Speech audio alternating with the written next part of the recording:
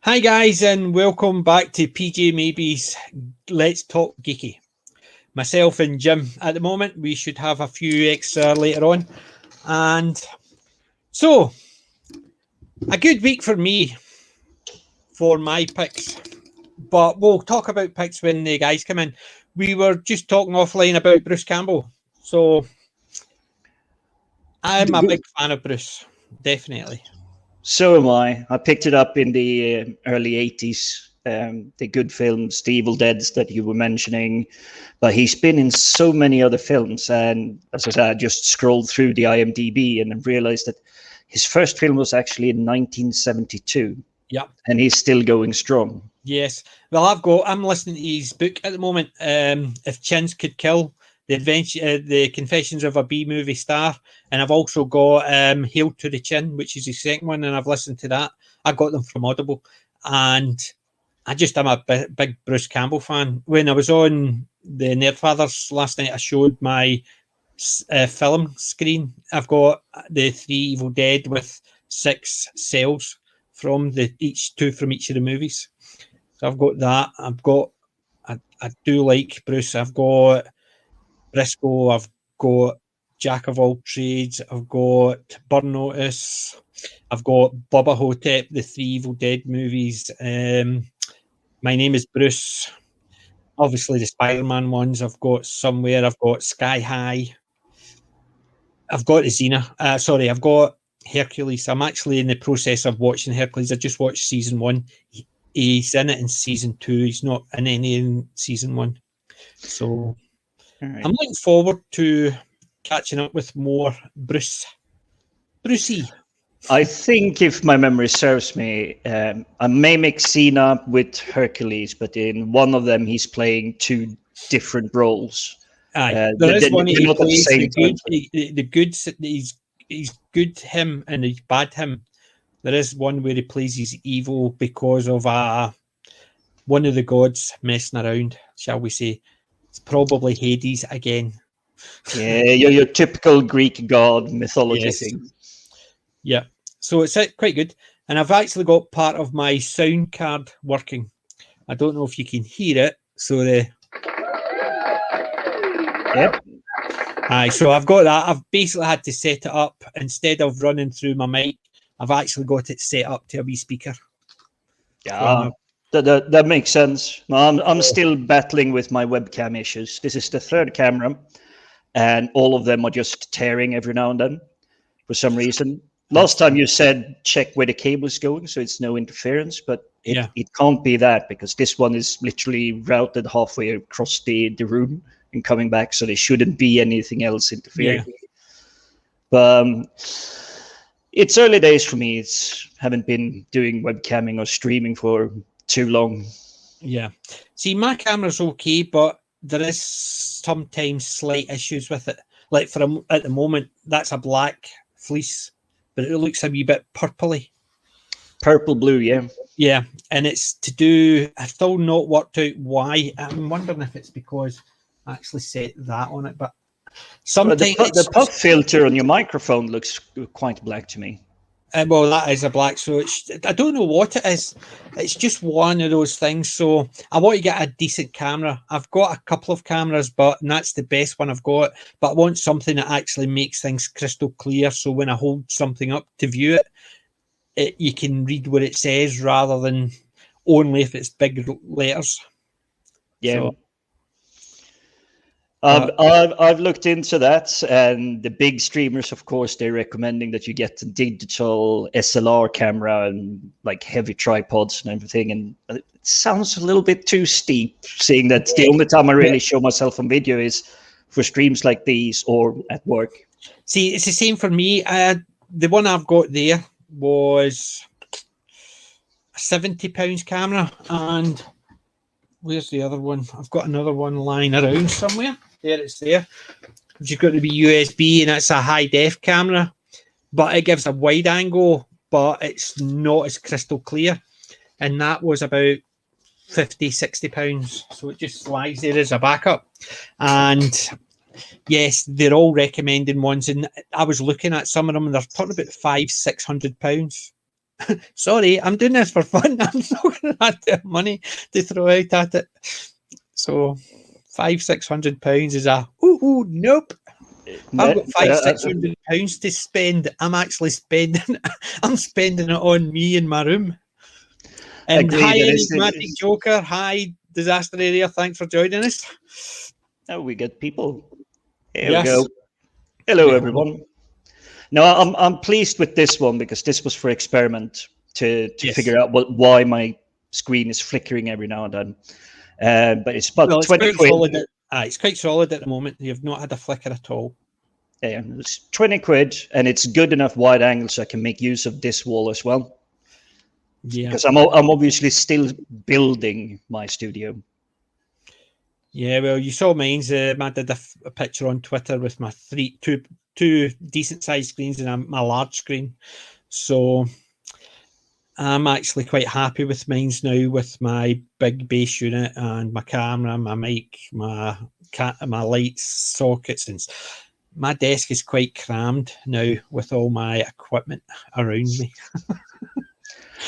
Cable management is definitely an issue.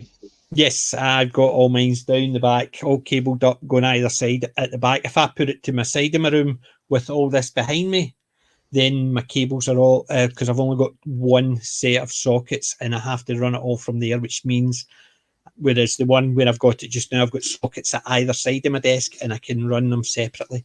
So I'm not over. Not daisy chaining it. Yes, So, but not too bad. So, well, what have you been watching this week? I saw a really good film last night, actually, but I can swear I've seen it elsewhere. It's called Blood Red Sky, produced in Germany, and it's got a very interesting concept. Essentially, vampires do exist, but there aren't that many of them. They're about as contagious as zombies and very hard to kill. But there is a lady that's managed to stem the evil within it, as in the bloodlust to just go and kill and maim and murder.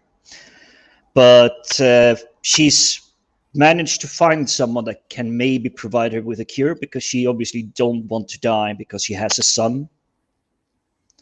So they are on a flight from somewhere in Europe over to America. Unfortunately, the flight is getting hijacked because some people want to make some money.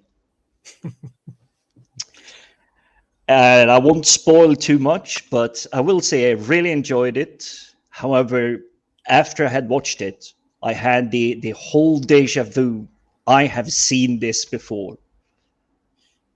But I don't recognise the story, so I can't think of there's anything.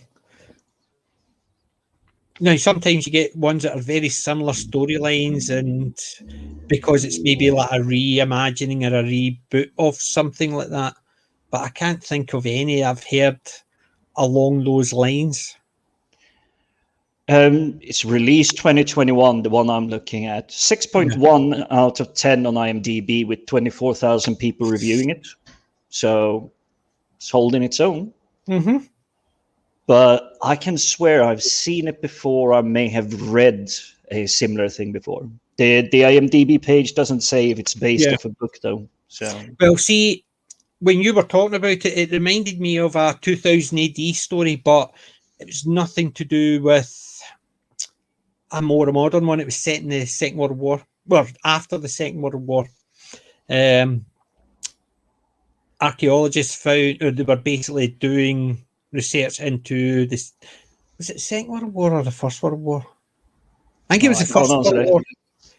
I think it was the First World War, and they were doing research and digging up like trenches and stuff like that. They were doing trench archaeology, and they come across this bunker which is sealed from the outside. And they finally open it, and then there's bodies lying there, and they find a book, and it's a person talking about how he's locked in there with these vampires. who he locked himself in, and then got his friends who got out to lock him in with them because he'd been bitten. And his goal was to stem the evil by killing all the other vampires and kill himself. So we've got Matt joining us. Hi, Matt. We're just talking a wee bit about vampires. Hey, Matt. Hello. Hi. Morning. Evening. Yes. Yeah. Yeah. So I was just talking about vampires because of a film that Jim had actually been watching. But the premise was that the whole story is them, this archaeologist reading the story of what happened in this bunker, how he managed to get rid of all the other vampires. And they said, but who wrote the book? Because it had an ending to it. And as he does that, a shadow falls over him. And this vampire goes for him. And it's basically the guy who killed all the other vampires. So it's basically the vampires existed and there was only a few of them, and they were recruited to fight the war for the First World War Germans. And it was basically this unit of British soldiers came across them. One of them got bit, and then he locked himself in and got all his friends to bury the bunker afterwards, so none of them could get out, even him. And it turns out he's found, and it's basically that. So that was the bit it reminded me of your story. Although it's the vampires exist and they're trying to coexist, this one was vampires exist and something different. Disasters Area saying, is this a Netflix film, Jim? Just double checking that because I get so confused. Yeah, it's a Netflix film. So yep. So I've not seen it. I must admit, I've not heard about it. But then again, it's new stuff. You know me with new stuff. I've not even watched any reviews of Suicide Squad. Well, I went straight on to watch a good old classic, After Blood Red Sky, which is Solomon Kane. Yeah, I've not seen that one. Not seen that one, I must admit. Well, it's quite good. I will say some of the fight scenes in it, you can tell it's matinee play fighting, but some of the choreography is like that they had some real good talent on set to make it happen. Mm-hmm. Well, this week I watched the first season of Hercules, and I watched about 6 or 7 Chinese martial arts period dramas, which are all basically subtitled and good. I wouldn't say old-fashioned fun, but they are a bit more modern, so they're probably done in about the 90s, maybe the aughts. So they're not too old. I've watched a couple of right old Jackie Chan ones and Sammo Hung and stuff like that. I've watched them, but I've just watched a few good old-fashioned martial arts ones. Yeah, I got a Jackie Chan Blu-ray this week. What one? So, Armor of God 2, Operation Condor. So yeah, I do. I love the early ones. I basically, Armor of God was my first Jackie Chan movie, and that was based on the Jonathan Ross, The Incredibly Strange Film Show. That was the first time I had been. The best thing about Hong Kong films, they rip off a lot of books and movies. Yep, they do, and they can be fun. Yeah, so they can, and I do, and that's. But Jonathan Ross introduced me to it in his Incredibly Strange Film Show. It was the first time I'd seen Jackie Chan. So after I saw that, I was out looking for him, video shops. I remember I had the membership to the video shop, and my dad would go down and get 3 videos a night. The whole family would sit down and watch, but weekends we got to choose, and it was always anything Jackie Chan, Sammo Hung. I always went for the old classics. First movies we ever rented was Star Wars and the Muppet movie. One of the first superhero movies I ever rented was a Turkish one called The Supermen. It was obviously dubbed into English, but it was from Turkey, and that was weird.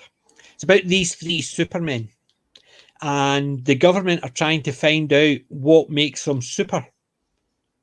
So they think it's the outfits they're wearing. So they somehow steal one of the outfits off one of them. So they've got this soldier standing like that, and the guy machine gun him, and he goes like that and goes, as they says, nope, it's not the uniforms.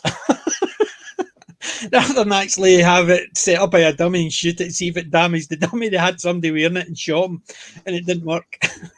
But it just turned around it was them. It was just one of these silly. I wouldn't even class it as a B movie. I would probably class it as a Z movie. It was that corny, but it was good, clean fun. A Turkish movie, and it was absolutely amazing. You want to see something really cool? I can't find it anywhere.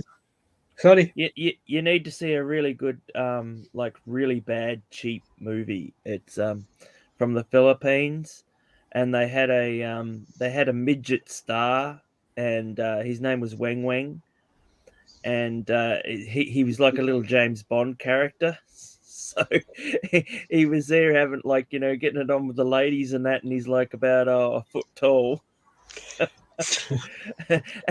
It's hilarious. It really is. It's like he was a big star in the early 80s, late 70s. But yeah, it's worthwhile finding if you can get them. I definitely will, because I've been hunting for the Superman since I actually I'd seen it, because obviously it was a rental, and you know fine well at the time if you wanted to buy a video it could have been something like £120 because they were new, but I've been looking for it. There's no DVDs out there. I can't even find it in YouTube, nothing. And I just wish I could find somewhere. I've even looked in IMDb just to see if there's anything like it. Can't find it at all. Yeah, well, one of the movies. I'm not a big star, Matt. One of the movies that he did was called For Your Height Only. And that was probably the biggest one of he did, yeah. And there was another one called The Impossible Kid. And it's funny. They're funny. They're unintentionally funny. And the worst thing is, because it was the Philippines and it was done in the 70s and that he did his own stunts, so they literally threw him out a window with an umbrella. It just goes to show. But the thing is, they would have actually known it was a comedy, so it's not as if it's, as I said, unintentionally funny. They would have been doing things for entertainment value. Even though, yes, they know it's not a big budget thing, they'll be playing it serious at points, but they'll be doing things for fun. And that's what I found with a lot of good old 70s movies, is they played it straight, but they did things that were fun. And it's amazing the things they did. You look at that's what we were talking about, Bruce Campbell, and I'm obviously reading his book as well, the Evil Dead, and he talks about the Sam Raimi basically getting him to do things that nowadays an actor would not be anywhere near in case it actually damaged them. He says there's times when he came in and let he's got a cut in his chin, Bruce, and he says he got that doing a stunt for Sam Raimi, and he says people keep telling him, why don't you get a bit of plastic surgery? And he says no. He says that always reminds me I'm allowed to say no now because of the stunts he was doing. They were dangerous, but it was just him and his friends were making the movies, so they didn't think about it. So they would do the stupid things like jump between cars, and it was literally just the two of them driving, somebody filming, and one of them jumping across between the cars. Never thought about it because obviously they were just making their own movies. But now it's the type of thing, I ain't doing that. I'm not that stupid. We're even stunt coordinators and stuff like that would be brought in to do things like that, and even the stuntman would be wired so he doesn't fall off and kill himself, but they would do that. And that's what he was saying. It's just a case of they would do things that nowadays they would not even consider doing, which I thought, yep, I can imagine. Just imagine all these things getting thrown out at you. I thought, wow.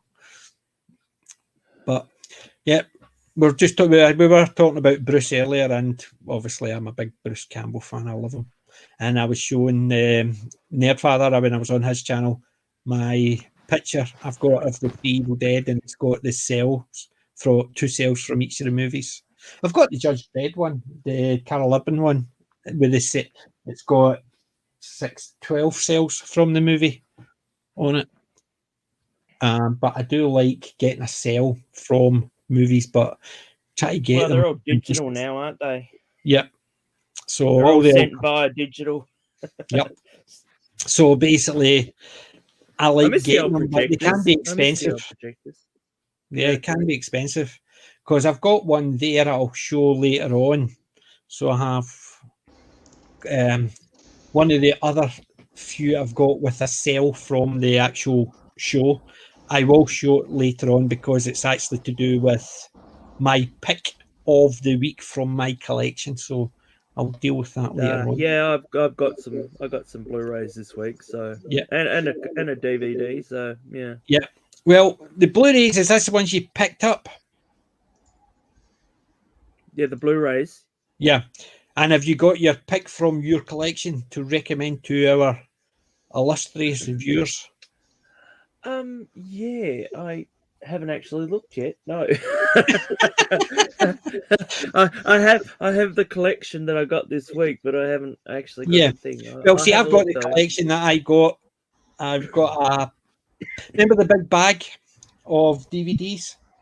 I've only taken a couple out of that because I got a load of other stuff.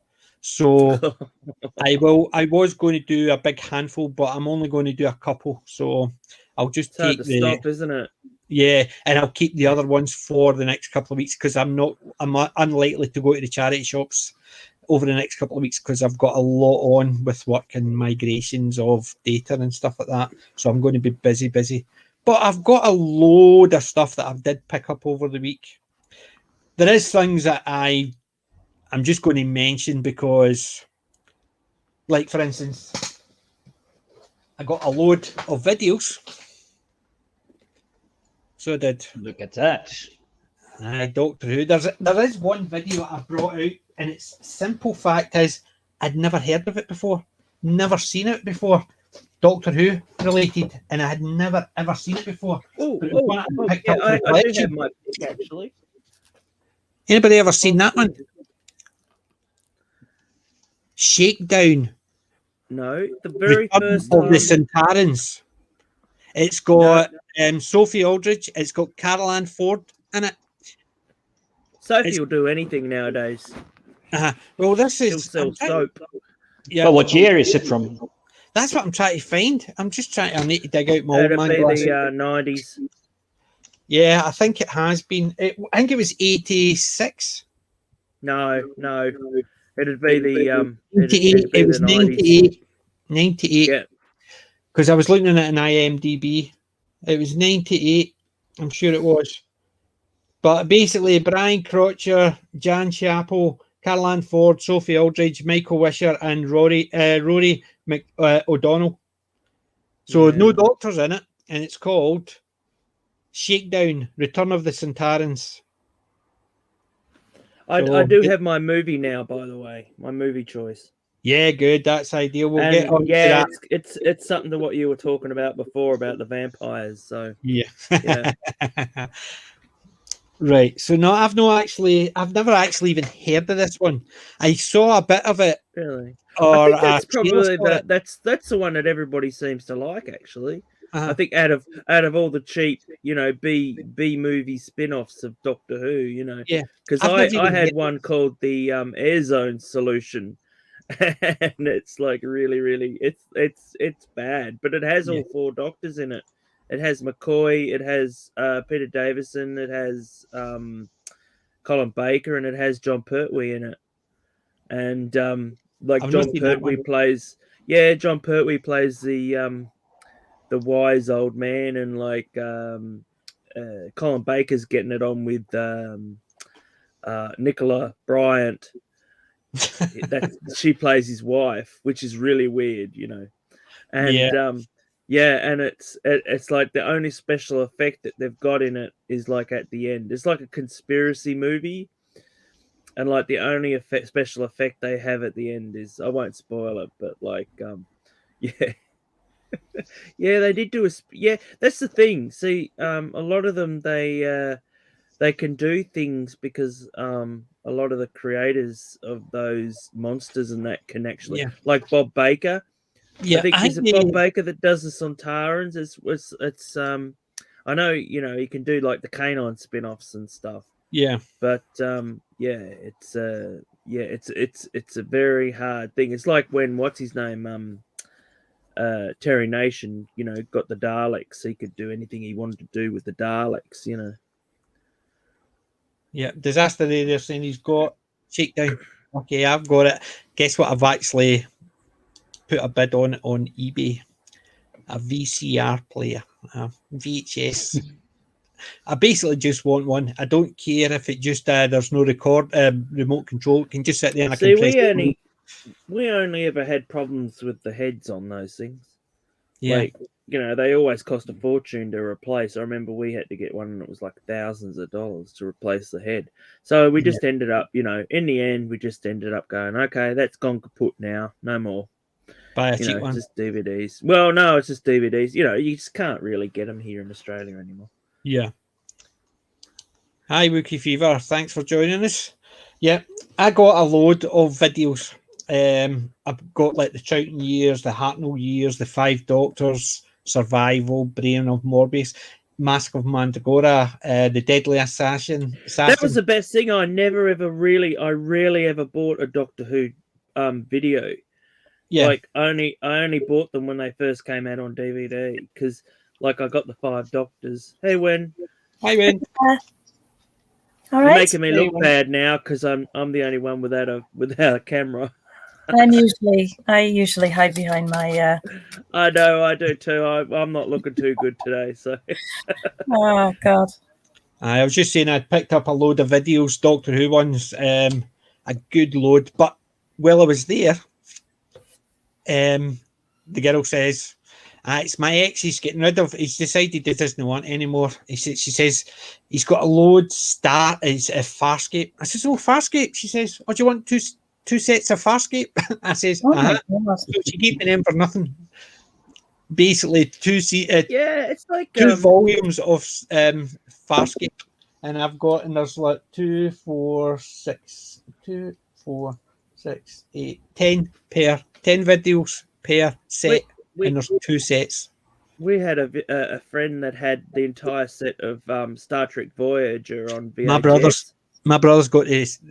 But like they're all on VHS, so you can imagine how much space they'd take up, right? Yeah, my brother's got the Next Generation. They tried to. They were moving, and they tried to sell them to my sister because we used to borrow them and, you know, watch them and stuff. But like they tried to sell them, and they're like, you know, $2,000 or whatever for these VHS that played over, you know, what they paid over the years, you know. And I said to my sister, I said, well, the DVDs are coming out pretty soon, so I wouldn't worry about it, you know. It's like you'll be able to get them all, and they'll all fit on one shelf. Yeah. So, you know, the friends weren't very happy about that. But the thing is, it's the same with my brother. He's got the entire collection on VHS of Star Trek The Next Generation. And he says he was trying to sell them. He says, they do buy them. I said, don't. I said, you can get them on DVD. Of course, nobody's going to buy them because there's... Yeah, but the Blu-rays are amazing. They did the special effects and the film elements. They got the original film elements to those to the early Star Trek Next Generation. And they really did a really good job, but the problem was, though, they didn't sell. And I think apparently I heard like Series 7 only like sold like 10,000 copies worldwide.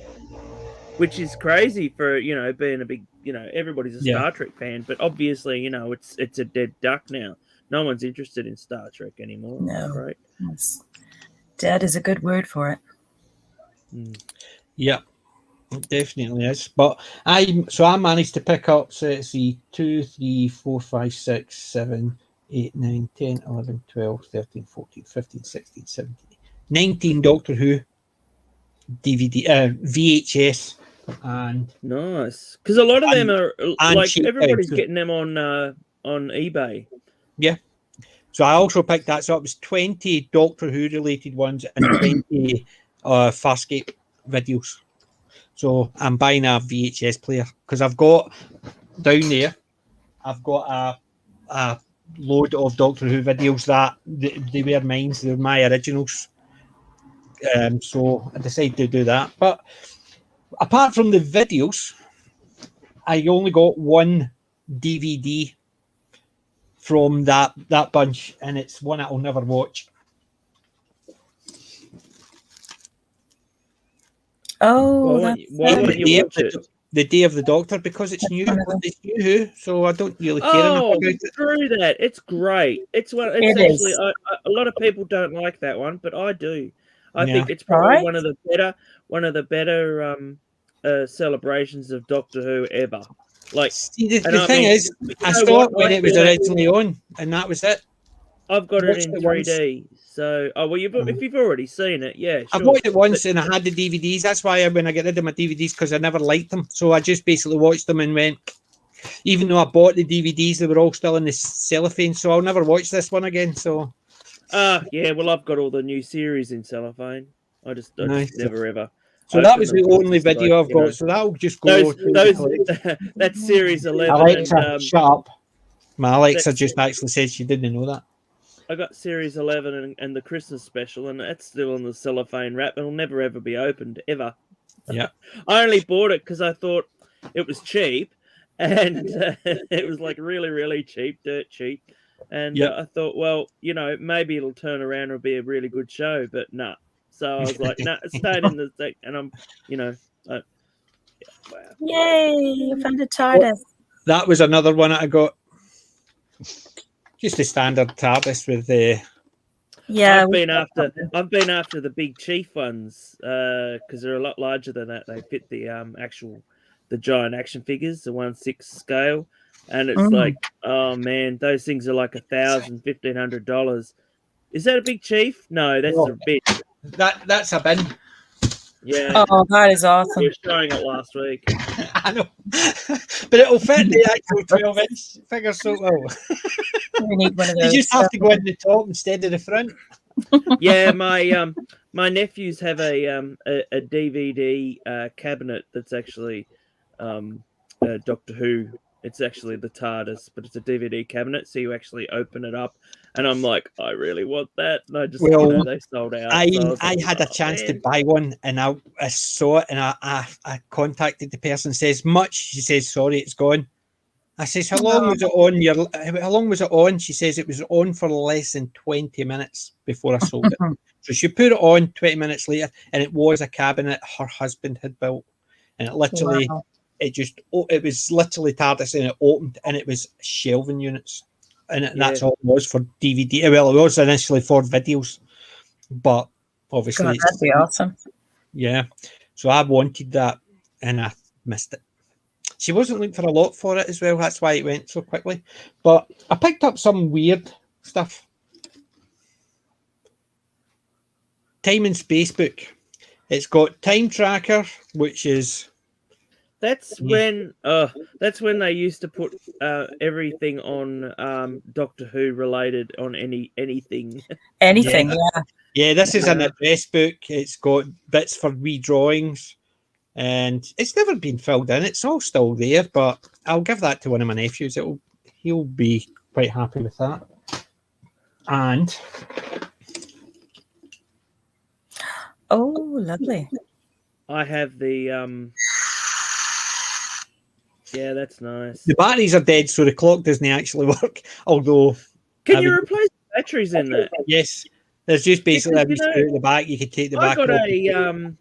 when you don't, I don't know. Have you ever heard of a guy called Basil Brush? Yes. Yeah. Who doesn't Yeah. know Basil? Well, I got a Basil Brush, right, and it has a it's like a puppet, and it has the because I used to love Basil Brush, and inside the head it has the you have to press the button and it goes boom boom, you know. It goes, Yeah, boom, and boom. yeah, but the thing is though, like I only got it cheap because you can't actually replace the batteries in it. So, and I was like, what sort of a thing do they create where you can't actually change the batteries? Once the batteries are dead, that's it, That's it. I know. And so The yeah, for the one-time longest purchase. time, when by the time I got him, because he'd been on the shelf for so long, by the time I got him, he was like just static. So he never actually ever did. I never did hear him say boom boom, you know. Big T Moore got a tray with the Mr. Men VHS tapes someone had given away. That's what I was saying. I've got all the videos and I'm going to actually have put an offer in on an eBay item for it to get a VHS player just to watch them. But pick that one up as well. It's an old one. It's a 2011. The brilliant book, Doctor Who. It's all new stuff. I'm not. That's the good thing is these are almost in perfect condition. So I'm just going to give them to family. So but I did pick up wee bits and pieces. That is the Ultimate Monster Guide, and it does include classic monsters as well. So I'm quite happy with this one, and I'm going to keep it. So some good classics, some mediocre modern stuff, but can't complain. Anything that's actually got the Celestial Toymaker in it, need to keep that. I've got 2 books that I was happy with, but I picked up these, not even opened, still in the cellophane. Jigsaw. Oh, I thought that was a record. No, it's a jigsaw. I've got the other ones. I didn't have this one, so I'll keep that one. You wouldn't see that nowadays. No, You wouldn't see that with all the men. that's true. And there's that as well. The fact and trivia quiz game, Doctor Who, and it's still cellophane wrapped. So it is. Yeah. So that'll be given as a gift. There was to a lot of somebody. there was a lot of stuff that was. I'm sure I've had this before, and I gave it. I basically gave it to someone. It's the only thing. The only reason I wanted to keep it was because it had a wee TARDIS. It spun. But the 2 other books I picked up from the same collection was that one, the Doctor Who Omnibus. It's got Doctor Who in the Space War, Doctor Who in the Web of Fear, and Doctor Who in the Revenge of the Cybermen in it. So I'm looking forward to giving that a read, especially the Space War, because I've never even read that one, because they never actually released that. The Space War has never been set into TV, so looking forward to that one. And the last one I got, which is a weird one, is the Dalek Special. That's unusual. It is. It's a weird one because you look at the text. Did you Look at how the text is. See how it's off centered. Did you get my my message about the Flash 3D puzzle that you were after? No. I sent you an email and I sent you a message through Twitter like a couple of days ago. No. And they had 20% off it, and I was like, "Oh, I see it there. Bit late now." See, that's a hell of a lot more expensive. Because B&M had them for £4, and it's the same ones. Yeah. And their recommended retail price is $34.95. Wow, that's a big difference in price at B&M. I've got them for. See, now I don't shop B&M because they don't sell to Australia, you know. Yeah, well, I'm going to keep an eye out for that one. On all the look how off centre that text is. That's weird. Is that like? I wonder if that's like an amateur publishing. I project or don't know, something. but I think it was done so the spine is perfect in this, considering the age, and I think it's designed so you can sit and read it without folding it away back to get into it. It looks Because as you're sitting reading it, it's literally off center, so you don't need to bend the spine back. You can just sit and read it like that, and it keeps the spine perfect. Especially that big space you just showed in the text too seems unusual. That text layout looks a lot like the Make Your Own Adventure books I had when I was a kid. If it has BBC written on it, then it's definitely official. It's Target. It is. Yep. If it's 95p. 95 pence. Australia $3.50. New Zealand $3.30. Canada $2.50. UK 95 pence. Not even a pound. Yeah, it's official. Yeah. Terry Nation's Dalek Special, compiled and edited by Terry Nation, a Target book publication. Yeah. It's just 19 Target book published 1979. So it is Target. That's really interesting about that text. And considering it's a 1979, spine's still perfect. It's literally very few. There's one or two wee creases in it, but I think it's because it's easy to read that without actually bending it back. So I was happy with that. I'm looking forward to reading that. I've got a couple of books I need to read. The rest of the stuff I've got is a handful of stuff out in my bag. I've got 2 things that I've picked up in calendar as well. Look at him smiling. He's twinkling. What is it? I'm over the moon. Well, I picked that up in calendar. Thunderbird 2. Is it? I shared a link on the private chat as well. Yeah. Because I stumbled across it when you were saying you were looking for VHS player on eBay. Yeah. That's an incredibly good. It's a whole £8. It's got. It's not got Thunderbird 4, but so it gives me something to look for. And I was really happy. It's in really good condition. So it was. It's based on the new series, isn't it? One? I got, and that's not the new. That's the classic one. Got it there. The Hamilton Toy Museum and Collector's Shop and Calendar. That has got it's a family's collection from, I would say, almost 100 years of toys. Yeah, obviously, it was a family. We used to have a toy store here that was run by a midget. So, yeah. Well, this one here is run by the family, and I don't think they ever threw a toy out. So it was a family with a bit of money, and they've got some stuff in there I want to get hold of. They've got things like their bikes, their choppers, their wee houses, their dolls' houses, their old wee cars they sat in. There's some beautiful stuff. If you actually want to ever see it, just go into Google. Those sort of places are the ones that you know that they look straight on the internet to see how much things are. Yeah. Well, so you're not going to get a bargain, you know. No, I got that. It's a bargain. Remember I was showing. I was talking about my Ego. I saw an Ego which was in worse condition than that at a Comic-Con, and they were wanting £80 for it, and it was bashed and bent. The paint was all chipped. It needed completely stripped down and repainted. They were selling it for £80. I saw one similar to that, and the only reason I noticed it is because I was looking for the body, and I asked him if he had one. He says no. He says all I've got is that, and it was the blue. I think it was the blue one of the Eagle, and he says I've only got that, which was similar condition, probably a wee bit worse off, not by much, and he was selling it for £20. So considering, basically they take things in, they tidy them up a bit and sell them on, but they have got some really good collectibles, like my War of the Worlds figure. I got that. Oh yeah. I got that. So nice. He had a Galaxy. He had 2 Galaxy Quests. So he did. I was tempted to buy one, but I wanted to save my money for something else, so I decided not to get it.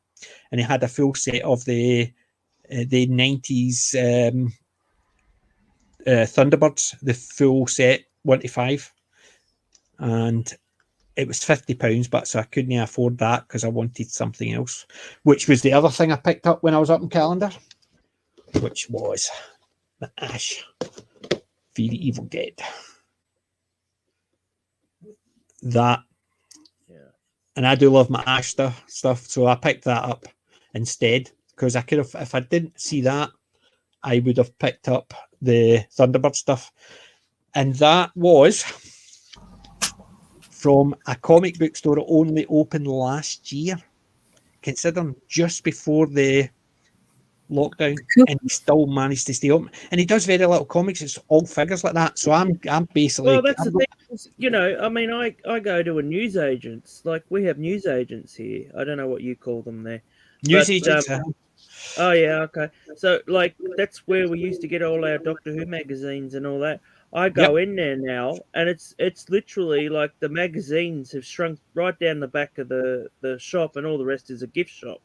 So it's got like little trinkets and you know cards and all that sort of thing. And it's like, you know, you just think, God, you know, what I used to love going in the 90s and seeing these all comics and you know just like walls to new magazines, you know, and just nothing now. It's just dead.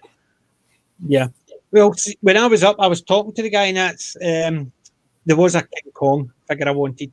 I seen it in my way up, and I thought I'll see what's up. King Kong, the classic King Kong, from the 56 or 57. It was the one with Fairy in it.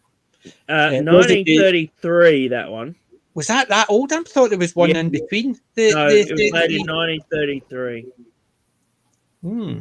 The original is 1933. But is the original the one with Fairy in it? I thought that was the later one. No, the original's got Fairy in it, and it's 1933. Is it? Well, Goose goes to show. I thought they'd made one in between that. I thought they'd made one in the 50s. They made one in the 70s. No, I know that. I've seen that. No, I wasn't that one. I thought they'd made one in the 50s as well. But obviously, it's the Fairy one that was the one I grew up on. But they had a classic one. I always thought it was a 50s one, a 50s remake, because I knew they'd done one in the 30s, but the one I had grown up in, I just assumed it was 50s because it didn't look as dated, let's put it that way. Yeah. Oh, yeah. That's I was going to go back down and pick that up. Is that the one that's got you can swap its face? Yes. That's the one I was going to pick up. Same price as that one. But I went in and it was gone. And it was gone. This face is they're dime a dozen. You can get them anywhere else. I know, but up here you can't. They're basically King Kong ones. There's actually one in the US they've just released, and it actually has a movable mouth. This one doesn't move, but it's classic. This is 1933. Classic face. The other one's the more recent one. You can swap it over for the recent one. But I always like this face. The one I saw was the classic one, and it had the two heads that you could swap over. And I was going to buy it because it was a case of, do I want Ash v Evil Dead or King Kong? And it was one or the other, and King Kong won out. So I thought the Toy Museum didn't have anything I wanted except. See, I normally just stick him on top of my Godzilla. Oh man, I love Godzilla. I need a Godzilla. Is that adult Godzilla? Because this is actually my birth year. Godzilla, 1974. Oh, cool. So I've got my own birth year Godzilla. I've got my wee Godzilla. Oh, he's lovely. Yeah, I definitely need a Godzilla. That's the one I have that, and I have a more recent one from the 90s, and he's a lot. They had the Godzilla. I was not. I love Godzilla, but I wasn't as keen on the monster because the monster was the newer one and didn't like it. So they get a bit silly. They do. Yeah. So I thought the King Kong is the one I'm getting. So I went down, and the King Kong was gone, and I was no. So I picked up the Ash. I walked out to the chip shop, and there's a wee boy sitting with his box, and he's taking all out. And I said to his dad, I says, oh, he's so lucky I was about to buy that. He says, he's a big King Kong fan. Anything King Kong, he picks up. He's got about 40 of them. I thought, Wow. a boy would taste. A boy would taste. He wasn't ripping the box apart. He was taking it out. He was unpeeling it, ready to put it all back in. So, you know what I mean? He knew he loved his stuff. And I said to him, I says, I was going to buy that. I says, the only reason I left it is because I wanted to go up to the shop to see what they had before I came down. And I says, you beat me to it. He says, you don't have an arm? Nope. Classic King Kong. And I was gutted, but I got an ash. Nah, don't worry about it. They're dime a dozen. You can get them from Amazon. I try no buy from Amazon. eBay, yes, maybe. I'm addicted by Amazon. I really see. I try and avoid it. I would rather pay eBay, but I like the hunt for things. Essentially, is why I like getting into charity shops. I like getting into antique shops. I just like the hunt. I think the hunt, because yes, we could all buy them. I could buy half of the stuff I've got just off Amazon. It's easy, but it's no. I like the hunt. We use Amazon as well, I have to admit, and a lot of it is time constraints sometimes as well. Oh, if there's something like I'm an urgent need of, or my wife wants something, I will go and get it. I'm no ding, but I try and avoid using it, and it's for my collections. I mean, I'm talking about my collections. I'm not talking about stuff that we need for the house or something like that. I'm talking about my collections. I try and avoid it. We've only had Amazon for like the last 2 to 3 years here in Australia. We could never ever get. Yeah, we had to. We could buy from the Amazon site in the UK and from the US, but it was a lot harder to postage wise and everything, you know. I bet. So we never got Prime or anything like that. So once that came here, like everybody was like, "Hey, Amazon!" And then when we got it, it was like, "Oh, they're only selling Australian products." So and it's like, the purpose. And you're gabbing. I'm just going to show that one to thingy, but. Oh my god, that's got his awesome. Boomstick, four faces, boomstick, and his wee car. Look, it's got his car and the Book of the Dead. No, it's not got the Book of the Dead. I could have bought the Book of the Dead. Book of the Dead was twice the price of this. They had the Book of the Dead, but it was twice the price. And I went, whoop, nope, I'm not spending £80 on the Book of the Dead. But they didn't have the Book of the Dead, the Necronomicon, in that. They just had the wee picture of the car, which is in every one of his movies. I'd say, like, with us, we have a mix. We do a mix. We'd like to try to support private sellers as much as we can, but many times just for timing wise, you know, we do use a lot of Amazon for things, and we do buy different things, and we actually have a few little things that we've picked up this week that I'll show you in a bit. Well, that's what I picked up from the collect. Remember, I told you, I said on Twitter that I had bought stuff and I was going to pick it up.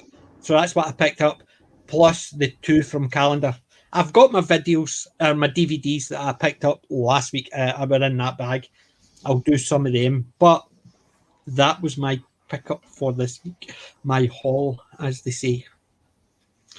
Right, who's next? Windology, you want to step up next then? Do your haul? Oh, okay.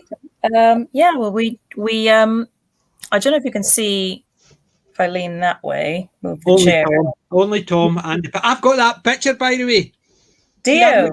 I've got it sitting over there. Friends of ours bought that for us a couple of years ago, and there's a little story behind this room that I'm sat in, and it's just been our junk room forever, just a spare bedroom. So we very recently had some time to be able to revamp it. So we've managed to get a lot of our posters up on the wall, a lot of our gear out, you know, and it's just really nice to finally have the stuff out and be able to enjoy it. And Tom standing behind you, looking over you. Yep. Yeah, I bought that for Darren. Yeah, he's watching over I don't know if you can see it, the DVD collection there behind him. But this one was just something we've been looking for. Now we've got the space to put it up.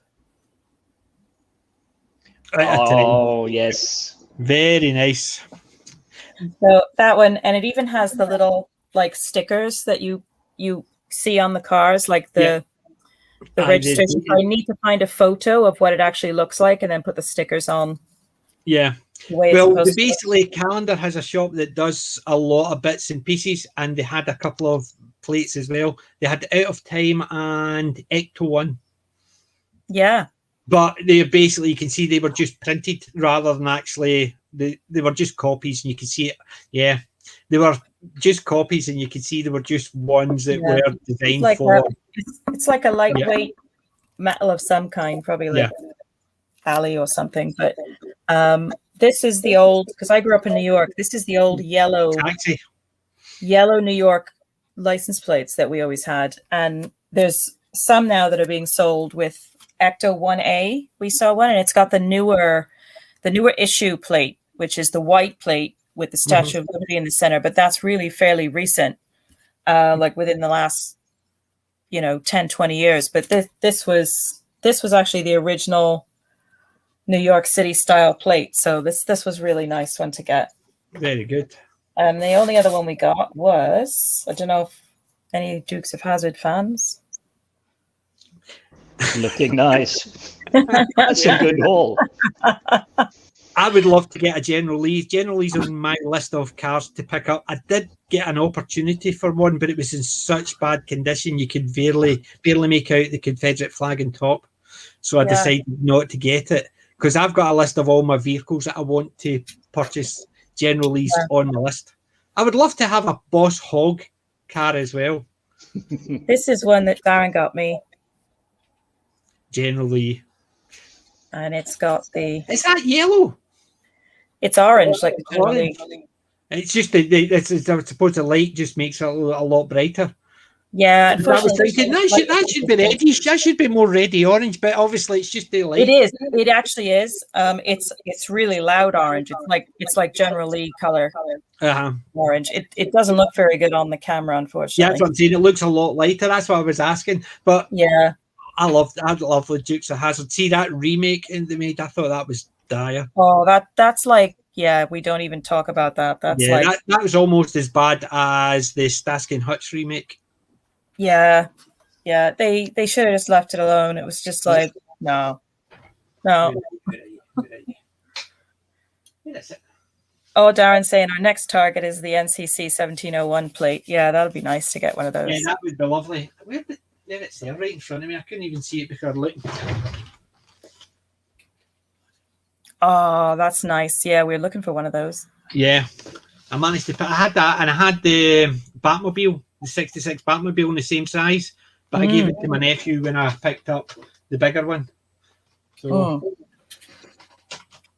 So I do love the Dukes of Hazzard was the Bone Luke Duke, Boss Hog. You know what I mean? Oh, I was a massive fangirl. I had like a massive crush on them. My whole bedroom wall, was just all Duke boys. So Duke, embarrassing confession there.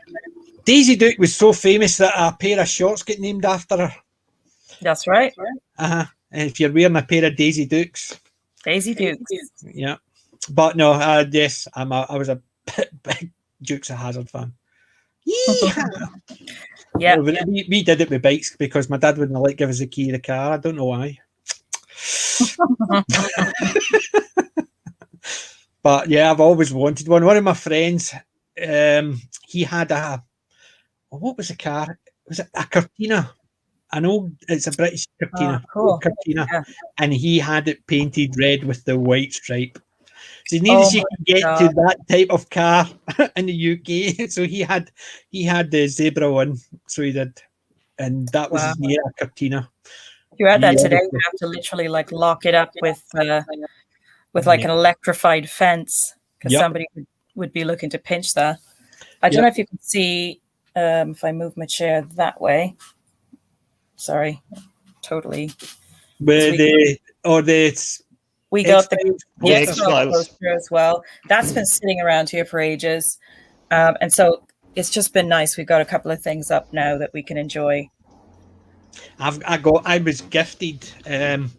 One of my mum's friends had passed away, and he's a big DVD collection, and I ended up with the full set of the X-Files box sets. All these DVDs. His daughter says that, I know you were into this, my dad says here, And accordingly, he said when he had passed away, there's all the sci-fi stuff was to come to me. So I got his X-Files and stuff like that. Good on him. So I've At got least them. you I've know got the it'd be looked after. Yep. Too right. And I love the early stuff. And it's the same as the Lone Gunman. I know a lot of people give that a lot of crap. We love the Lone Gunman. I loved the series of the Lone Gunman. Yes, it was short-lived. I actually got shifted by the two of the Lone Gunmen. I was waiting in line for something at a convention, and the guys actually pushed me out of the way so that they could get through. And I was Seriously? like, "You prick!" Yeah, the little short guy with the glasses. Yeah, he's a prick. Got a little Napoleon complex or something. Yeah, something like that. You know, What a jerk. Let's through. You know. But you find that with a lot of people, it's a case of, hold on, that's a wee bit, yeah. I need to time it because my head was disappearing above the geeky, so you could only see from there down. I need to make sure my good, handsome faces are shown. Not that I'm conceited or anything, but I'm gonna need to put a filter on this. When I first wanted to do, I haven't had time to do my YouTube channel this week because I've had family problems. But when I first wanted to do the YouTube channel, I was actually going to have a puppet. It's a puppet. That'd be great. And I thought, and I had and I've got this I was big into puppets back in the day. I'm getting back into them now, but like a lot of I know people that actually make them like as a profession. Like they make the Sesame Street type puppets and that sort of thing. Wow. But I had the cheap rip-offs one, so I've got one that's like a knockoff of Animal, and I've got Animal's the best Muppet of them all. Yeah, this one's crazy, and I'll see if I can find it actually. And I had another one that was a black crow. And it looked like Emu. Do you know Emu? Yes, I do. Yeah. Guy. Roy Hull and Emu. You're like, Yeah, it was one of those. Yeah, it's one of those. And, I want to spit the dog. We've got a crow puppet here. Oh yeah. I want to spit the dog one. They should meet each other. Yeah, he's hanging out on top of the bookcase in the living room. Yeah. He even has a noise, like a little box. Oh, like no, this one doesn't have a box. He paws at you. I'll have to go get I want it. a Mr. Phillipple. So I do. Mr. Phillipple would be angry with you. I love that. King of the potato people. Yes, I would love a Mr. Phillipple, but I used to have that cracked me up the first time I ever saw that because I'd never ever seen it before. And then all of a sudden, he's dressed up as a friggin' woman and he's got this Mr. He's gingham dressed. I used to have a ventriloquist puppet, so I did years and years ago. Could never do it, but basically when you're sitting in a car as a passenger and just going like that to people, it's amazing how many people slowed down to see what you're doing in the car. I've got a story. My grandmother was telling my mum about this thing that they'd bought, and I was only like 5 at the time. And anyway, she was going, "Oh yeah, he's sitting on the bed," And so anyway, my mum went in and had a look, and I decided I was going to have a sneak peek because I didn't know what they were talking about. And there was this friggin' ventriloquist dummy on the friggin' bloody bed, and I screamed and I screamed and I screamed, and I was like, get it away. And then they decided they did the worst thing they possibly could have done was like, no, look, he's fine. Look, he won't hurt you. And they stick it in your face and everything. And it's like, absolutely. You always got look, he's fine. Look. So it's funny because they like, they go, look. No, and then whenever I was at their house, because I always hated, going to their house from then on. And, they were saying, oh, Charlie's going to get you. Charlie's going to get you. Oh, nice. The puppet. Yeah. And That's so what I thought was I turned it around because I thought, well, you know what? I'm getting a dog. And I thought, let's call him Charlie because in that way I've got happy memories. Oh, that's Charlie's going to get you. Oh, yes. Mine's a little different. Mine actually does look like Emu. I'll see if I can find my animal ripoff. He's even got little feet.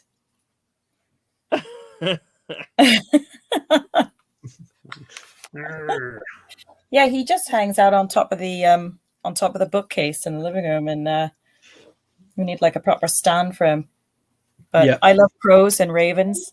Well, there you go. That's basically when you're doing. I think you always have him and talk to him, so he can actually anything you want to say to the people, you can have just talk to. What's he called? He's got a name. Come on, we know. You don't have a proper. Say again. What is his name? The crow. Yes. I don't know. We haven't given him a name. I don't know. Have you not named him? Alfred, maybe. See, because basically that's one thing I remember, because I used to have, as I said, a ventriloquist one. It was basically I couldn't do anything. It just but Bob. That's one of the first things I did. Even my two Spider-Men up there, I've got a Spider-Man and a Build-A-Bear Teddy. And the Build-A-Bear Teddy is called Junior. Even like my teddy bear I've still got is named Teddy, is Junior. Because he used to have a motorbike jacket on. And my daughter bought him for me, so he's called Junior. One of the things we did have a teddy bear around here called Davros. Don't ask me how he got called Davros, but that's his name. Yeah, I've got my Build-A-Bear Teddy sitting in the background. Oh, here's a classic one for you, PJ. I don't know if you've ever heard of this cartoon. Get the lighting right. This is an animal. This is supposed to be animal. He's been on a bit of a bender. Yeah. Yeah, well, it's probably the worst. When you're a kid, they look all the same anyway. But you need to give it the animal. He's brilliant. The legs are a bit shitty, but he looks a bit more like a Kermit Animal Cross. Yeah, well, it was. I would say a Gonzo Animal Cross. When the Muppet Show was pretty big, you know. It's my time to. My dog has just it's time to let the line. I love the Muppet Show. Together and the Muppet Show. There's my other puppet. Look at the baby. Come here. Oh, look at him. Well, I have to lock my two out. Hello, sweetie. One of them sitting sleeping over in the bed. What a face. One of you like, what are these people talking about? Just looking at us like, who are those weird people? Yeah. Well, my dog's lying sleeping. That's the one. Food. That's the main thing. Hello, dog. Hello, baby. It's looking, going, what are those people staring at me for? Well, he's like, got enough of us now. That's enough excitement for one day. Are we doing showing off Blu-rays or what? Yes. Okay, because I haven't got anything. I don't think I bought any figures or anything this week. Yeah. That's all right. I can jump in with mine in between them while you're looking. Yeah. Well, that's right. Wendy was doing her picks. So yes, we're just about to move on. Yeah. So I was not fortunate enough. Bear. Sorry, Jim. He was initially a biker, but this is Junior. Yeah. That's not bad. Very good. I love my Spidey. Yeah, Spidey Bear. Did I treat you well? Yeah. Do you like it? Yep. Yeah. Who says I'm a big kid? That's right. Never grow up. It's overrated. Yeah. Never grow up. Never surrender. I just grew old, never grew up. That's right. Never give up, never surrender. We're the Goonies. Yep. Right. What were you saying, Jim? So I did try my hand at raiding charity shops. Had absolutely no luck whatsoever. So when I came back home from Oxford, I went through my boxes that I never unpacked and managed to find a couple of drawings, limited editions that have been tucked away forever. Oh my God. Wow. Nice. This is signed and it's number 184 of 200. Wow, that's brilliant. And then we have this one, which is 51 Wait, hold on a sec. I'm going to actually give you a bigger screen. Let's give you the big screen. Trying to make sure the reflections are Better out. see it. Oh, yes. I love that. Oh, Galactica. Yeah. Yeah. Cool. So that's a really good haul. And since you showed off the license plates, Yay. There it is. I'm not Look. sure if the number can be seen, but it is I see. It looks like 15 of 15 of 300.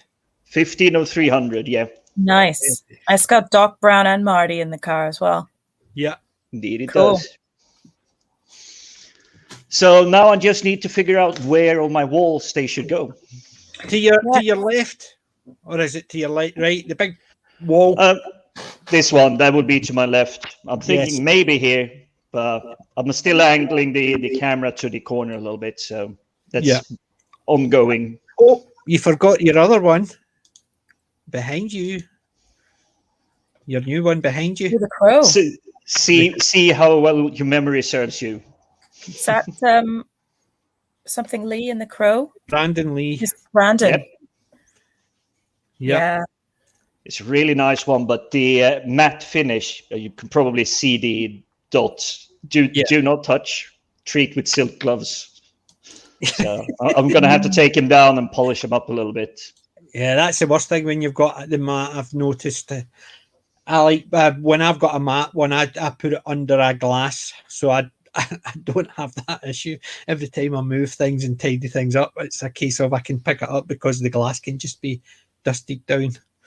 But the matte, it's hard to get it all behind glass. Yeah. And then by the time you wait to get everything framed, I get impatient. I'm one of those people, I just want to get it up on the wall. So that's what I like about these. You basically just stick a magnet to the wall. And because they're metal, kind of like the registration plates, we just chuck them up. I can rotate these as I get more. Oh, that's cool. Yeah. But it's ideal. That's really nice. I do like that one. I like the fact is I've seen one. Well, I would say similar, but this is probably near as similar. It's got branding and it's not dark. It's not black. It's actually in color, so it's more of an off purple. And I don't think it looks as nice. I think the plain black and white looks a lot nicer. So you've got standard face color with a bit. It's a lot paler than I am, let's say, but not pure white, and with the purpley look to it. And it doesn't look the same. It looks okay, but I can't say it looks nice. Whereas that one, I think, looks absolutely amazing. The black and white just makes it pop out.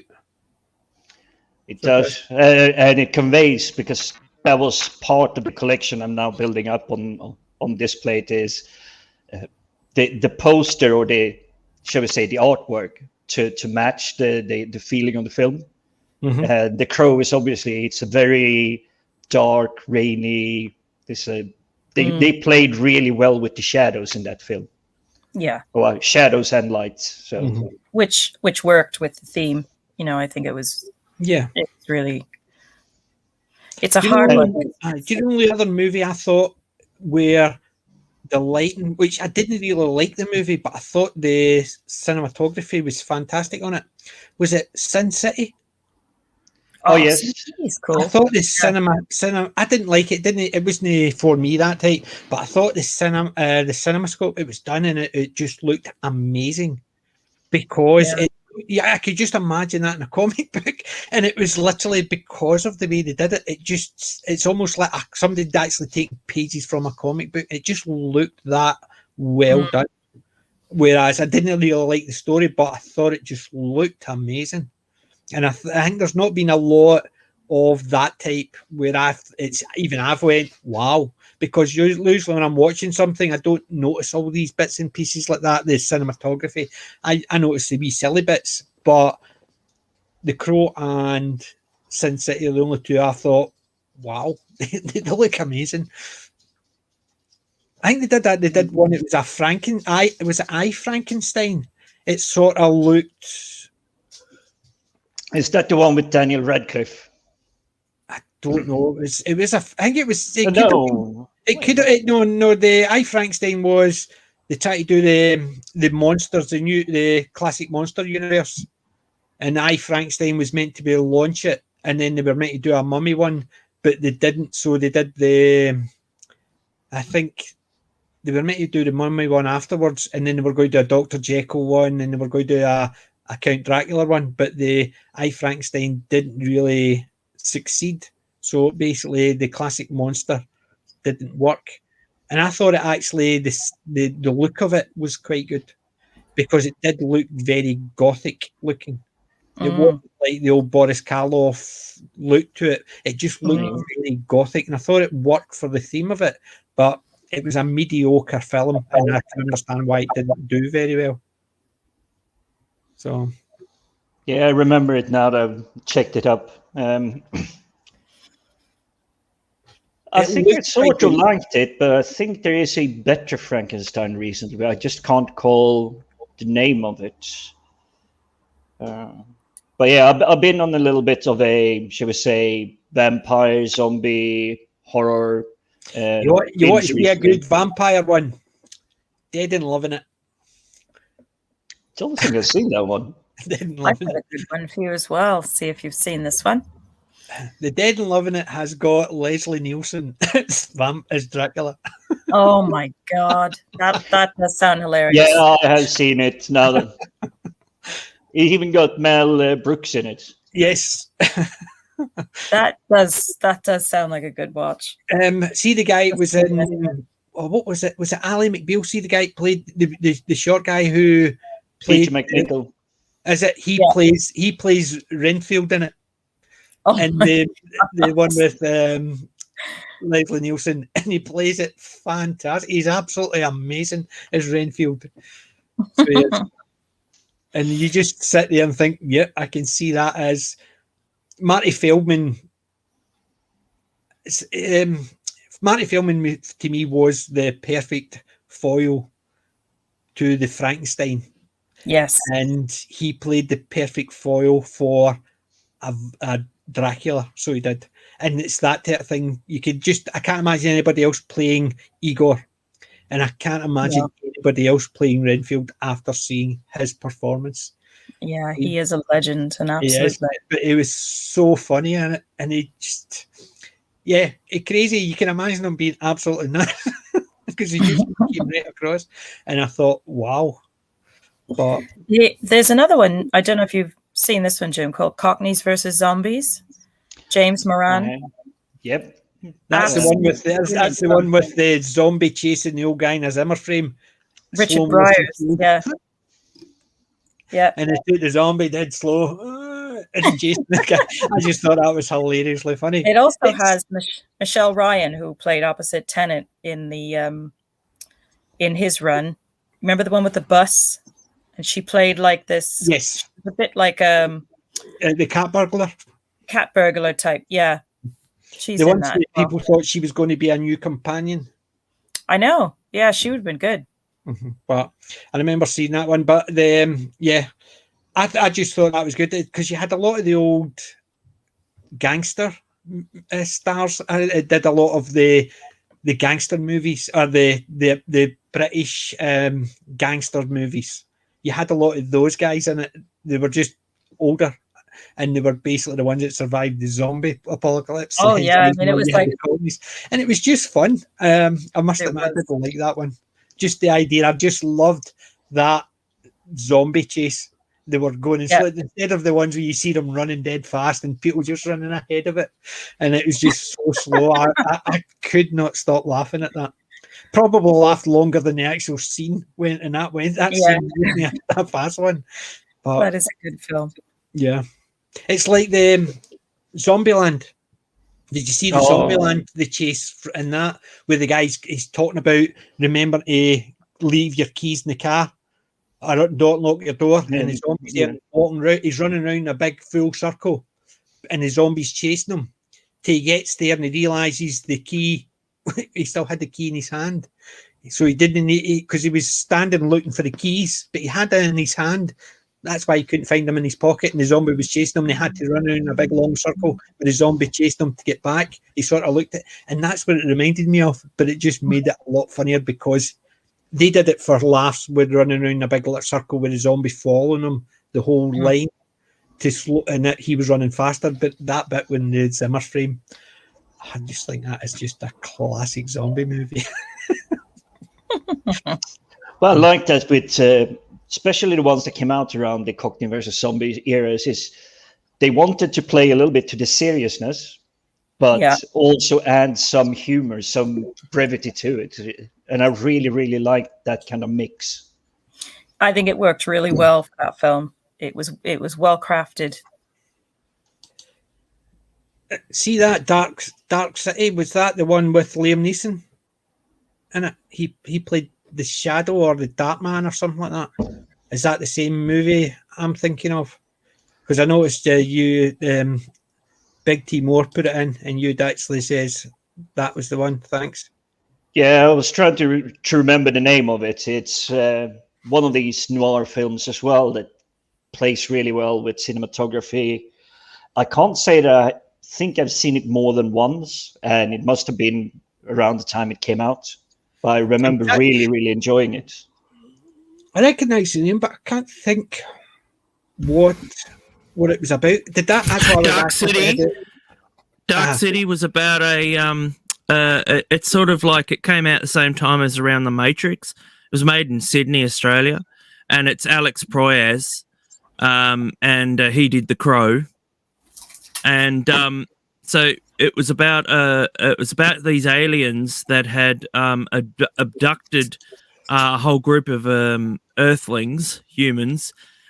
So because the aliens couldn't understand like love and emotion and all this, so they wanted to they used them as lab rats to understand how it all worked, because they just didn't understand it. And what had happened was that they were putting people to, they were putting people to sleep at certain times and then changing their what they were like for living and all that sort of thing. So like, you know, one day you could be a cop and the next day you could be a serial killer, and you know, and they'd swap the people around, sort of thing. And one day they used to give the people injections that would make them, you know, memory loss and all that sort of thing, so that they would imprint them with their own with a new emotion or whatever. And this guy ends up not getting a dose on purpose, and they find that he has special abilities, and so he learns to not go to sleep, and to you know, so he's totally aware of these aliens, whereas the humans think they're all in a city in New York, but there's nowhere else. Like, it's just this city, that's it. So it's literally a floating city is what Dark City is. And so anyway, yeah, it's got Jennifer Connelly in it. That's all I need to say on that. A very hot Jennifer Connelly, and that's probably the last thing that she ever did that she was really, really hot. And I'm just trying to think. The BBC did something so similar to that. It was Unknown. I'm trying to remember what it was called. Out of the Unknown. There was a BBC thing in the 60s called Out of the Unknown, and one of the stories in that was a guy wakes up and everybody, things are happening he can't understand, but every time you go back to sleep it seems to happen again, and it's almost like things are getting tested. Eventually he falls asleep somewhere unusually, so people, obviously whoever it was doing all this couldn't find him, so he started remembering it, and it was a case of they were all in a setup, and it was actually they were all tiny, so it was like they were in a created universe, people were actually doing all these tests on them. They were like wee lab rats, but in effect they were literally that size, and they were just somebody had found a way to bring them in and actually just do all the tests on them out of the unknown. And it sounds as if it's it's an updated version of that, and that sounds actually quite good. It was very good. It had the girl out of Home and Away in it. She actually gets nude in it. Yeah. So, but she plays a hooker in it. And she's one of the victims. She's one of the victims. Disaster Area were basically correcting me. I was thinking Dark Man rather than Dark City. Thank you for it, guys. That's basically because that was the one I was thinking when you said Dark City. It's got oh gosh, what's his name? The one out of Lost in Space, the movie. He plays the detective in it. Because they set it up like it's all very movie type characters. No, oh gosh, I can't even remember his name now. He's a very well-known actor. No, I can't remember. John. The one that played Robinson, the older guy. Yes. In the movie version. I can see his face, but I don't know his name. I know what one you're talking about. Yeah, John Hurt. John Hurt. That's what Disaster Area said. I think it was. Because that's like I remember seeing that movie. And the funny thing is, when that movie was released, it was the I'm getting an echo somehow. When it was released originally, it was rushed out the door, and the studio had actually interfered in it. Surprise, surprise. And so what he ended up doing was Alex Proyas ended up having to go back when the DVDs were released.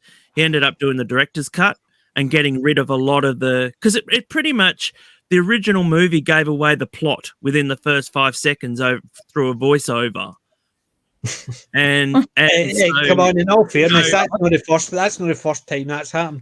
Look at one of the biggest. Because they didn't think that people would understand it, you know. Wow. And the thing is, though, the first thing he did was remove the voiceover, and it's a lot better movie, but it's a good movie if you can get it. Dark City director's cut. I'll need to look into that one.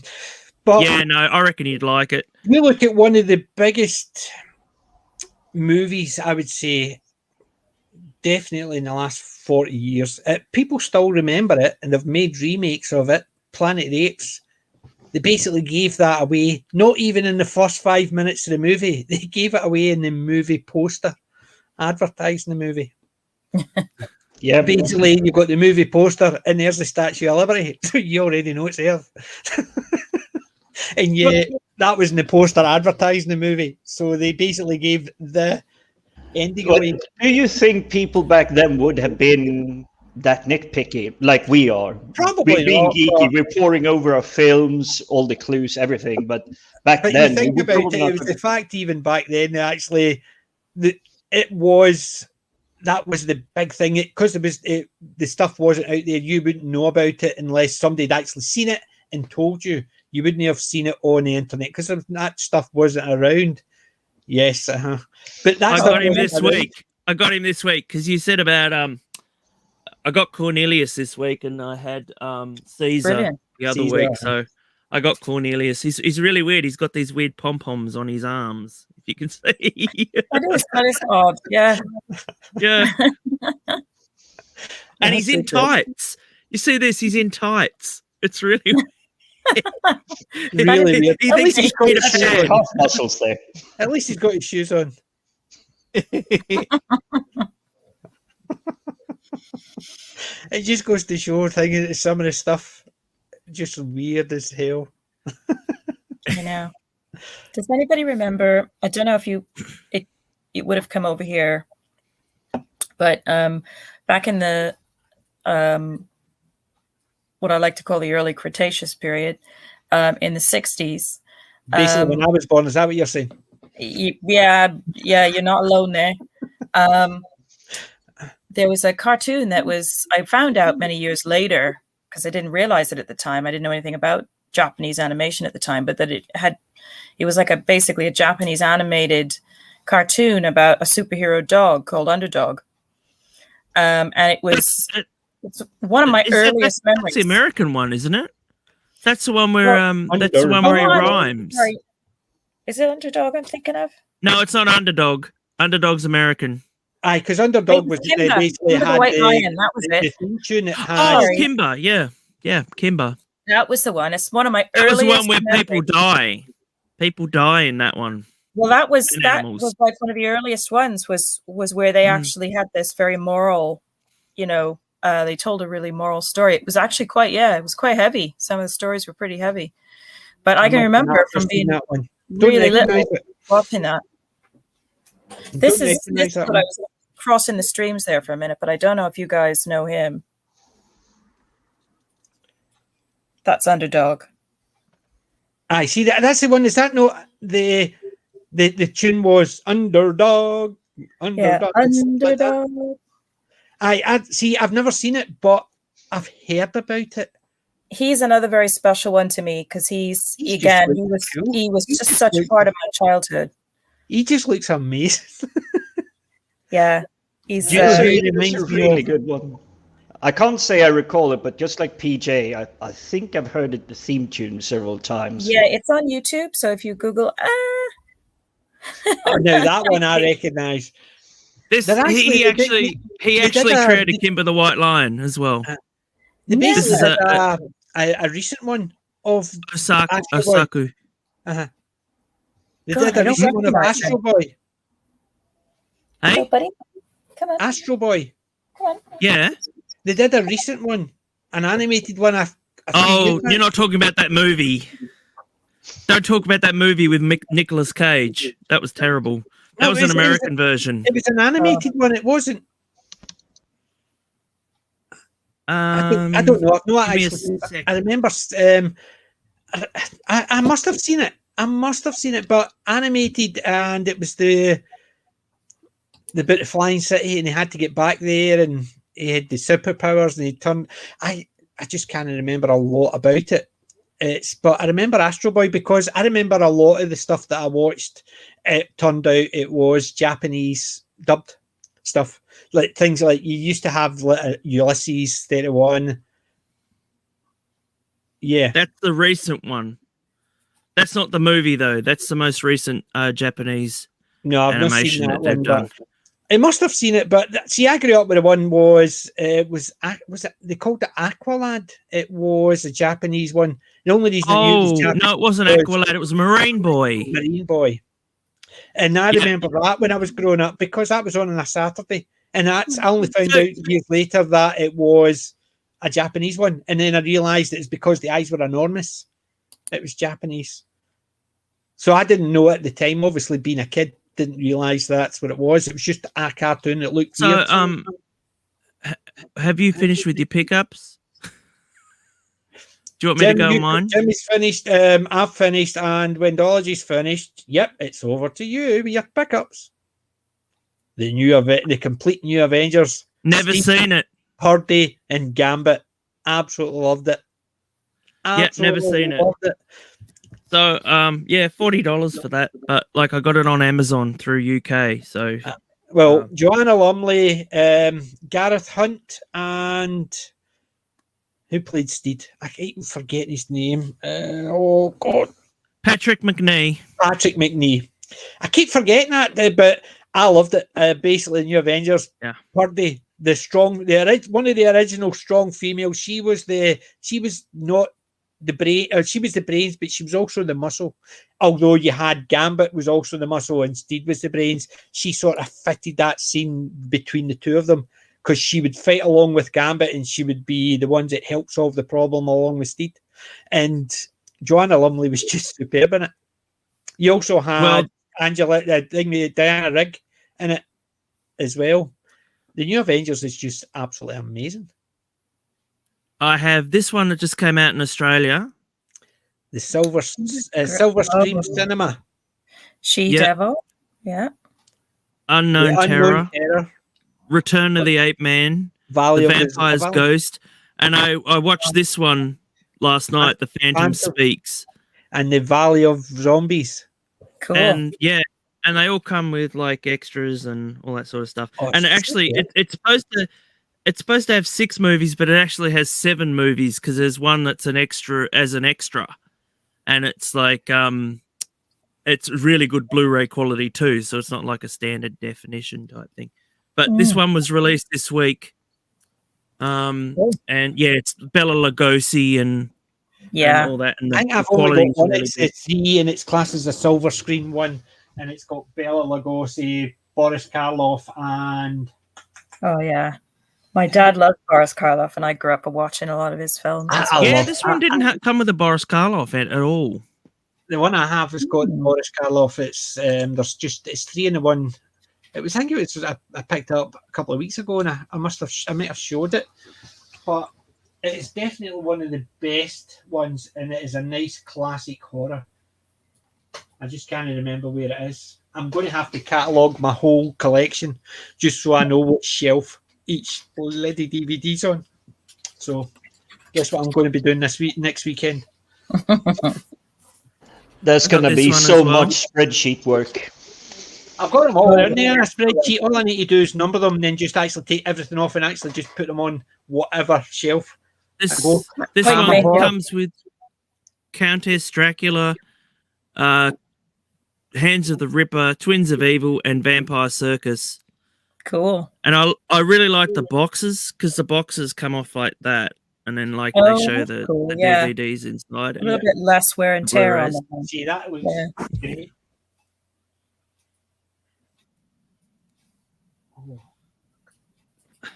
But this one comes with heaps of extras. Actually, this comes with a bonus disc, Flesh and Blood: The Hammer Heritage of Horror.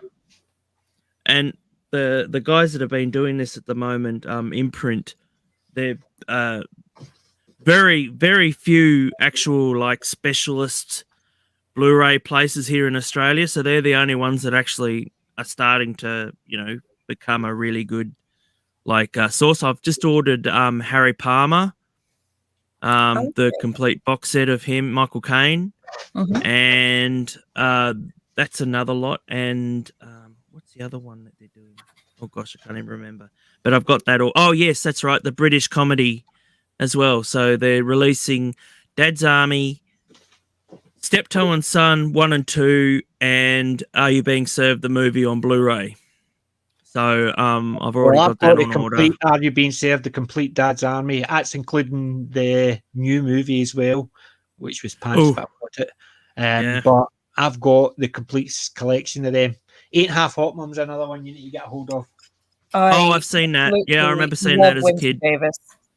Absolutely love him. Yeah. I'm just trying to find that movie, and it's really annoying me now. I know. Just in my room now. It's an absolute mess. I wish I had that problem. I'm probably getting there soon, but not yet. No, the problem is I've got too many DVDs. You never have a big enough house. Every time I try and organise them, it's fine until I actually put a new DVD in, then I have to reorganise it again. So I started putting them just wherever, and that's why I need to catalogue the whole lot. I got this week too, Epoxy Sculpt. What? Hey, no, listen to this. I got this, right, and it cost me $70, right, and it's only £1. Yeah. And I thought, okay, I don't know much about it, so I haven't tried it before, so I thought I'll get that. And then I found this; it was only like $10 more, and it was £4. Good. So I was like, well, yeah. Oh well, we learn these things, don't we? Yeah. Well, at least you can use the smaller ones to experiment on rather than wasting the big ones. Yeah, that's right. Right. Thing is, I need lots of it. For what I've got planned, lots of it. The thing is, I can't do it anymore, so I'm knackered. So all these things are no good to me anymore. Oh, well, I've got artist hands, so, they're very fragile. Good night, Big T. He's got to go. Said night, all be safe. T. Hey, Big T, thanks for joining us. Yeah, I need to order some more EVA foam for the plans I have for my Stormtrooper costume. I have all the parts. They just need modification. oh my God, Disaster Area is saying, I think Lala Ward is in Vampire Circus. She is. She is a very young Layla Ward. Yeah. Yeah. Yeah, she was a stunner. Yeah, well, you should see her when she's a child model. Very strange to see her as a child model. She's always, even when out of character, but she's always seemed like a very worldly person, and I guess that would make sense if she was in the business, for quite a young age. She just seems very at home, in those type of settings. Yeah. Purple Valkyrie. Hey, Purple. Thanks for joining Hey, us. Purple. Thanks for joining us, Purple. And Disaster Area, Gareth Hunt is not rhyming slang. Ooh, ouch. He died, didn't he? He died recently. I think he did. Yeah. This comes with audio commentaries with him though. Whatever could that mean? Somebody's hit their funny bone. So I think that's pretty much it. The only thing I got else this week is something that I'm going to recommend for you to watch. What's that? That's what we're going to do next. The recommendations from our collection. Oh, hey, Ian. Yep. Ian's there, Rebecca Gold. Hi, Ian. Thanks for joining us. Hey, Ian. Hey, How you going? Come on in, Ian. The water's fine. Yeah, You should have the link. more the merrier. Yeah, can we get Purple in as well? That'd be nice. Oh, it'd be lovely. Purple, you need to come in. All right. I don't think I've got. She has some cool Masters of the Universe stuff, I tell you. Oh, yeah. And I love her Doctor Doom statue. Oh, I know. That is Yeah, that gorgeous. one is good.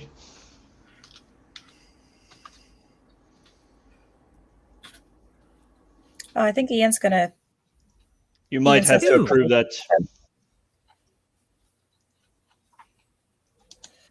Let's see. I don't think I've got Purple. Where is on Twitter? Where's my Twitter?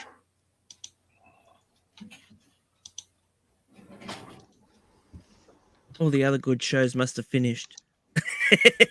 Yeah. Clearly, I'm Purple is still absolutely- modding something.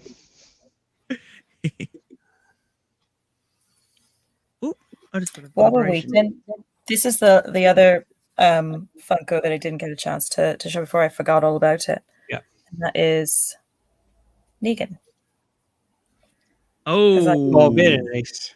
You know what? I saw a And- Danger Mouse this week, and I thought, oh, I've got to get that. And Danger Mouse and would they be sold awesome. out.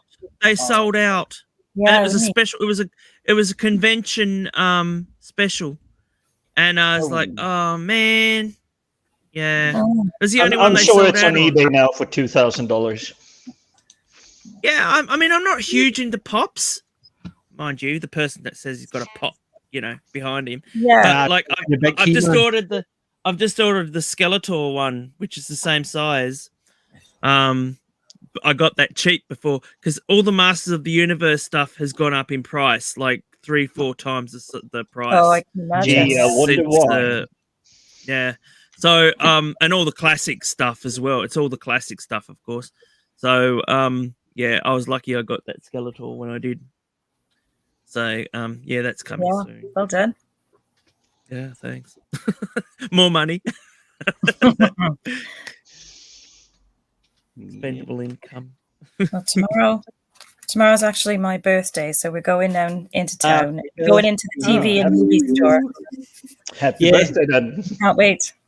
Oh well, he's sending. Are you sending him the link? I don't have Purple on my Twitter.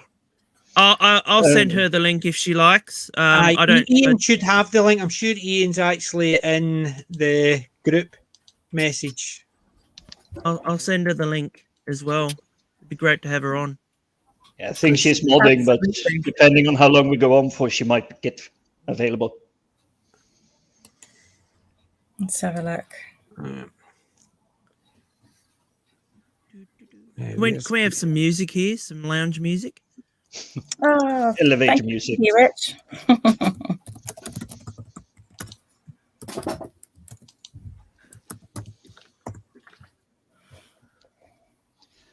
Just trying to think what we got up to this week. Obviously, I got the 2 board games, Die Hard, Nakatomi Heist, and Back to the Future, Dice in Time. Cool.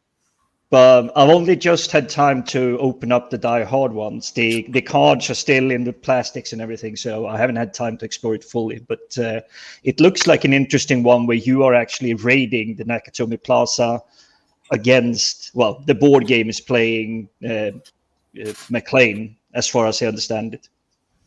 Cool. Yep. And hi, Brightest Day. Thanks for joining us. Right, guys, I've still got my DVDs that I dug out of my bag. I've only a wee handful because I had all the other stuff. Some of them war movies, 39th Battalion. Can you send me the link through the chat, please? It's in the private chat. It's in the private chat. I've got Underdog Theme and I've got eBay. That's all I've got. I haven't got it in the private chat. It's in the Twitter. It's in Twitter. So I think he means the Twitter message. Yeah, I couldn't get a copy of that one. No problem. Give me 2 seconds. Let's see. There you go. There it is. In private chat now, Matt. Yeah. Right. Thank you. I picked up that one. War of cool. the Damned, Spartacus. I didn't get the rest of the set.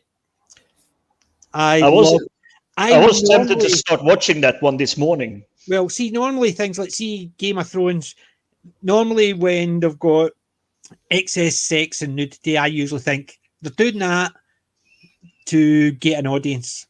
Hence the reason why Game of Thrones, first couple of episodes, I thought, no for me, because it looks like that's the only catch they had for me. That's exactly what happened with us, PJ. Yeah, same thing. Yeah, but see, this, a lot of sex, a lot of violence, a lot of nudity, but it's part and parcel of Roman life. Hi, Ian. Thanks for joining us. But see, Spartacus is superb. Hey, guys. Yes. You all right? But Spartacus is really good. I really liked it. But the sad thing is, really they tried to sell the Game of Thrones with all the sexy and nude stuff and everything. Oddly enough, it's the first couple of seasons of the TV show that is really good. When they cut out the sexiness stuff, everything just went downhill. But you can actually go back. You can take out the sexy stuff from the first seasons, and it's still amazing. Yeah. But that's what I'm saying. See, normally I find if they put stuff like that, it's usually bad. But see, Spartacus, no, it needed to be part of it because it was showing the life of people in Rome, and it was absolutely amazing. And that didn't make any difference. The fact there's a lot of sex, violence, and nudity. It was just part and parcel of life in Rome. Yeah. You could be doing whatever, and then suddenly somebody will come along and kill you for no reason whatsoever, or because you've been bad as a slave. They did a movie, and it's well known. Oh gosh, I can't even remember the guy's name. He's out of that Kubrick film. Oh, Clockwork Orange. The main actor. Malcolm McDowell. Yeah, he did this film. It was set in Roman Caligula. times. Yeah, that's it. Brass film when he was doing all his raunchy stuff in Italy. Was that the one where the guy, the centurion, was drunk and he tied a bow around him and made him drink all the wine and cut his stomach open? That one. It's a big flop, that film. It was. I know. I reckon it would be. But I also that, which is, it's an okay thing. I remember seeing that when it was on the TV at the time. Game On. That was based on Friends, and then they sold that show to America, to the people that actually made Friends. Would you believe? Yeah. I thought it was an okay because there was 3 people.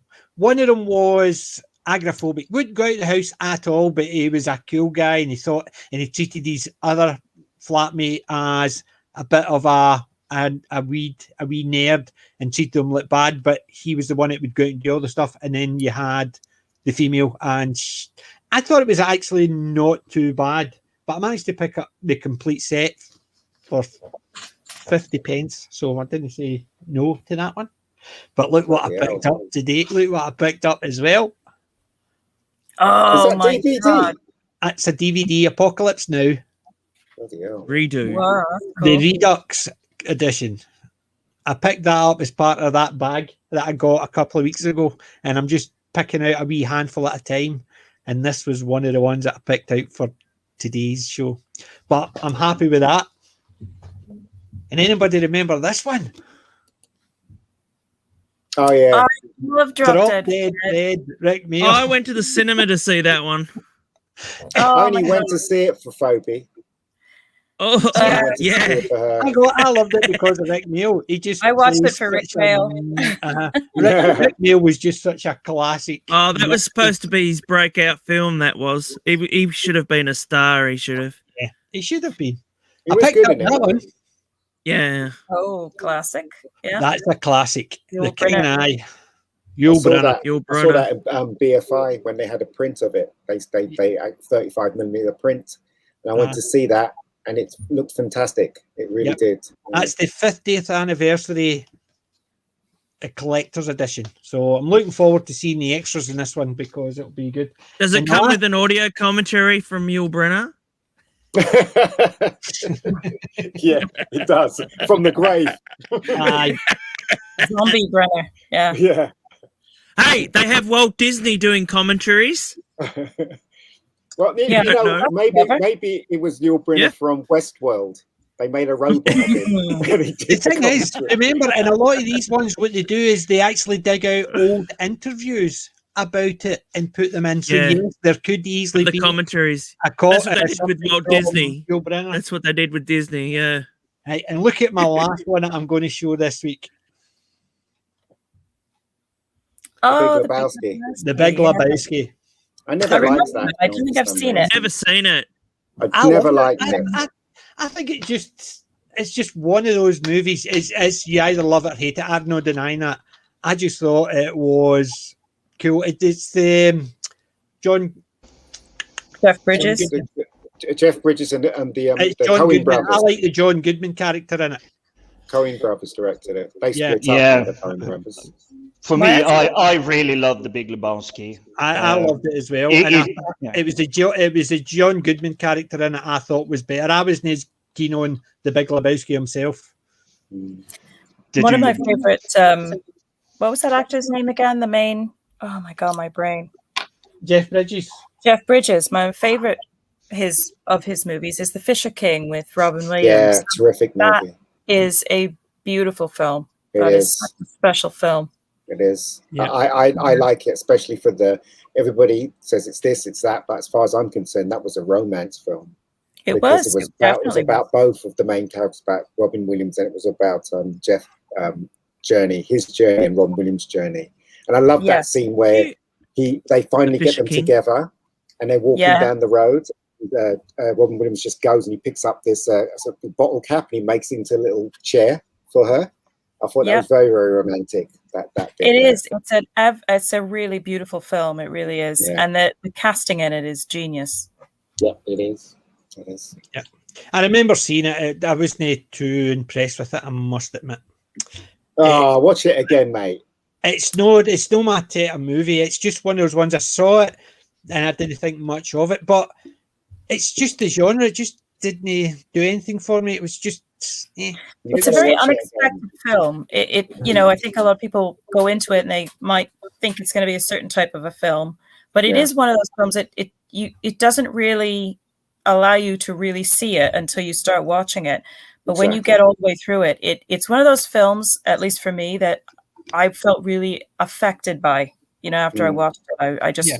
See, the thing is, Yeah. you know me with classics. If it was a new thing, I wouldn't even consider watching it. Classics, that's why I've seen it. I knew it wasn't my genre before I even started, but I still watched it because Robin Williams is in it. You can't say no to that. But it just didn't. It was just one of those ones that I watched it. It's like the Chariots of Fire. Didn't think much of that, Didn't but think much of that. a lot of people I know I- love it. But it's yeah, just, I didn't grab it. It's just know that.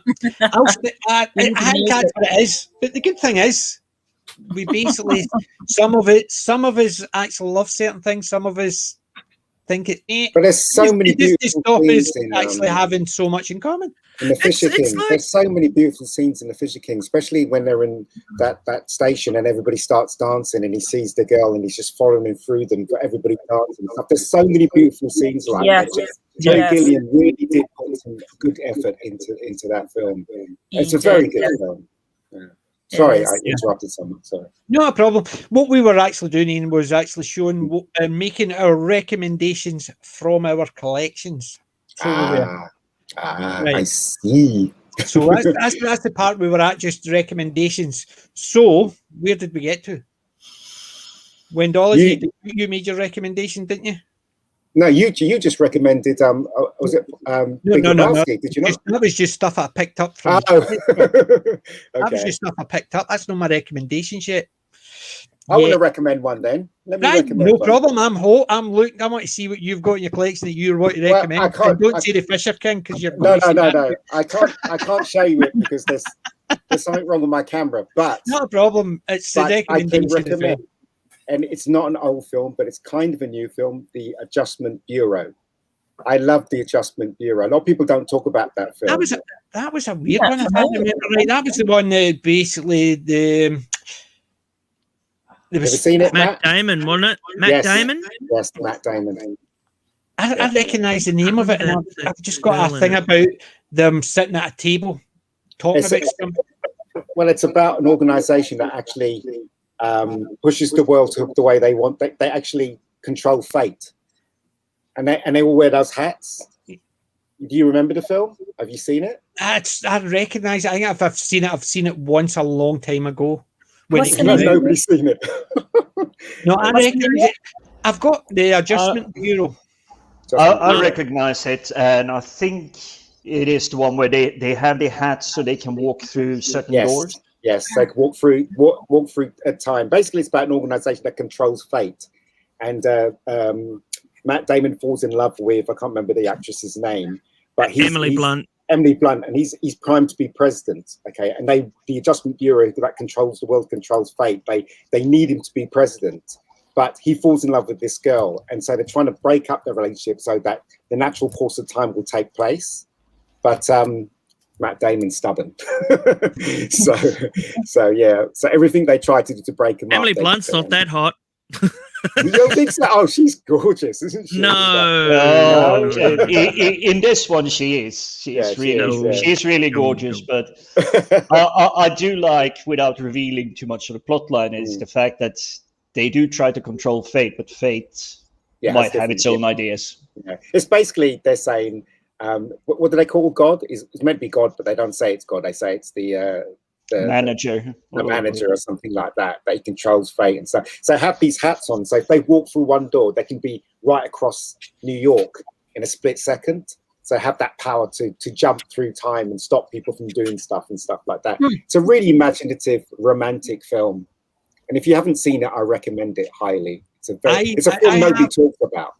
See, I recognise the name, and every time I hear it, I think about them sitting at a desk. I don't know why. It must be because it's like it's comes across as like Men in Black type of. Yeah, it's kind of like that. Yeah, and that's what I keep thinking about. And I think I've seen it, but it's no stuck with me. But I will give it another go. Yeah, you should. It's got the guy who plays Falcon in it.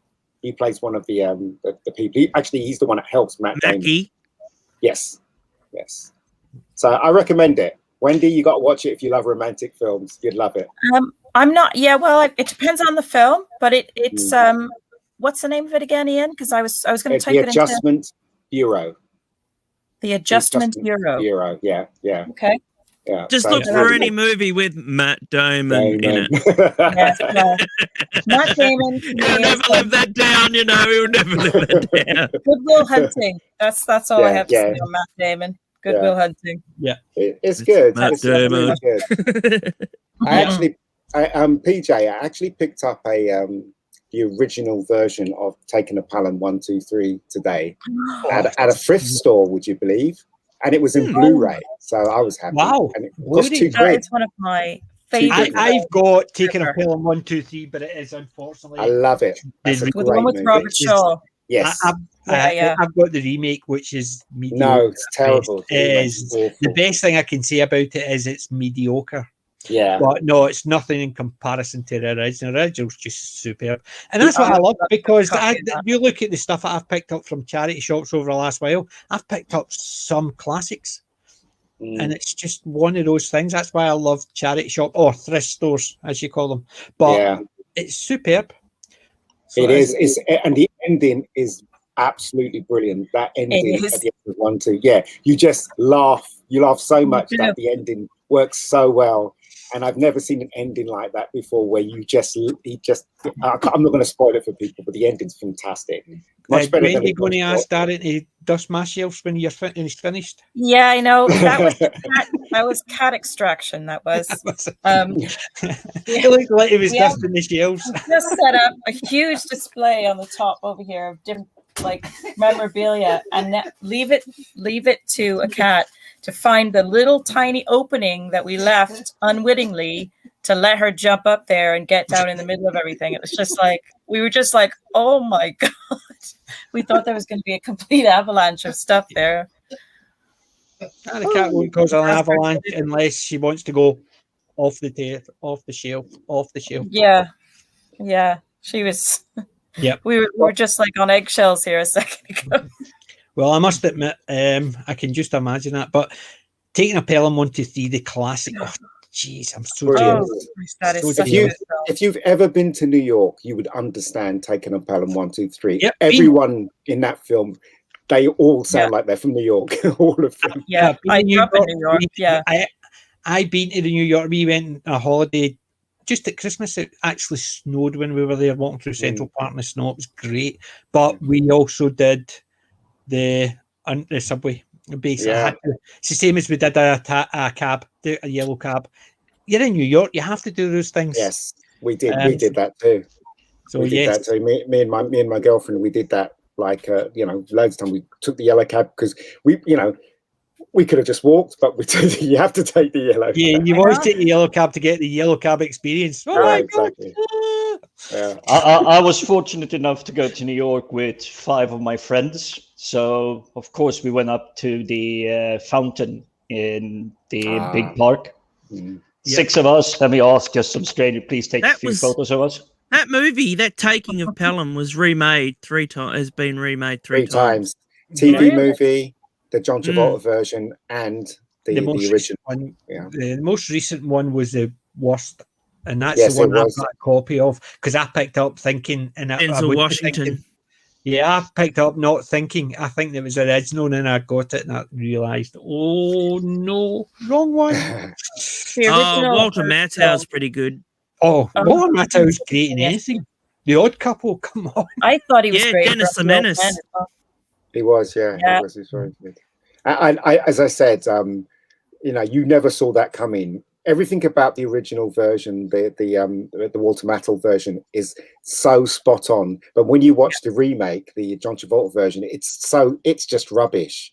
Yeah, absolutely. It just doesn't. They had to have an action bit at the ending because it was Tony Scott, so they had to have somebody get shot at the ending. Do you know what I mean? But with the original, the way they got that last guy was just superb. Absolutely. And that look he gives at the ending when he opens that door is just amazing. Just amazing. You could just see his heart sink. Yeah. It's that hound dog face of his when he opens that door. It's so cool. Yeah. Such a great movie. Really great movie. Definitely. I'll need to actually. It's like, Ian, did you see that they've remade The Swarm? Oh no, they're making it now, aren't they? Or did they finish it? It's on Netflix. No, it's on Netflix now, and it's like got locusts. Is Michael Caine in it? Oh God! I'm like looking at it. I'm going, that doesn't look right. No, it's terrible. Oh, next one, remaking classics like The Birds. Yeah, I don't know why. I really don't know why. Why bother? I know. They're basically remaking stuff. You look at the Hitchcock one. They tried to remake frame by frame. Yeah, I know. Psycho. Same thing with Psycho. What's the point in making a film frame by frame? Don't know. Man. You'll have to ask the creatives in Hollywood. They're trying to A bunch of idiots. just trying to appeal to the younger generation, you know, that don't want to watch old movies. You know, I mean, I love black and white. I love it. It's like it just gives it that special. It gives it that flavor of It gives it that age, that class. Yeah, it does. And also, remember when Hitchcock shot Psycho, they had color. Like he chose to shoot it in black and white. Yeah. So there you go. Psycho, one of the things that we're was seeing picking Anne Heche as a hot babe for some reason. I don't know why.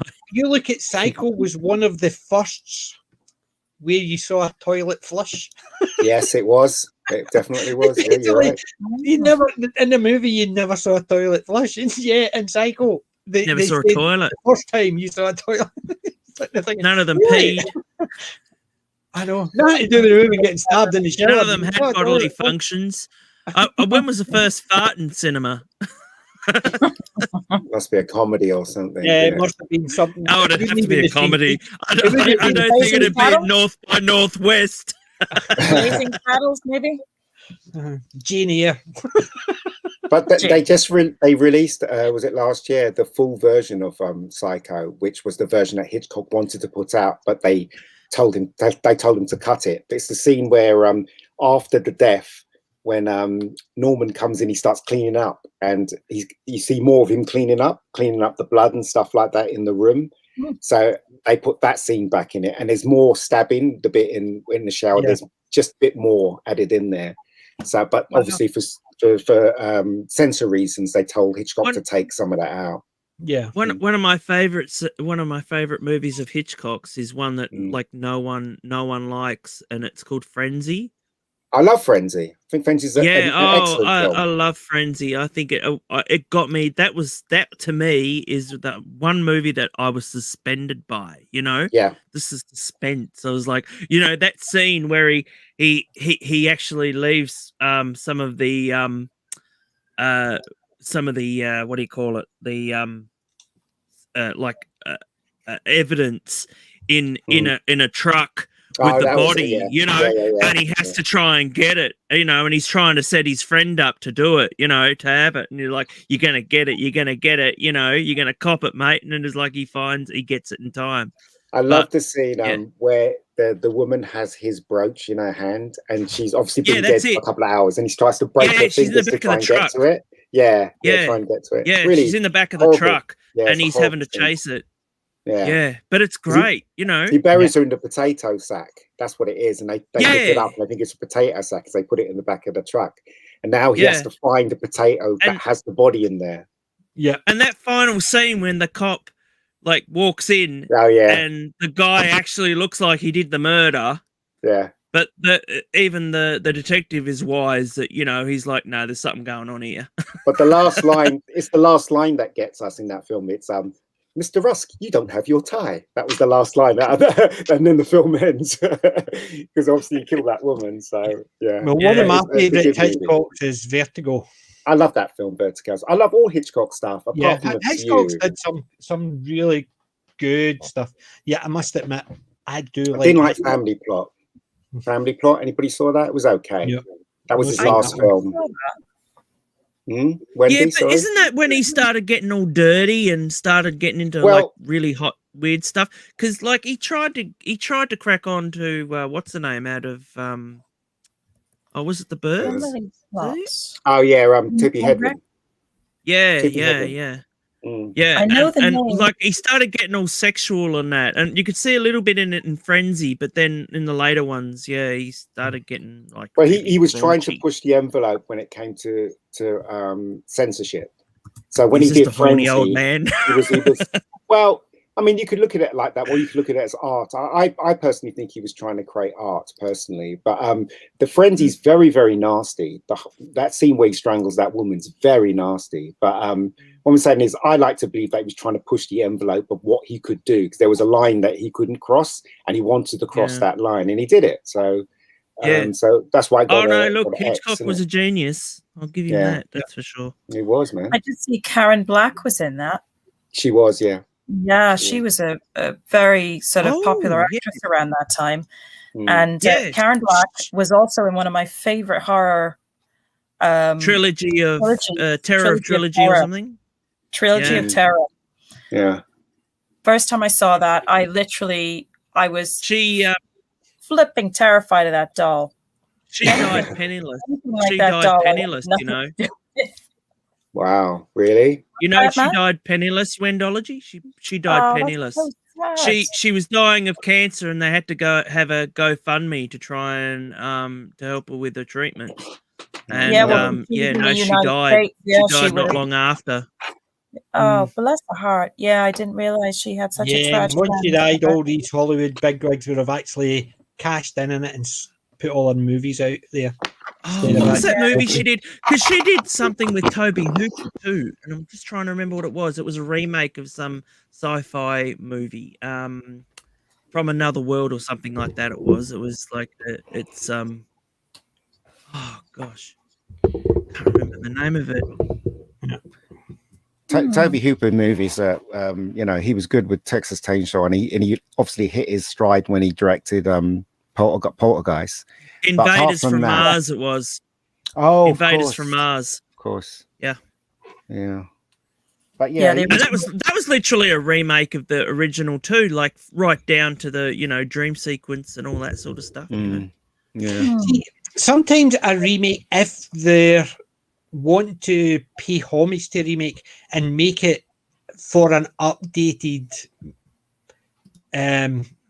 technology, I can understand. Like, there's a good movie, but the scenery and the stuff they do just didn't make it look right, because it did look like cardboard spaceships and you could see the strings, but they wanted to update it. I can understand why they want to do a remake to modernize something.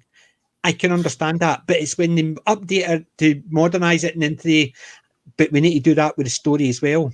Well, if the story was good enough that you wanted to modernize it, then why do you want to modernize the story? Yeah. One of the most useless remakes I've ever seen is Total Recall. It's like, why? There was nothing wrong with the original as it was. The special effects were brilliant. The captain's in, and he basically got. I see. The thing is, Total Recall, the idea of it, I could understand the idea of the remake. I could. However, they made stupid mistakes, like taking out some characters which were great in the original and then combining them. Like, for instance, Richter. They took him out and it was suddenly the woman was the big baddie. It was doing all these things. I thought, no. Instead of going to Mars, they were passing so close to the core that they lost, the gravity disappeared. Sorry, when you're going towards the core, the gravity gets heavier, not less. And stupid things like that, I just kept going, no. I just thought they tried to do something a bit different, but they did it so different that it didn't make any sense. And as soon as it stops making sense, you go, don't care. So at least with the Mars one, yes, it's sci-fi. They're going into Mars, but it's when they're passing through the center, near the center of the Earth. They obviously didn't go through the center, but the elevator thing went close to it, to the point where they were changing from the North Pole to the South Pole. You see them losing gravity and they're all floating around. And I'm sitting there thinking, you realise that close to the core, the gravity exponentially increases, should be crushed. But now they all got weightless. And I'm sitting there thinking, these people have got no concept of anything scientific or anything, and it just makes it look stupid. But getting what rid are we of talking about? Total Recall. Oh, the remake. I was just mentioning about useless remakes, and one of them was Total Recall. Yeah. And the fact is, it's Paul Verhoeven. Come on, you can't remake his films. No, I know. And considering RoboCop, another one that they tried to remake. The RoboCop, which they tried to make, it was basically a Judge Dredd ripoff. But the RoboCop failed mostly because they tried to make it kid-friendly, whereas the original RoboCop, that was 18 plus minimum. But you know, there are some really good remakes, like The Fly. Cronenberg's Yeah. The Fly. That was brilliant as I far didn't as I was like that. concerned. You didn't like it? I thought it was No, horrible when I first saw it. Oh yeah, it is horrible. Yeah. That's what I'm saying. It's horrible. But And do you John know remake Carpenter's I The did Thing. like? Oh that's yeah, the- well, That's an I like exception. that grew I on me. liked the That grew original. on me. I must admit, the original was my Thing preference. from Another World, I like too. Do you know Yeah, I what like both of them. I liked to remake of? Because it wasn't a remake of such. It was a remake, but it almost felt like a continuation. Was Invasion of the Body Snatchers. Oh, I love Yeah. that one. That's another good remake. Ooh. The original was fantastic. The remake was good in its own right, and it felt bigger. So it felt was as creepy. if it went from the small town to the big city. So it could have been a continuation. So it wasn't the same character names. They used similar character names, so it could be a completely different thing. And that's why I liked it, because it's almost like a continuation. very It didn't creepy. feel like they were trying to break the original to make another one. It felt like you said, PJ, like a continuation and a, it wasn't trying to completely change the whole premise. Yeah.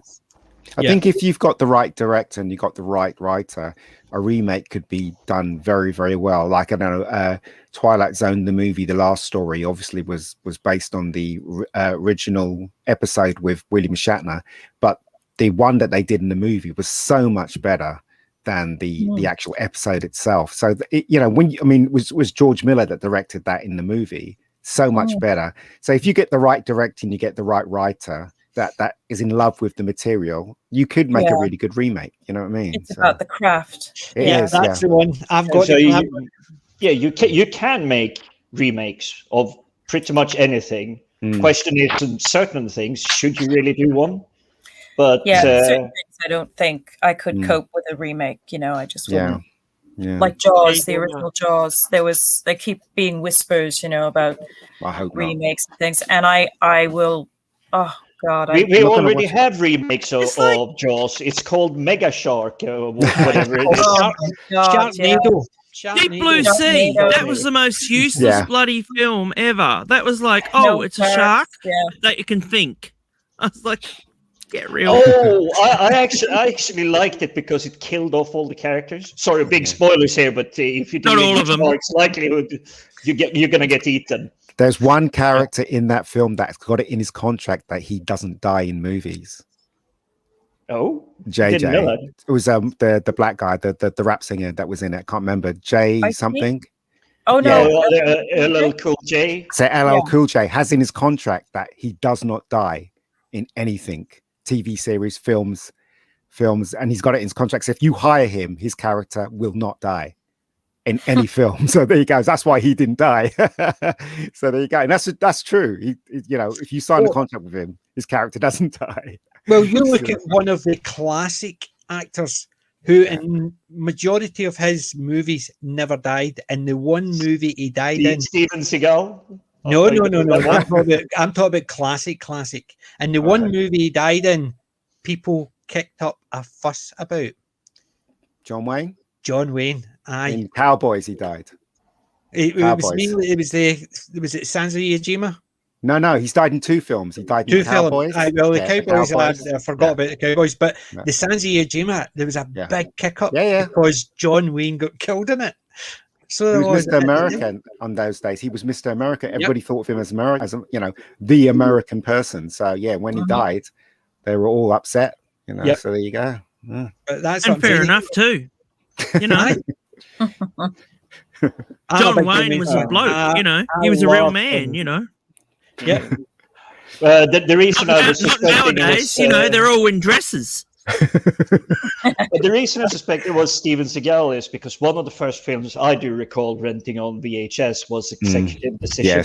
Yes. And this was all the time you saw him. He jumped into his speed, he kicked everybody's butt, and just walked away. His hair was still perfect. And then suddenly in this one, it's like that's the first thing that happens. Yeah. Well, what's the film going to be about?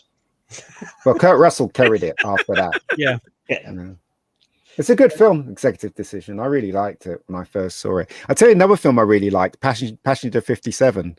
When I saw that, I thought it was so Wesley much fun. Snipes. Wesley Snipes. No, I Wesley thought it was Snipes, there's a much good fun. one. Blade trilogy. Oh yeah, Blade- he was. Blade yeah. Trinity, you mean? The first and No. second one are okay. Yes, but the not third one the- was absolute rubbish. Yeah. It was with that stupid thing. But Yeah. I thought I that was you know, I have to admit, I found the third one really funny because of Ryan Reynolds, and I know he can be kind of a bit. Can't you stand know, Ryan over the top. Reynolds. I just I can't. know he's quite Marmite. You either love him or you hate him. I But must I Ugh. just found his I think he's his sort of messing around with. he gave up Snipes Scarlett and- Johansson, Wendology. He gave up Scarlett Johansson. What an Yeah, well, idiot. Yeah, he does that. Look, you don't need to actually make him actually sound better to me. I'm okay with that. I would. But you know, Scarlett he Johansson. he got married to now, Matt, don't you? Blake Yeah, who's he Lively? married to? Blake I didn't go Lively's much- gorgeous. Have you ever No. seen Blake Lively?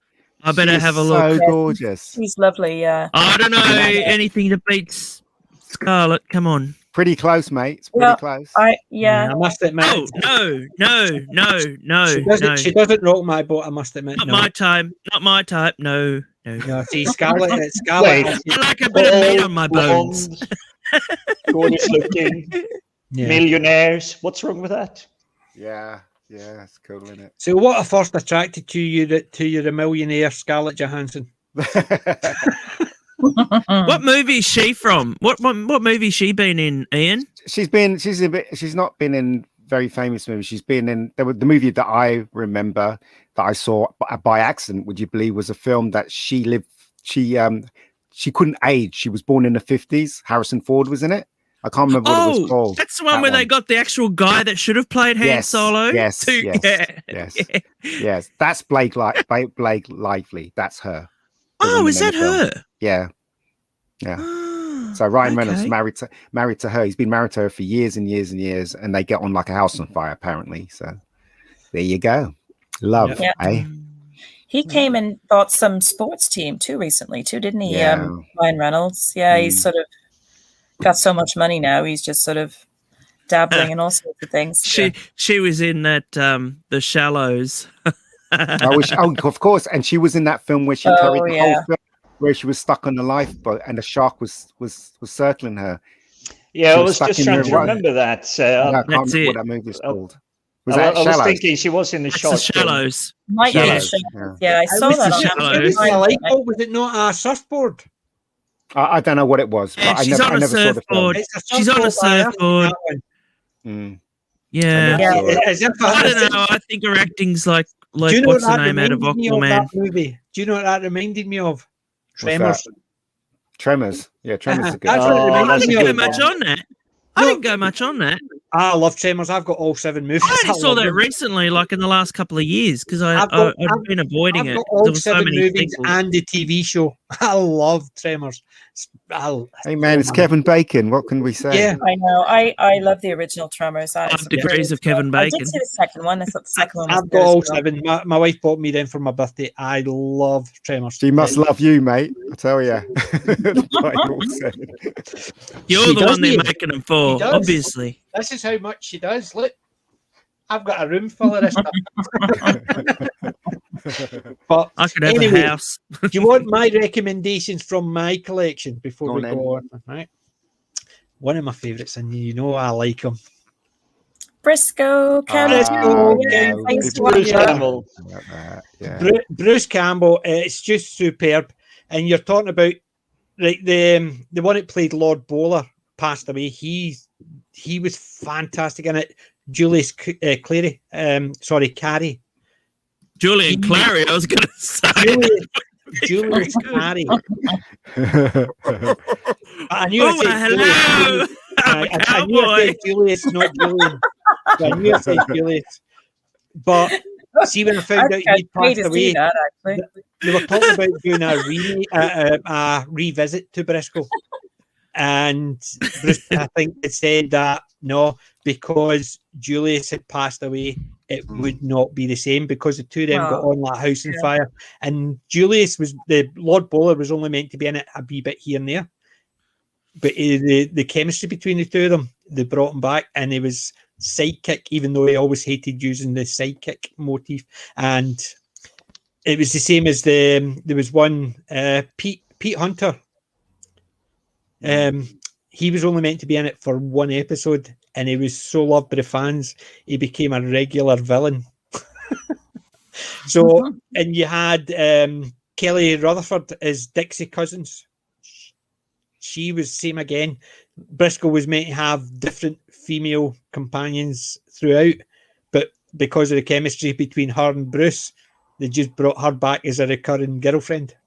No. And it's just No, I need to revisit that one. I only saw the first few episodes because it was back in the days when they used to have television. So, and it was like once things didn't go very well, they took it off TV. So that's my film sell from Briscoe. Because I was really surprised because when I was watching it and then like it has the sci-fi motif right at the end. And I'm like, holy shit, this is a show that I could get into, Matt, check my review of Briscoe County Jr. Yeah, yes, it's got sci-fi aspects of it, but see the work they'd put in to give it the old feel of an old western. They were using the sets. They had the old west town out the back before it was getting ripped down, and basically they used that. They brought in all the old guys who worked in all the westerns with the big names, and they had them show them how the ropes and stuff like that.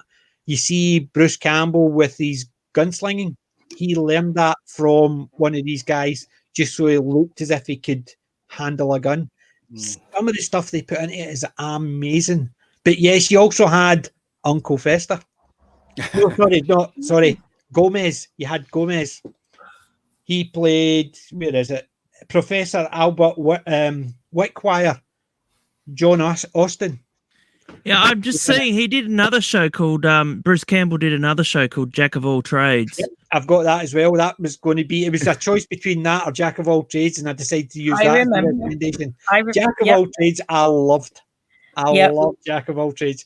It is corny, but it is so fun.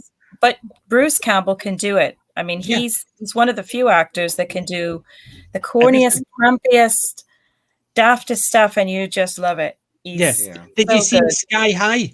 We were talking about, me and Jim were talking about that earlier, but Sky High were about the superhero kids in a school.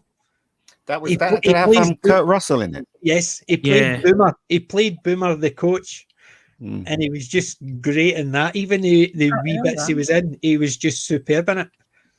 You look at the Spider-Man parts; he's had wee bits in the Spider-Man movies. Burn Notice. I love him in Burn Notice. Yeah, he was a regular in Burn Notice. Yes, Sam Axe even had his own episode. Sam Axe.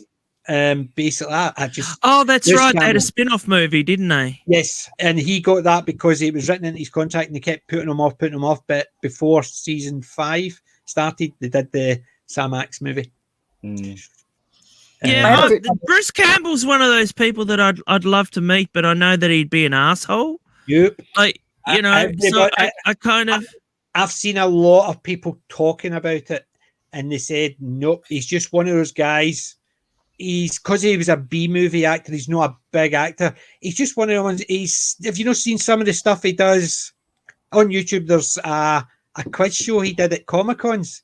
He would get people up, answer questions. Yeah. And they would take the piss out of him, and he would go, right, there's $1. I'll accept that one, and stupid things like that. And accordingly, he's as nice off screen as he is on screen. Would you want to know? Fun story is it had to be, I think, maybe in the 90s, because I know the internet that you and I know was born. It makes you feel old. I watched the birth of the internet. So did I. Yeah. And me too. And I remember when Bruce Campbell modem. Oh yeah. But Bruce Campbell had at that time was running his own website. He was a very, very sort of small time actor. I think I looked him up because I was watching Xena at the time. He played Autolycus. So I can remember I said, oh, look, he's got his own website, you know. So I thought, okay. So I tapped him a little message, you know, because he had like I forget how I did it, but he must have had like a messaging thing on there. He's still got his website, and it's still the messaging board is still on it. Yeah.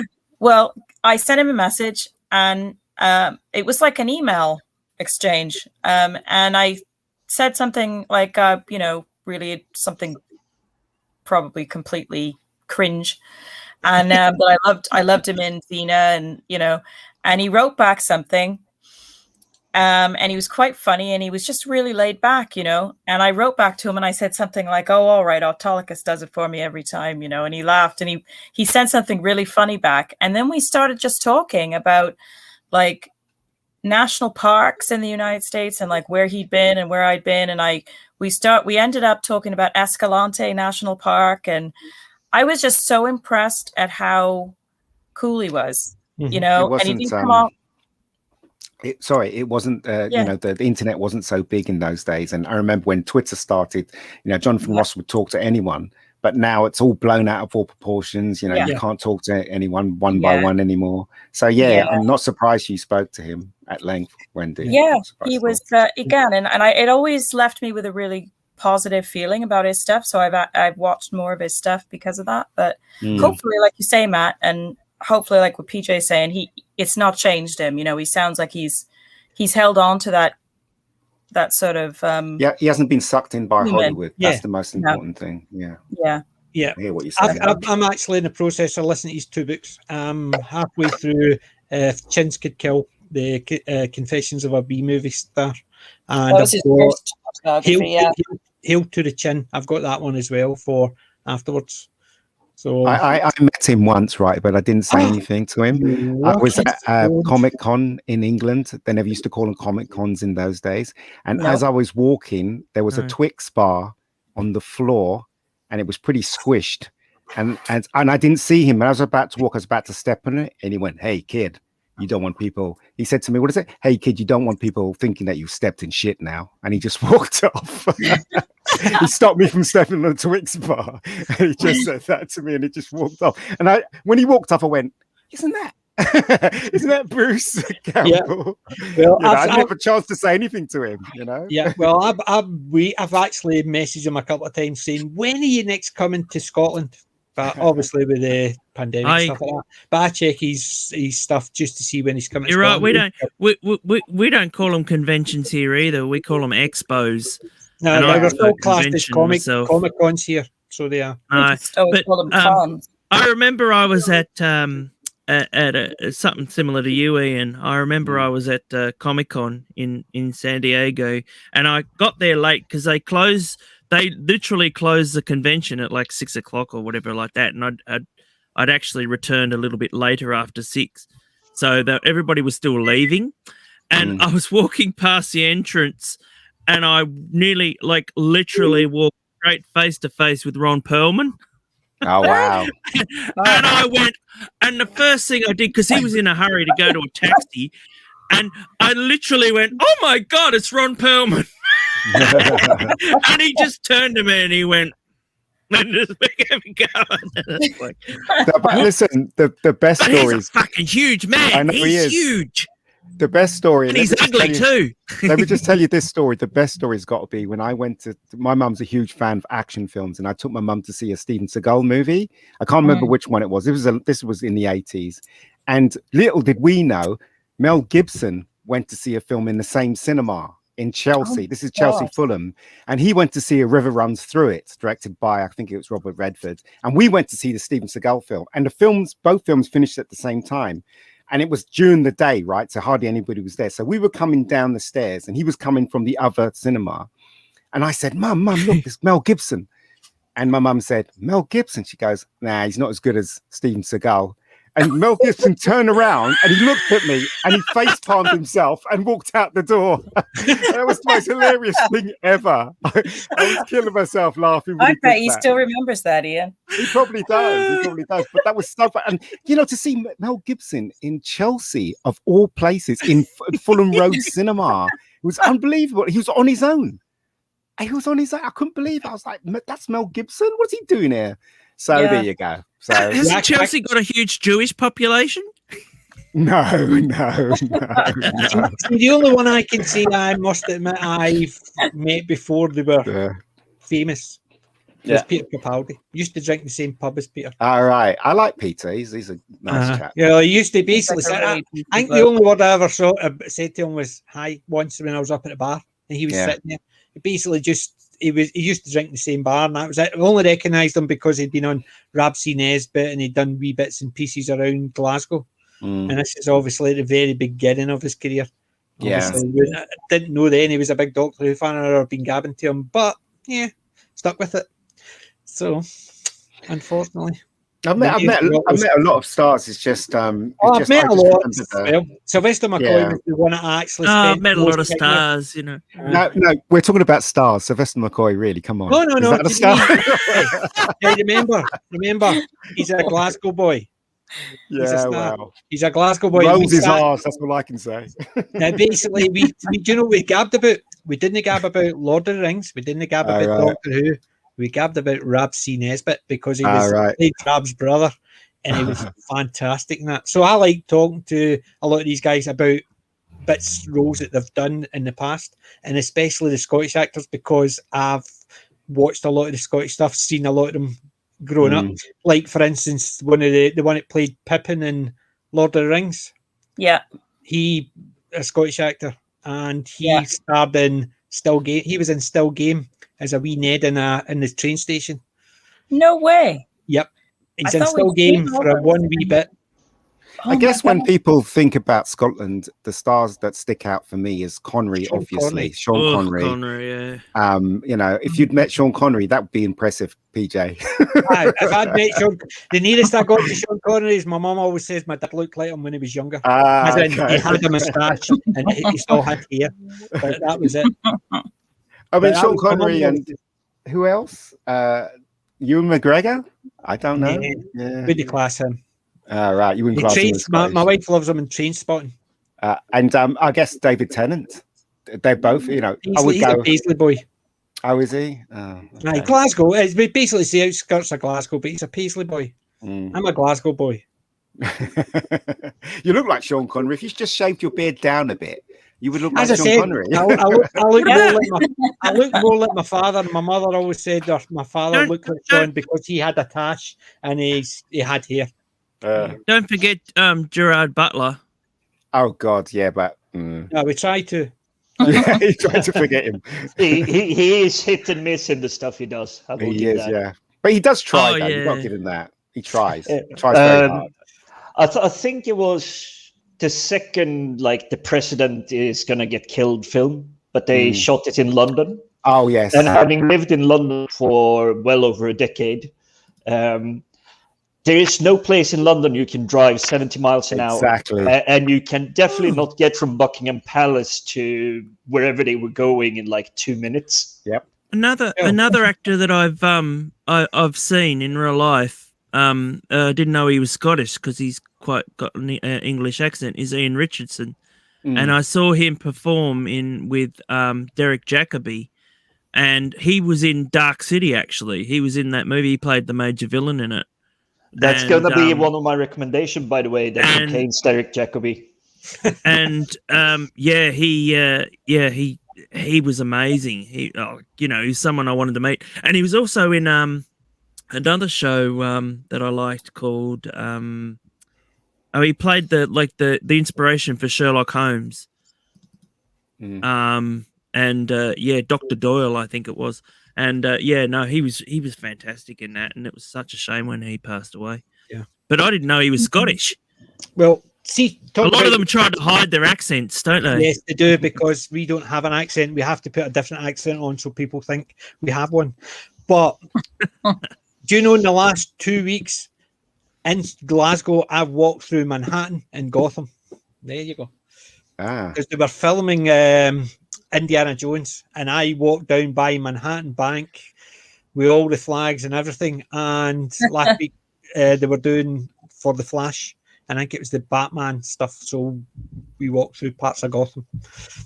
Cool. I'm not That's really excited cool. about that DC. I'm not at all, but the fact that I got to walk through 3 different cities and the one Sydney played Metropolis one time in Superman Returns, which is one of my hated films ever. Didn't like that film at all. No, it was an absolute travesty. I've walked through World War Z Boston, so I have. That was filmed in Glasgow as well. Well, it's got a good tax break over there, so that's why they're all coming to film over. And in also the Scotland. fact is it's all Charles Rennie Mackintosh buildings, so they look. And Charles Rennie Mackintosh made it big in America as well, so a lot of buildings over there are the same. Similar type. All the They were Marvel gonna, movies are being Matt, made here. They were going to Matt. They were originally going to shoot the Wonder Woman film when George Miller was attached to Wonder Woman. They were going to shoot all of that in Australia, and they were 1 week off from shooting it when they pulled the tax break. Or the government changed the policy, and that's why George Miller lost the right to make Wonder Woman. Was that the Justice League? Was that the Justice I think League? you're right. I movie? think it was Justice League. Yeah, and that really beautiful model was going to play Wonder Woman, wasn't she? Yeah, and it just all fell apart because of that. Yeah, it fell apart. So that's the thing. See, it's a lot of good. It's really good when they actually get these no names into play. You know that. I mean, when you get a big actor or whatever playing, superheroes or whatever. Yeah. It's just stupid. It's like Brie Larson as Miss Marvel. No, it's like Sylvester Stallone is Judge Dredd. Marvel or whatever it is. Yeah. Yeah. Well, that too. I am the law. Yeah. I'm the raw. I'm a raw. He's not the best, but I do still love the Sylvester Stallone Judge Dredd. It's okay. It's all right. I love the backdrop for and the comic sidekick. I hated Fergie on that. The Fergie was an absolute. I hated that because Fergie in the comics was superb. Here's a question for you guys. What do you think was the worst superhero film, and I'm talking about in the cinema, ever made? I can't even think of one. I think the worst one has got to be... it's a hard one. Anyway, I'll let you guys go first. Well, if you say in the cinema, obviously I didn't go and watch stuff like Marvel. I've not seen the last few Marvel movies, I must admit. Oh, I got it. Ang Lee's the Hulk. I thought that was awful. I fell asleep during that one. Awful. Was that the Hulk with it looked like it was coloured with Crayola? No, it was the Hulk where he fought this giant poodle at the ending or some nonsense like that. It was so awful. It was ridiculous. Have you ever seen it? Ang Lee directed it. No, it was so bad. I've never seen it. Thank God you've never seen it. Oh yeah, that's the one I fell asleep in the cinema. It's probably the only green highlighter. Yeah, that's the Hulk I remember. The one that looked as if it'd been done with Crayola pens. It basically just looked the wrong colour and everything. Yeah. They did try that. He's even the poster on the Wikipedia is like he's mint green, mint metallic green. Yeah. That was the worst. And I think one of the most underrated ones was Rocketeer. I thought Rocketeer was brilliant. Oh, love it. Yeah, Jennifer Connelly, come on. Come on. Unfortunately, Jennifer Connelly was in this Hulk as well. So she was, yeah. See, I've seen the Rocketeer, but I didn't think much of it, I must admit. I never write to comic books, so basically it did nothing for me. So, well, the Rocketeer is much more matinee, light-hearted hero than like big evil fight. Even though he's taking on the famous WW2 people. Yeah. What did you say, Wendy? Sorry, didn't hear you. I forgot what I was going to say. Sorry for that. No, I was going to say I remember when the Rocketeer came out, and it just didn't come up on my radar at the time. I can remember thinking, "Am I going to like that? I don't know," and I kind of gave it a miss. But I have heard a lot of good things about it, so maybe one of these days I'll catch up with it. I'll give you an overrated superhero movie that everybody loves, and I can't. Guardians of the Galaxy. I hate it. Oh, you didn't like Guardians of the Galaxy? I thought that was mediocre. I liked it. I thought it was very fun. But same again, I never read the comics, so I had no skin in the game, as they say. So when it came out, I watched it and I thought, big deal. Yeah, I remember the original ones, but I was just like, oh no, this is just too. It's like I can Oh, understand do you why know they one want to of do the a biggest comedy. overrated, crappy superhero movies out there? What's that? The original Suicide Squad. Oh, I crap. saw. You know what? I saw the I like that the one. latest one. I saw the latest one, and you know what? I think Oh, I think I'm the only one that didn't like it. I didn't Is like it it at this all. one with Peter no, Noel Capaldi? didn't like it either. Yes, Noel that's didn't the like it Peter either from the Capaldi in it. time. Yeah. Yeah, I'm all about Peter Capaldi, so I need to don't care see how it. bad- I don't know anybody that can give it to me. But just seeing a couple of those little scenes that have been leaked online of Peter Capaldi, and I'm just like, yeah, all in with that. Hey, send it to me, Ian, and I'll watch it. I haven't got it. You know the person Oh, you know the person who could get it for you is Dan. yeah. Ask Dan. He probably find Oh, it for okay. you. Yeah. Oh, okay. I saw it in the Normally cinema. normally I ask Matt. yeah, Matt. Yeah. But no, I just He's didn't my think much go-to of guy. I think they were trying too hard to make me laugh. The music was constant for some reason. Because if you watch Guardians of the Galaxy, the music was there for a reason. You know, there was the mixtape he had, and he had the Walkman and stuff like that. But in this film, they just plastered music all over it for some unknown reason. I did like that. Yeah. I didn't care about any of the characters. The other characters didn't work. Yeah, so for me, it didn't you work. weren't really supposed to care about the characters because they all get killed off. So, well, not all of them. Well, no, not all of them, but the ones that you care about. And I know Harley's no a big central thing in this. I hate the Harley character. Hang on a minute. If I want a Harley Quinn character, I want the cartoon character. Yeah, but she the thing definitely is, has more attitude to her.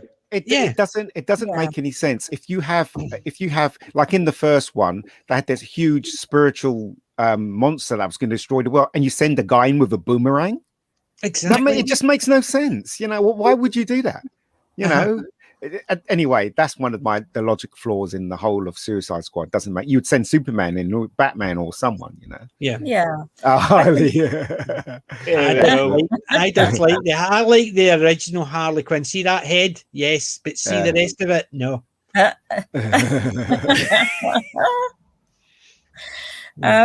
always wanted a Hawaiian girl. There you go.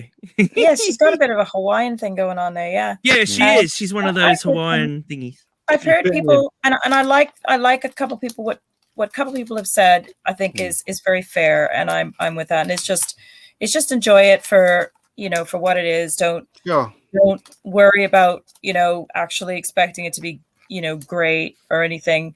And like I said, I have to admit, I mean, I wouldn't watch the film other than the fact that I know Peter Capaldi is in it. Not because I don't like the genre, and I do love superhero films, but I'm a little bit way behind the times when it comes to those films. I have so much to catch up on. I think probably one of the worst films that I went and saw at the cinema because I expected it to be brilliant was Howard the Duck. Oh my God. I must admit, Howard the Duck's a guilty pleasure of mine. I just find it so quirky. I haven't seen it in a long time, but I mean, except for the female in it, the one that's Marty McFly's mother. Yep, and she gets all rounded. She gets all.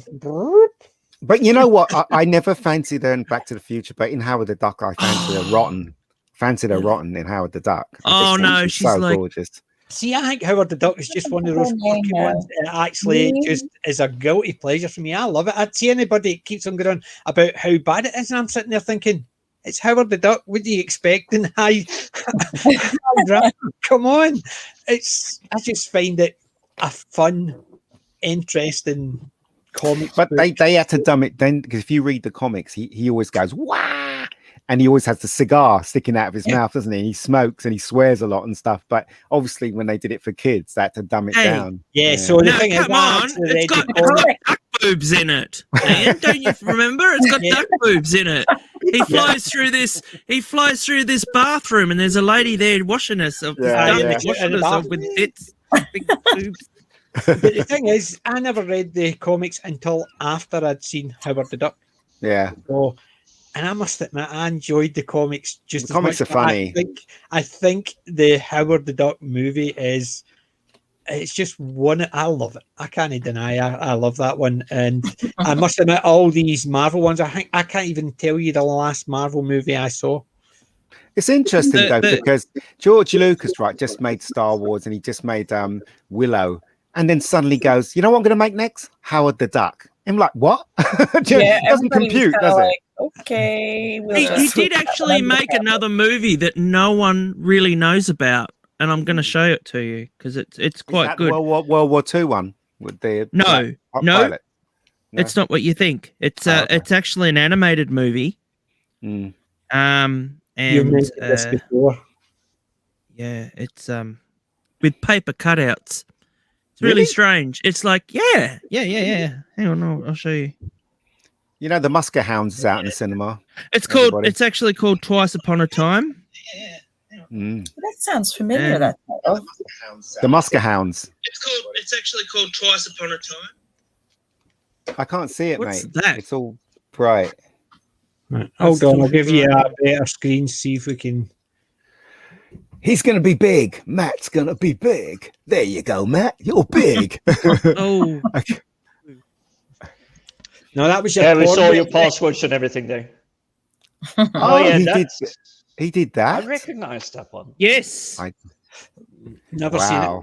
Never seen it. Never seen it. No, never seen that. It's actually a lot of it is what do you call it when you get your actors to Improv. to improvise? Yeah, a lot of it's improvisation, and then what they did was they just made the story around it. So they got a lot of actors and that around a lot of the voice actors and that to improvise, and then they just animated around it and did a story in that. But it was a huge flop. So that never ever gets mentioned anymore. You mean it gets mentioned as much as the Wookiee one? The summer vacation of it. I mean, I couldn't even name you any of these actors. You wouldn't know any of them, but they were comedians of the time, And 1983 it was. I mean, if I think about the movies I do like, right? For some reason, I make movies. Usually make thrillers, but for some reason, some of the movies that I really like, they're romance films. For some reason, I can't understand why I like so many romantic films. It must be the craft. Oh, I can't stand them. Really? Only one. Matt, but there are some films out there, Matt, that you don't think that's the only one I watch that's got a romantic element in it.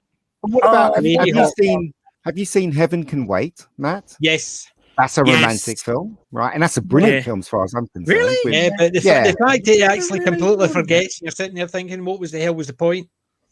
No, it was. I thought it was with Warren Beatty, because there's the original, which was in the 40s, and then they remade it. But the Warren Beatty film's very romantic, and it's a very intriguing premise. Yeah, that's what I was saying. I quite agreed right up until the very end, and then I thought he forgets everything. So he does. Yeah, So, it's a tragic ending, but it's also a good ending. Sorry, was that Wendy? I had to see that. I must have seen that so long ago. I can barely remember it. But when PJ just mentioned that, I thought, oh, okay. I know which one you're talking about now. Yeah. I enjoyed it right up until the very end. And I thought, in effect, they've said that whole story means nothing. Well, they were trying to get him a new body and all this, and his life continues. And then he forgets. But he forgets. So what was the point? He's just basically living as that other person. So it's the other person who's continuing to live, not him. But it's the reason why I like it so much, because the ending it's like Blade Runner, right? The ending, you can either look at it one way or the other. So you can either look at it that it was a triumph, right, for this guy to live on, or you can look at it like you're looking at it, like everything he was disappeared when he became that other guy. So you have to choose what ending you want on that film. Wait, I quite agree. I understand that, but the fact is, he loses everything he is. So how can he be living on?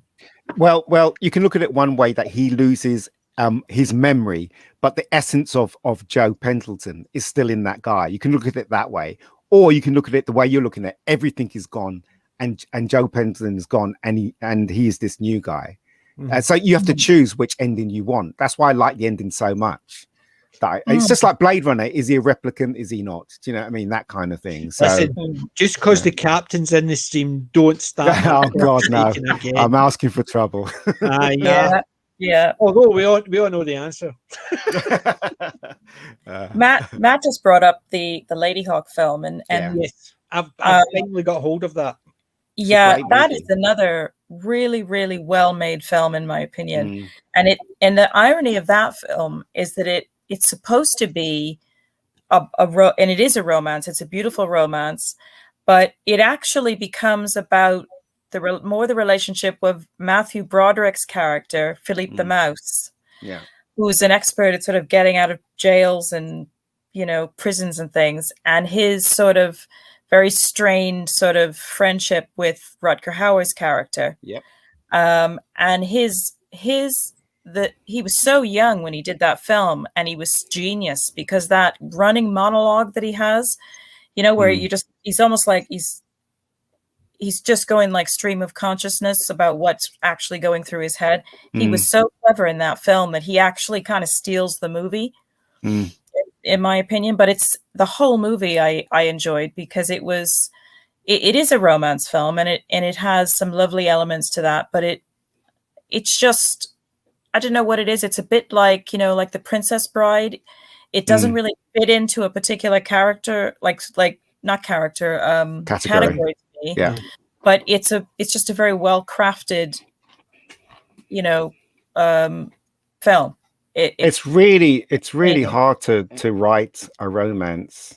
I mean, I've been trying to write a romance for the last 7 years, and I still can't get it right. So it really is very difficult to write. It's easier to write about someone shooting someone than it is to write. Like, for instance, one of my favorite films of all time is Fields of Dreams, and that film is so full of emotion from highs to low.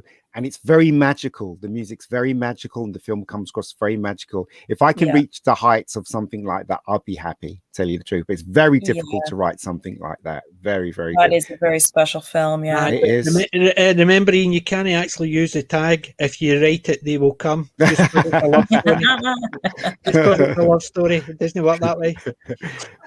Well, I mean, that in itself was a love story. It was about the love of baseball, and it also was about his dad as well. No, it was basically he was building it to, which he didn't know why he was building it, which turned out to be for his dad to see his dad again.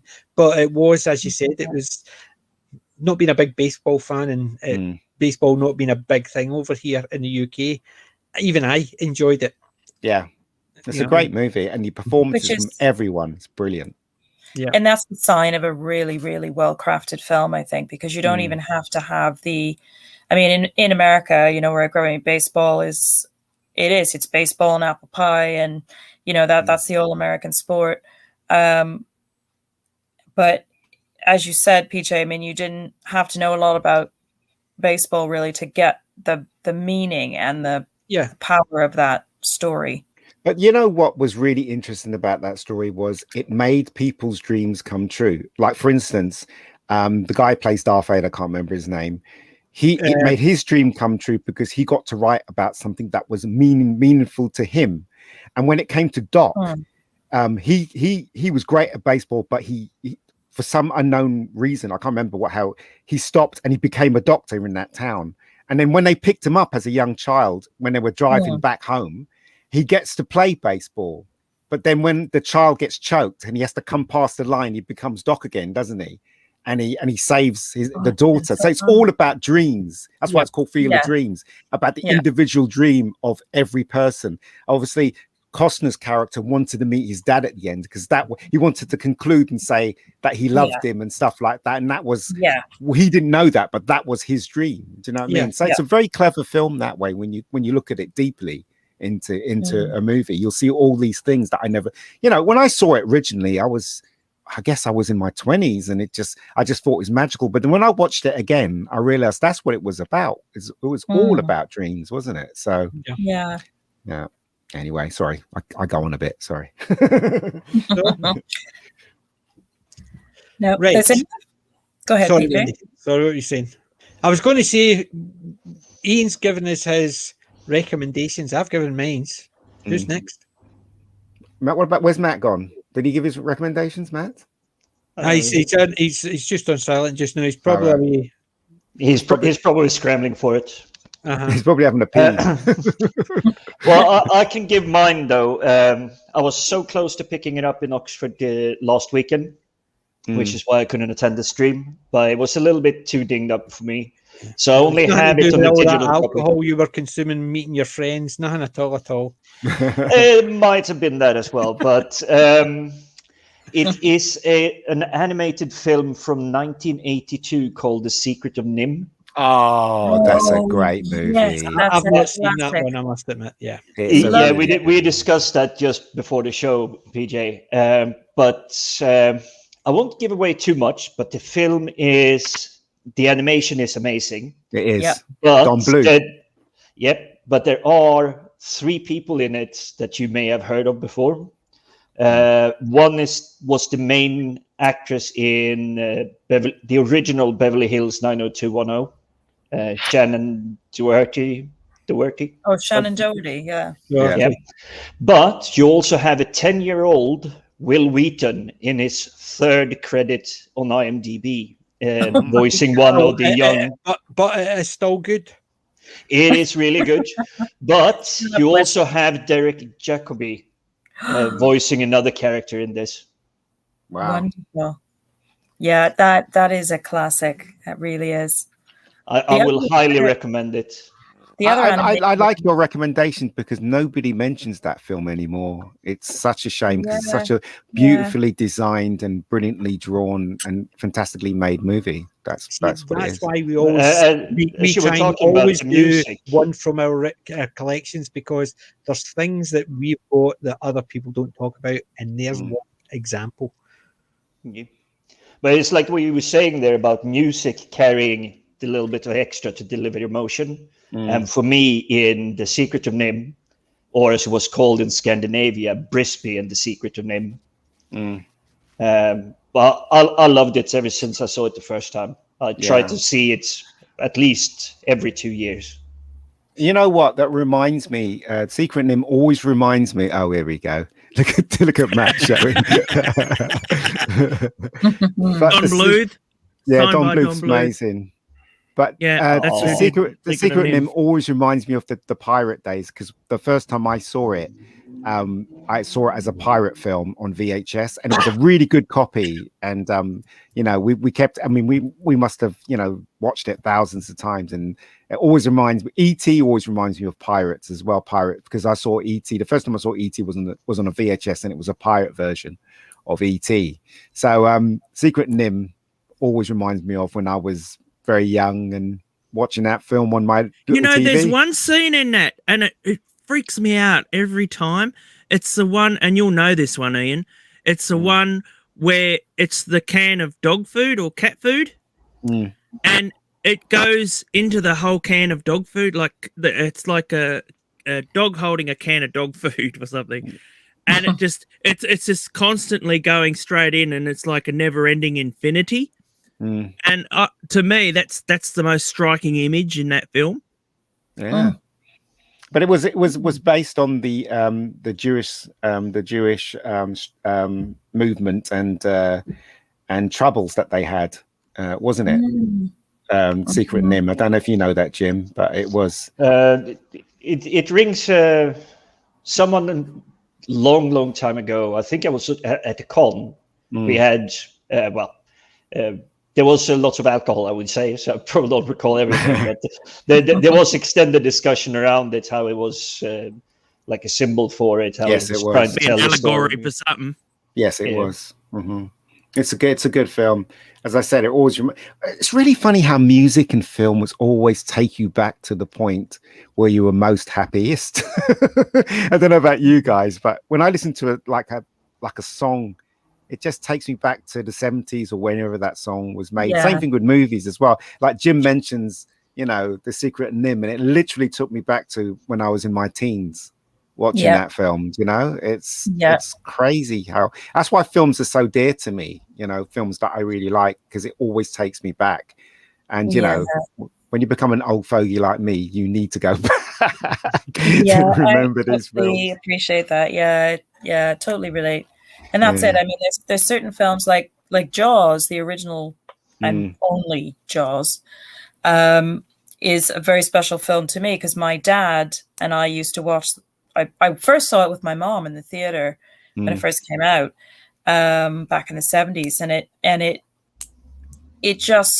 it never left me. It just left such a profound mark on me, not in a negative way, but because when I was watching that film for the first time and for the many, many times I've seen it since, that film to me is more about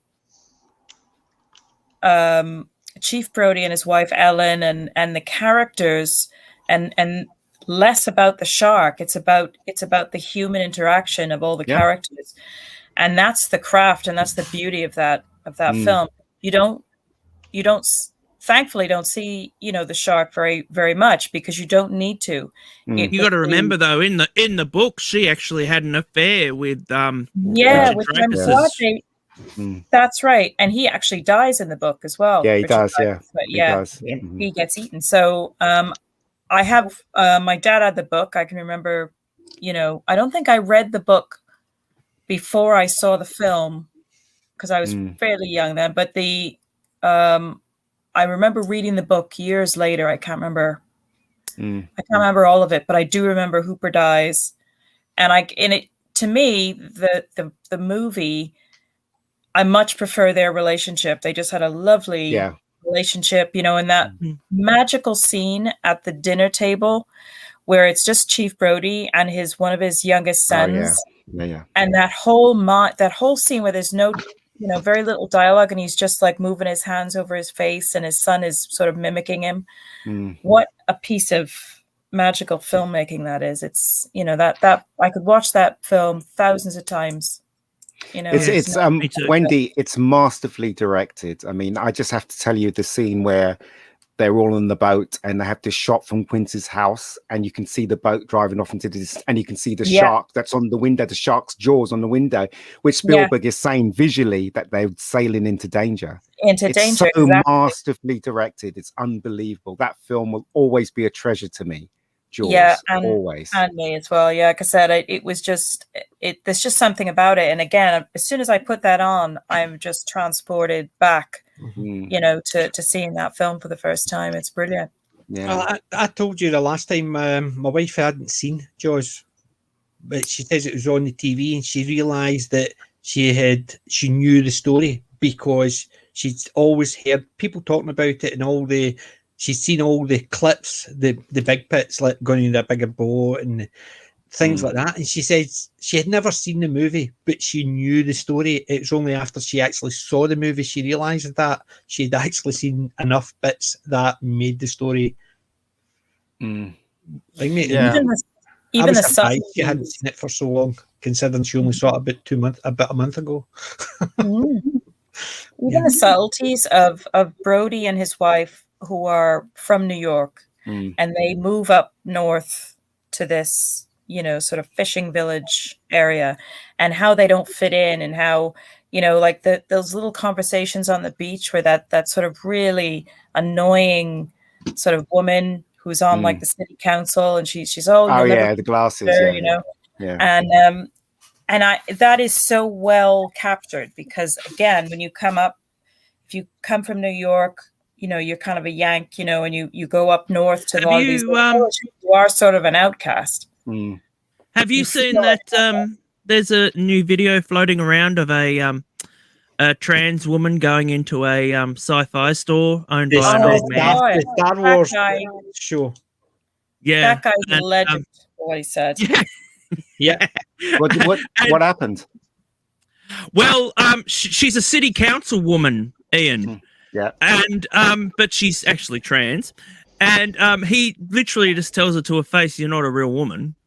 Apparently has a sign or something in his thing saying about trans women or something. So she took offense to it. Yeah. Sorry, and you probably know more than I do, but I just saw you the were video born with and I was like, "You ain't a chick." That's what his sign said. And they're like going, "Oh well, you shouldn't say things like that and all this." And he's like, "Look, in our day, we used to say what we think." Yeah, that's He's Well, I think basically that's a what it was. Vietnam veteran, so he was basically Yeah. 8-year-old Star Wars, runs a Star Wars shop. He's a Basically, huge Star he Wars watched- fan. You know, he's got a shirt that says Sith happens. And he basically runs a shop. He was on Friday Night Tights, covered it in quite detail. So they did. Oh wow. Okay. Uh-huh. See, I'll I have didn't to know have a what look the then. sign was that she was objecting to, but it just the way he dealt with it, I just thought I guess it just spoke to Well, us from a certain They generation. go into his store Well, that's the and thing. they tell him, they dictate to him Mm. what he should be having in his store.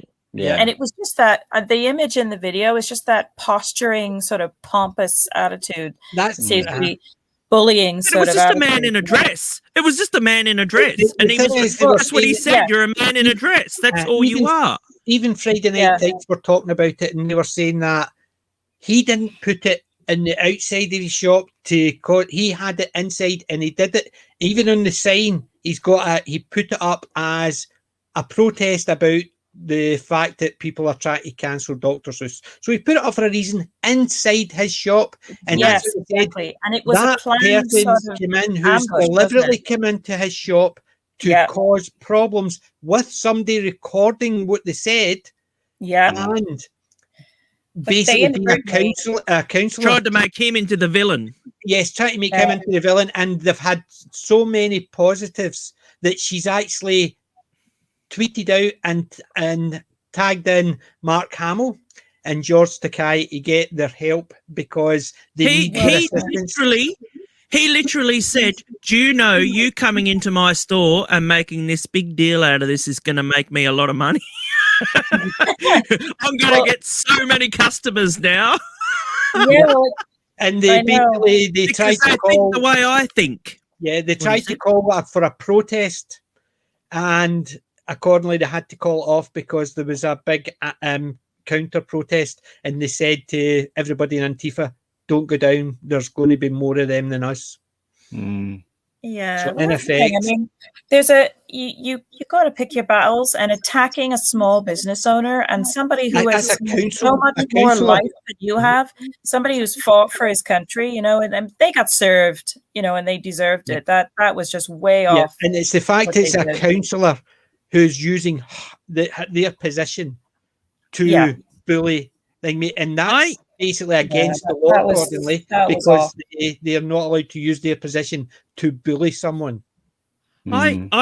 I went back to work this week, and Did they say who are you when you went first back? thing, I wish. They're like, "Oh, you're back. Oh, well, you're back. You're here to save us." But no, and they had an award. They've just introduced a new award, and it's the Inclusion and Diversity Award. Oh God. Because of this is for workers, right? And I said, well, I don't think I'll win that one.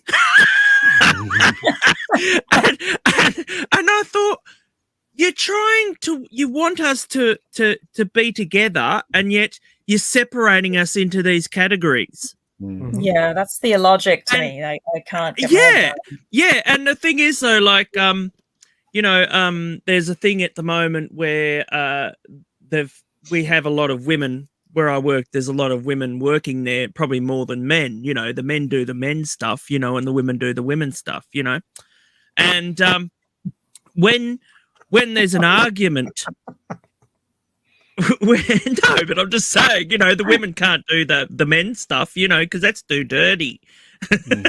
But anyway, and they get their hands hurt, that sort of thing. And but when there's an argument between a man and a woman, the woman is automatically in the right. That's the way it works. So if you argue with a woman, you are the instant aggressor. You are the aggressor, and she is the blameless victim. It's funny Yeah. you say that, actually. Even though she would start the fight, and I've seen it. They would literally start the fight. They don't care because they think, you're a man, you can't touch me. And they would start the fight. And then, but the thing is, though, people have lost their jobs because of, Yeah. getting into an argument or something like that. Nothing physical, because that would be, to me, that would be crossing the line. But you have to have the right to defend yourself, even if it's vocally, Yeah. Sorry, Ian, I cut you Don't off. be silly. Don't be silly. You're the wrong gender, so for that, don't be silly. But that's what I was saying. I was on with the father last night, and we were talking about that, and that's what I said. See, when I grew up, my favourite news readers were Trevor McDonald and Angela Rippon. A woman and a coloured man. Right? To me, he was just a newsreader. He was just one of the best ones, because he was, to me, being a kid, he was articulate, told me what I wanted to know, and didn't actually sound as if he actually had his nose up his arse. He sounded as if he spoke normally, same as the rest of us. Yeah, to learn that, you do realise that, don't you, PJ? Because he came from Trinidad. Trevor McDonald came from Trinidad. The thing is, he spoke normally. He didn't have an upper class English accent, and not having an accent myself, I always just understood this. But other accents were just, to me, they were spoke normally. But the fact is, there's two of my favourite growing up, and I didn't think, I wonder if he got the job because he's black, or I wonder if she got the job because he now you do. Now you do. Yeah, see, if I see somebody on, the first thing I think is, they got the job because, and that is it. I don't think somebody got the job because they're the best at it now. I think people get the job because of the tick boxes, and that is wrong. So that is dividing us. In the mid-'80s, when we first got our first multicultural channel, and it opened up a whole world, like, French movies, like foreign cartoons and all these sort of things. And Saturday nights were fantastic. But all the news presenters all had to be from other countries, but they spoke English. So, to me, it didn't make any sense. It was like, well, you're literally separating them into another box, And if they'd have had, maybe a few English speaking, Australian, well, they were Australians. To me, they were Australian anyway. But because they were from another ethnic group, they got the jobs, Yeah. Yes, I don't like that the whole tick box exercise, because it's been going essentially on for a long saying but essentially it says to whomever that gets hired because they need to tick the boxes is sorry, you were not good enough to compete against everybody else. Yeah. So here's a fast track. And it's like, you want to hear something funny though, because we used to have a show here it was a children's show. It was called High Five. And they were just teenagers, about 5 teenagers, that taught kids how to, just really cool stuff. And for little toddlers, that sort of thing. And it was like the Wiggles. And anyway, when they went to America said, oh, yeah, we like this concept. We'll buy it. But we're not taking you. We're going to make our own series because Americans don't want to be taught by Australians. Yeah, but it's the way it goes. I remember I saw a clip from Grange Hill recently, and I don't know if you remember Trisha. I remember that show. Yeah, Trisha and Benny. So there's a scene with Trisha and Benny, and Trisha says to him, this is no kidding, she says, "It's not your fault you're a nignog, is it?" Do you know what I mean? She literally says it. She literally says it in that scene. God. And so, you got to look at things in context. To be fair though, Ian, yeah. They used to call that fat kid Rolly, and I got that at school. Yeah. Oh, hello, Rolly, And I mean, you can't freaking win. It doesn't matter if you're black or white. If you get called a name in a thing, you're going to get called it in the schoolyard, No, but what I'm saying is that you got to look at it into context, right? When Grange Hill was made, there was racisms in school and stuff like that, and they were just basically playing it out as realistic as possible for the time that they were in. So you can forgive that kind of thing. But when people go back and try and change that stuff and try and ban it, I think that's stupid, because you're destroying history. Grange Hill's part of history. Because they're effectively saying history hasn't changed. It has Racing changed. It's changed Yeah. drastically. How are you supposed to learn gone from back to history if you keep rewriting it and saying, "Oh, it didn't happen. Yeah. This is bad," but you can't talk about why this is bad. Yeah. Agree. I've gone back to it now. There was a What, I you think calling I was people watching. nignogs, are you? He says he's gone back to it. I'm like, what? I've gone back to the earlier stuff. Won't take my heart to take anymore. Stuff. You're good back to classic stuff. yes. Actually, funny you should mention that, because in Tasmania we've just gotten into trouble because there was a store, and it's in the oldest part in Tasmania. Okay, so but one of the stores decided to show, you know what a gollywog is? Yeah, I was going to mention that. Unfortunately, And but the thing is, though, I never ever saw it as being Racist. You know, racist. I think it's because I come from the it States. used to be naughty, It for is God's sake. a bit of a sensitive subject, yeah. We used to even have Not biscuits personally for called me, gollywogs. per se, You know? but yeah, but like when I first you know my favourite drink, right? I'm always drinking that. See, in Glasgow, they used to have a big sign above the train station. It had the Iron Brew sign and a gollywog on it, and they had to change it. But I mean, Wendy, that was for the jam jars, was it not? Yes, the, Robinson's jam jars. Yeah. When they had when we had an influx of African immigrants, we weren't ready for them. Okay. So we had, like, this is probably about from the mid-90s onwards. We weren't ready for them. So when they came here, they were expecting to have makeup and all this sort of thing and wigs on hand and all this sort of thing. We didn't have any of that, you know. So they made up a big fuss because, you know, they weren't included, you know. But it's like, well, what do you expect? You're coming to a new place that isn't used to your sort of, you know, your culture. And so, you know, but nowadays, you know, everything that you can't go anywhere now without, you know, you got to always look at the label because you don't know, you could end up looking like racist or something, you know. It's crazy though. Whatever we do. Sorry, Wendy, did I interrupt you? No, go ahead. Go ahead, Ian. No. I said, whatever we do, we should always speak out about this, because having a stream like this with Matt and you guys on it and speaking up about it, you know, you never know who'll be watching, and it might educate someone that randomly just looks at this thing. So we should always speak up. We shouldn't be ashamed of actually speaking our mind, because this is the only way we're going to fight against this crap. Do you know what I mean? That's the thing. These things, like, you look at Friday Night Tights, myself, the Father's channel, and all the other channels, we're trying to bring people together. And guess what? We're actually know about people. We're all fans of something. That's it. Doesn't matter about your gender, your race, your sexuality. We don't care. If you like this stuff, you're in. Yeah. I have to admit, that's I do not know where this gatekeeping will come from, because you can literally type into Google, I am X category, I'm being gatekept from X community. There is no black people in Lord of the Rings. There is you've probably seen all of those. It's like, but not every story that is ever being told will have dwarf, midgets, colors, genders. It's not anything with a meant to be midget I part of the find story. funny. I'm just, it's just terrible. I know, but anything with a midget or a dwarf, I just find funny. I can't help it.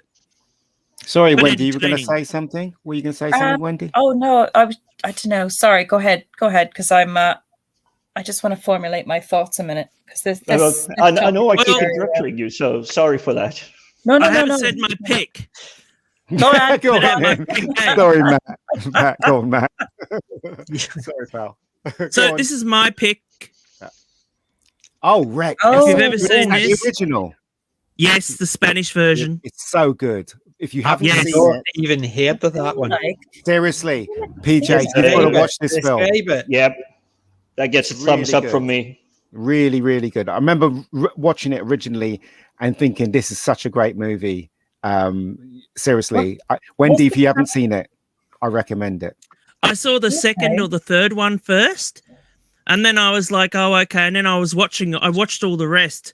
And then I was like, well, I know how it all happens, but I'm like, maybe I should go back to the original movie. And this is so good.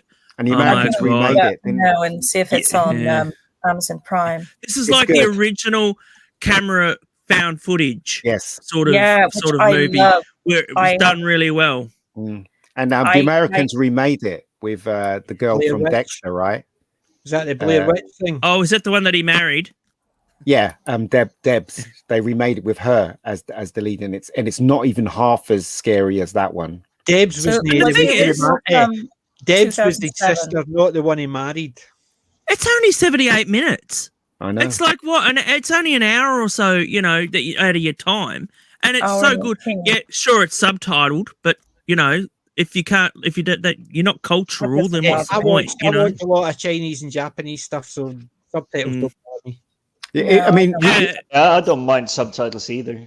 So Wendy, if you do watch it in the original. Is it Spanish, isn't it, Matt? Spanish? It's Spanish. Yes. Yes, it's from Arrow. It's well worth buying, Wendy. It's well worth buying. It's from Arrow Films. Okay. So you can't Arrow Video this one. 2007, because that was the earliest that I could go back on. Don't IMDb. confuse it with the American version, which was like a year or two later, and it was terrible. Yeah, And it's like almost shot for shot as well. Yeah, there's if you look it up on IMDb, it gives two examples of it, and one of them is in 2007, and the other one is later than that. Yeah, the later one. It's 2007, and they had like 4 or 5 sequels, and they got sillier as they went along. The second one's actually okay, but they get really silly. Like there's like an outbreak at a wedding. And they get chainsaws out and all that sort of weird stuff. And, it's like this groom and the bride are trying to survive the zombie apocalypse, That's a good choice, though, Matt. Thank you. See, I'm cultural. I'm That's exactly what. That's why we basically decided to do a pick, because you look at the stuff that we've all got in our collections, other people haven't seen. Yeah, they've never even heard of it, but I've got it down on my list. You've never heard of it? No, never heard of it. You've never heard of Wreck? Nope. That's what this evening. Never heard of it. That's a good thing, because they're not my genres. They're not my standard genres. So probably I've walked past it and maybe noticed it, because it's a horror. It's a horror, but it's not a slasher classic horror. So the newer stuff, this found is footage and stuff like that. Because it's a found footage, I would have probably passed it, like Blair Witch. Crap, walked past. That's what I'm saying. I could have walked past it thinking, yeah, it's another one of those type. Better than Blair Witch. Well, better than Blair Witch. I thought Blair Witch was okay. Not underrated, like overrated. Sorry, I said that wrong. I watched Blair Witch because I love found footage stuff, as long as it's done, with good, with craft. Yeah. But Blair Witch was kind of like, what was all the big hype about? I thought it was okay, but I thought it grated on me after a while. But I do like the found footage genre, as long as it's done, Yeah, well. Cloverfield was good, but it had a problem with a shaky cam, and it's not good. It makes you feel sick. That's the thing, is I do not like found footage movies at all. But PJ, do you know what makes really good? But PJ, do you know what makes Blair Witch special? Blair Witch came out at the time when the internet wasn't so prevalent, so they were the very first people. Yeah, so no, they were the very first people to put a website up.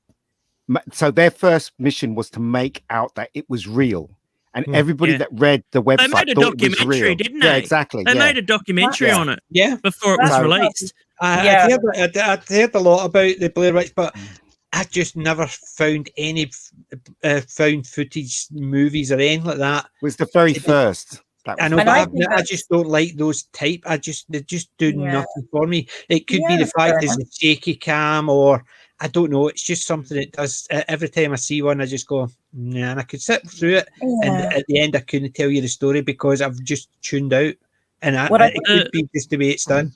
But it's What just I- A shaky camera belongs every now and then in like a small scene, or if there is something quick that happens. Say SWAT team is storming a building, you see the camera chasing the team running in. But the length of it in Blair Witch, that was too much for me. So like you said, I'm felt sick. Yeah, I quite like the genre, but I think when I finally saw Blair Witch, it was so much later, and I'd already seen other found footage style films, and I think maybe that's what it was. I should have seen it, back in the day, because I'm sure it was much more impactful then. Like you said, Ian, This is it was really so cutting edge impactful. for the time. You'll forget you're even watching a movie, especially since it's foreign. Yeah, You'll think you're watching something that's live over over like a webcam or something. yeah, Yeah, and because it's all I'm in intrigued. subtitles, Yeah, it does sound good. There's another film. I'm a huge horror film fan, but I'm not a big fan of the sort of, like you were saying, you had a good way of describing it. It's more like a torture porn, like the Saw and the things like that. I don't care for those. I hate Saw. I hate Saw. I hate I torture want a porn. film. Yeah, and for me, I mean, I Hate it. even like being I used to be Halloween. a huge Can't King watch reader. it. I don't mind Halloween because I thought there's something about it that I like, but I like Halloween. I agree with Wendy there. I like Halloween, but things like the Hostel and Saw, I can't watch any of those. Not interested in them. So Just there. Yeah, but Audition is another one if you've never seen that one. Yeah, what she does to that guy. Oh my god. Yeah. Please. Yeah, it's great. And that's Japanese, by the way. Oh god. Japanese have really bad, or horrible. I think because I'm with you on most of that, like the over-the-top torture. And it sort of brought me out a little bit too much out of the film Law-Abiding Citizen. Oh, yes. I remember that film. Yeah. It was really clever, except for the ending, which unfortunately clever films usually falls on. But it was that scene in the middle where it's like, dude, no. I still think The Exorcist is the best horror film ever made, but I'm only saying that because I'm Catholic. Yes. You know what I mean? Oh, I love that film. I tried to introduce that to my nephews, and my sister was horrified. She said, "No fucking way."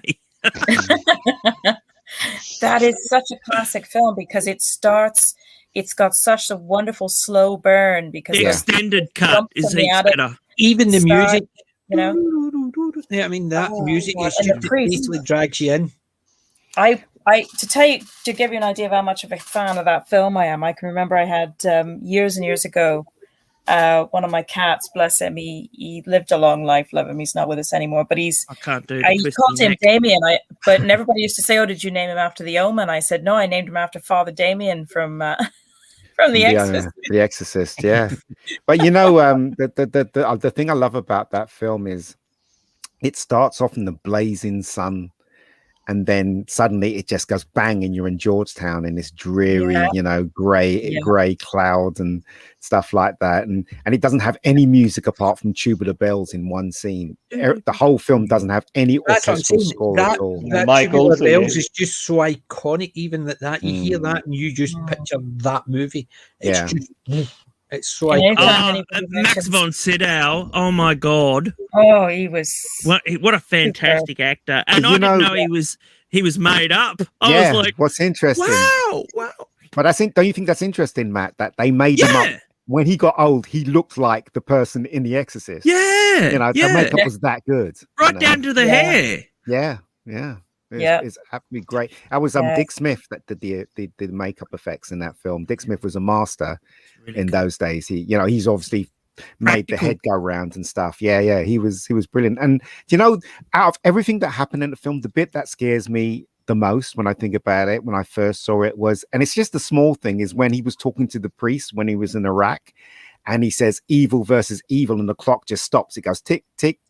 And it stops like that, and there's that little ornament silence. That kind of literally made me feel a bit weird when I saw that. To me, The Omen is a Hollywood movie. Sort of dated. Yeah, it's dated. Yeah, but Exorcist is never dated. No, it hasn't. No. And it 'Cause it's already full it already force of it. started the whole curse thing before, you know, Yeah. there was movie curses. Yeah. Because you know, you had the director died, the guy that played the director in the movie, he died Yeah. like shortly after it was filmed, and you know, you had the mother, the mother who's coming back for the new one. By the way, Ian, I don't know cow. if you knew this. No, I didn't. No. You didn't know the mother's coming Oh, back. yes, Mother's yes. coming back for the. She's 89, Wow. and she's I'm- coming I'm- back for the new movie. You had Wow. Pat, Terribly worried about the that. one that Patrick I- Troughton was in.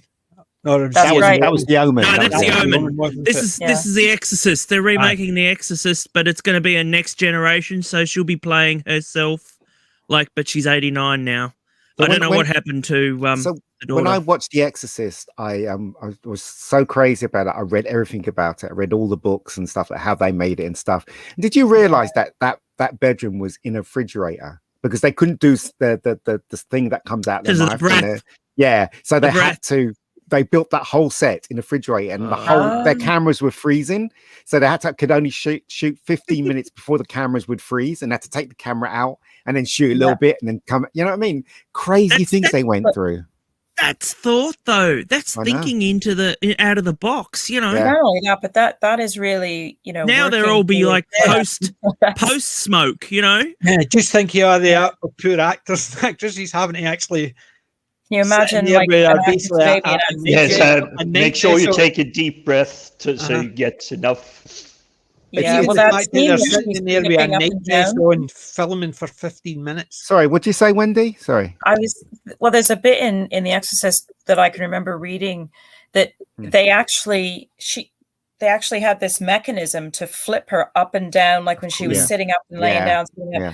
And it was like really like jolting her back and forth. So she must have ended up with like whiplash after They that. did this. That That thing, happened to the mother as well. The mother had to be pulled back into the window, With a wire. and and it actually broke her back. Mm, Wow. yeah. Yeah, the they other actually film- did She's in say that pain. she She's had done been in some constant damage. pain ever since.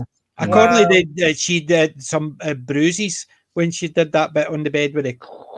Yeah. Yeah. But you know, the most fascinating thing about that film is when the guy who played Damien, he had a break, and across the road from the studio, there was this little cafeteria. And he went in the cafeteria just to learn his lines, just to be away from everyone. And this is in the making of, you can look it up. And he was sitting there eating his breakfast, and this priest came and sat next to him. And the priest said to him, "I know what you're doing in there." And he says, "You shouldn't really be doing that." He says that the devil will seek you out if you show the devil in its true form. And he took off his Saint Christopher And he thing, gave it. and he to, gave it to the guy who played, and he said, "Take this will protect you." And he walked out. I mean, if that's not creepy, what isn't? You know That what I is mean? intense. Yeah, I think I'd have been afraid to go back to work after that. God, Yeah, I would have that is just freaked intense. out. It'd be so good to see a modern haunted house movie without any special effects, just practical effects. I would love to see practical effect stuff. Yes. There's a very good film, in my opinion, with George C. Scott called The Changeling.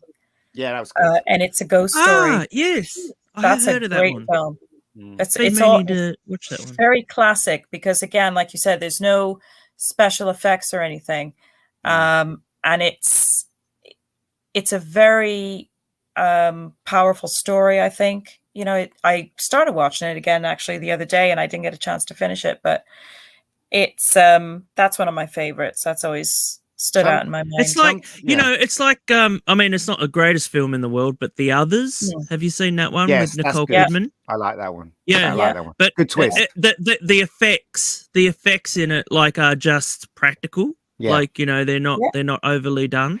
But sometimes, guys, when they say something in a film, it could send shivers up your spine. Like in The Exorcist, when they were talking about how Burke Dennings died, the director in the film, he was the detective was talking to Damien, and he said, "Let me tell you what happened to him. He fell down the stairs, and we found his head turned right around." And when he said that, that just gave me the creeps. You know, he fell down the stairs, and then the priest goes, "Isn't it They possible didn't have that to show it, did they? Yeah, exactly. It was just the words that Yeah. when he was at the bottom of the stairs, his head was turned right around, looking in the opposite direction. When I heard that, when I first saw it in the cinema, I was like, "Oh, It my just God." sends chills. Yeah. Yeah.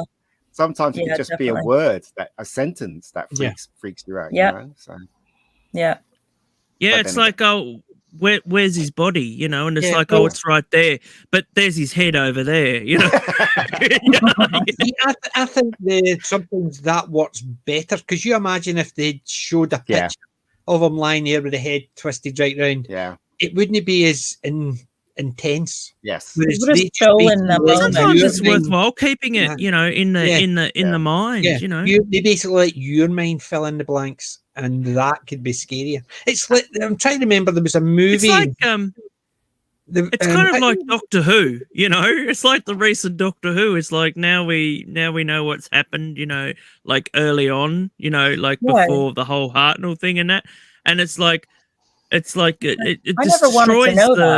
the mysterious, and it just destroys it. I don't know that, and it doesn't do anything. Didn't need to know. No, I didn't watch it. I didn't watch it either. But I know of it, and that enough is to make my blood curdle. You know. I'll tell you another thing in The Exorcist. Another thing in The Exorcist that really scares me is that they have a scene where, you know, they go into the bedroom, she's screaming, she's shouting, and everybody's screaming, and suddenly it cuts to complete silence. And that's really unnerving as well. I don't know if you noticed that in the film when you're watching it. Suddenly it just cuts to complete silence where everybody just looks distraught. And that's really unnerving. And I love the way William Friedkin directed that film, because he thought of everything to try and unnerve you without the special effects. And that was one of the moments that unnerved me. Remember that bit where she was getting she was in the hospital and she was getting that treatment, and they had that machine that went around her. And it was making that noise. You know, it was just the machine that was going around her, and that for me was unnerving as well. Yeah, it's crazy. I was like, oh, it was. It was really well done. Yeah, those ones they make you wear. I don't know if you've ever been in an MRI, but they make you wear headphones. Yeah. But because they never found anything. Did they not, Matt? No, I felt peanut. They found a vacancy sign in mine. But see, when we were talking about the wording, how it can actually put visions in your head. I remember reading a book. I can't even remember the book, but I still remember the they're trying to get information out of a guy, and in front of the guy, one of the two guys turns around and says, "Go and get me a piano wire, a candle, and cut his trousers off." And the guy started talking. And they went out, and he says, "What were you going to do with the candle and the piano wire?" He says, "Nothing." But his mind didn't think that, because he was the one that actually basically filled in the gaps. Because they heard candle and piano wire, and they're cutting my trousers off. Or they're going to, oh God, no. And in his head, those two lines basically made him talk, because he filled in the gaps. And I still remember that one from the book. I can't even remember what the name of the book is, but it stuck with me, because I keep thinking, what the hell were they going to do with it? I've come with a lot of different theories what they were going to do, and God, I hope they weren't. But it's just the wording in the book put so much imagination in behind it that you had to fill it in. They didn't even need to explain what they were going to do, because it was such a powerful line of dialogue. And that's, I think, sometimes dialogue works better than imagery, and it's definitely makes you go, "Oh, fake." Yeah. I do agree with that. I was just wanted to put that in, because there's a thing I read about, say, 30 years ago. I still remember it. Yeah. Clearly. And it's because of the imagery it put in my head just with a line of text. And it's very similar to The Exorcist, I suppose. It's the line of text that actually just makes that more scary or whatever. Moving on, as I say. Right, so Rec was yours. Who else have we got? Is that everybody done there? What about Jim? Jim? Oh no, Jim recommended, didn't he? You recommended, yeah. Yes, he recommended his pickup from last week. Well, what about Wendy? What did you recommend, Wendy? I did have a recommendation that I was going to do, I think, in a previous show that I'll throw out there, and that is the original Kolchak the Night Stalker. Oh, Which that- is, yes. yeah. which was thought to be Darren the McGavin. precursor. The precursor of the X-Files, which is supposedly, I think I've heard that Chris Carter actually was quite enamored of that show. That and I the have to look that up Avengers. to see. Mm. Yeah, the thing about Kolchak that I love is that at the time, again, I think because at the time it was made, it was quite cutting edge at the time. You know, there wasn't any. Oh, the Avengers, yeah, and that's the dream team right there. Yeah. But Kolchak is a special show to me as well because I just remembered it. I remembered seeing episodes of it here and there, and it perhaps is just a personal thing. It just conjures a lot of nice sort of childhood memories of watching that. But it also kindled my love of like the paranormal and horror films, and also it made me want to be a journalist. I had a big phase, you know, where I wanted to be a journalist, and it was because I watched that film, and I just loved the sort of I don't quite know how to describe it, but it's very raw, you know. It showed the newsroom, it showed the sort of mess on the desks and the sort of disheveled nature of the old building, and there wasn't any posh offices, there was no flash or anything. It was all carried on his charisma, his personality, Darren McGavin, and his persistence to be going out and basically driving his editor completely round the bend, chasing up all these crazy stories, and then nobody believed him in the end, you know. And it was just him, and at the end of every episode with this monologue talking into his recorder, you know, about what had just happened. That's the thing, because like massive X-Files fans, and again that's what drew me to the X-Files. I was watching. Well. Yeah. I'd just been starting to watch The Fugitive, the TV series, right? And I thought I'll look into some background of that. And did you know that they weren't even going to do an ending to The Fugitive? They were just going to have it week by week, like him looking for the one-armed man, and you know, a story that in between sort of thing. But they were never going to have the ending, and apparently they cancelled the show, and the producers went and said, well, what about, you know, him finding the one-armed man? And they said, people don't care about that. That's why they wanted to do it episodically, so you could watch it in any order. Didn't make any difference. Yeah, but they didn't want an ending. So the ending was that, you know, and they said, well, people want to see, this is the whole point of the show, is the fact that it's been going for 5 seasons, and, you know, people want to see an end, you know, him actually finding him. So they said, oh, okay, we'll do it. But they weren't too happy about it. And apparently it was before the MASH finale, it was the biggest watched episode of any TV series, the fact that he'd been found. I got this the other week, actually, because I put that up on Twitter about me getting the Fugitive box set. And Dan Hadley, he'd said, oh, you know, what about, it was an Invaders man. And I was like, well, I've never actually seen that. So I actually got the Invaders as well. The Invaders is fun. I love the Invaders. Yeah. I thought it was quite a good premise in that fun. one. Yeah, it's a lot of fun. So I thought, might as well. I remember the last line of The Fugitive with the voiceover. It said he walked away a free man. That was the last line of the whole of the series.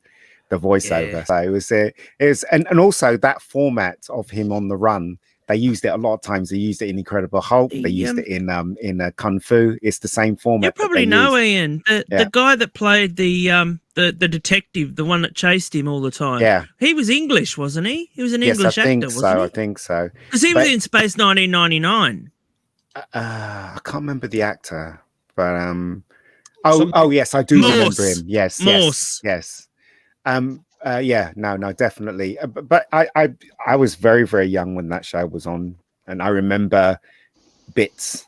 But I did, as the years went on, I did go back and revisit it and stuff like that. And they're pretty good episodes and stuff. I haven't seen all of the episodes, but I do remember seeing the last episode. You know, that's another remake. I think the remake was slightly better than the TV show. Harrison Ford. Yeah, I liked it. I liked the Harrison Ford See, version. then they tried to make a sequel. Yeah, US yeah, it's terrible. It's terrible. With Tommy Lee Jones. Yeah, it's terrible. And was it Wesley Snipes? Tommy Lee Jones and Wesley Snipes. Wesley Snipes was on the run. Snipes was on the run. Oh yeah, that's right. It was Robert Downey Jr. who ended up being the villain. Yes, even though he was working with him. That's right. Yeah. So it was tobacco. When have you seen that one? In the chat. Drop the no, Donkey. I've heard of it, but I haven't seen that it. Was another show. That was a show that used to be shown on the multicultural channel here for some reason. Drop the Dead Donkey. It's basically it's a comedy, and it's very of its time because it's about a newsroom. Channel 4. Are they trying to cancel that one like Hello Hello? No. But the newsroom, so you had the leave it alone. The guy who did the news bulletins, who always seemed to try and make it worse than it was to get the ratings. You had the guy who was sleeping with everybody. You had the strong female who was gay. You had the weak-minded guy who ran it. They had the corporate guy who was trying to manipulate everything so it would show his boss in a good light. It's just a comedy, but what they would do is when they were filming it, they would interject things that happened that week as wee bits and pieces in it. So it was very topical of the time. And it's 6 seasons. Drop the Dead Donkey. I was going to recommend that for next week, but it's only because you were saying about a journalist. If you get a chance, Drop the Dead Donkey. They didn't even know what they were going to call that episode, that season, and it's just that they were in and they were talking about drop the headline or things like that. And somebody says when they had a guy, they were in a newsroom and they were talking about it, and somebody says drop the dead donkey, and he says, what does that mean? He says, well, if you get a dead donkey on your front page and you get a celebrity killed, you're going to drop the dead donkey. So hence the reason why it got its name. But I think you would like that one. So you would. Yeah, I look out for that. I've definitely heard of it. It's one of those titles. Once you hear it, you don't forget it. Yeah. I love that. I've got the full 6 seasons. It's superb. Cool. So it is. It is better at the very beginning, but if you don't know the things that happened at the time, then the topical things mean nothing. But because obviously I grew up over when it was all getting done, and I was at the age I understood the news, I understand what they're talking about. They're talking about all the politicians. It's a lot of politicians, and there's a lot of good, fun stuff. Taking the mickey of each other. It is reminding me a little bit the way you describe it, watching something that has the current policies, news and stuff, and that is the TV show Alf. Oh yeah. I tried to rewatch it a couple of years ago, but everything just went over my head because I wasn't in the zone anymore. I wasn't remembering what was on the headlines or what's in the news. Yeah. Never liked that show. Sorry, Deb, did you say Alf? Alf from Melmac. An alien life form, Alf. Yeah, I've got Alf somewhere in my collection, and I do enjoy it. But yes, it is very of its time. A lot of the stuff doesn't make sense nowadays. Yeah, the father has had a bit of a reputation. Really? You know this, Ian? You know this, Ian? No. Well, the father. Well, he's dead now anyway, so it didn't matter. He was heavily into drugs. Oh, was he? Oh dear. Yeah, and he ended up being a crack addict. And if you Google what he looked like before he died, he didn't look too well. But isn't it true that the series ended in a sour note, that the Alf got caught by he got the kidnapped. government? They made a TV movie. Yes, in effect, he got handed over to the government. So in effect, he got they think he got cut up, yes. Dissected. Yes, but they did make a movie to finish it off, but it didn't really do a lot. But no, he never saw Willie again. We were talking about dissection, nevertheless. But yeah, I thought it was definitely of its time, and like Metal Mickey, you mean? Yeah. He had. Do you know Ian? You know Ian Alf had his own talk show. I know. He was big in the States, wasn't he, at one point? Yeah. He had his own cartoon. I remember that, and they used to do historical type cartoons. Christ, I remember Metal Mickey, and it's dancing. He used to. Metal Mickey was terrible. I know that was dire, but that was produced by Mickey Dolenz from the the Monkeys. The Made an Monkeys, appearance. Yeah, I remember that. Do you know what I remember from a kid? Do you know what I remember from being a kid? Do you know what I remember from being a kid, growing up watching, which I loved? Climb aboard, climb aboard, climb aboard. Oh, on the buses. Deckers. It was a double decker. Oh, double deckers. That's going back a long way, mate. Talking about Caligula. Wasn't that guy in Caligula? Basically, see the guy. One of the guys is that I was told later that Terence Trent D'Arby was the young boy. No, it wasn't. It was the guy. It wasn't Terence. It's the guy out of Spooks. Yes, the guy out of Spooks. Yeah, it's him. Yeah, yeah, and also the black but he was guy. in Caligula. The black guy was from Aswad, the group Aswad. So it was a different. It was like me, but see, somebody told me that, and I'm sitting there thinking, can't remember that name. But it's obviously because they'd said it was a musician. But but PJ, you're talking about that was a long. That I just remember that when I was 4 or something like. Oh, here we go. They showed that. They showed that on Australian television in the mid '80s. Yeah, in the mid '80s. It was the double deckers on the double decker bus. Yeah, yeah. I love the double deckers. It's basically something I grew up watching. It was on every Saturday. Do you remember Vision it used to On? be on weekdays here. I didn't grow up with all this stuff. That's what I'm saying. I used to Saturday morning Champion of Wonder Horse, Lassie, Skippy. Oh, Why Don't You? Do you remember that show? Why Don't You? Yes. Why don't you? Why don't you do something less boring and said, really? Telling me to turn off my telly? No. No. Ah. Yes, I do remember Vision On. Is that the one with Morph?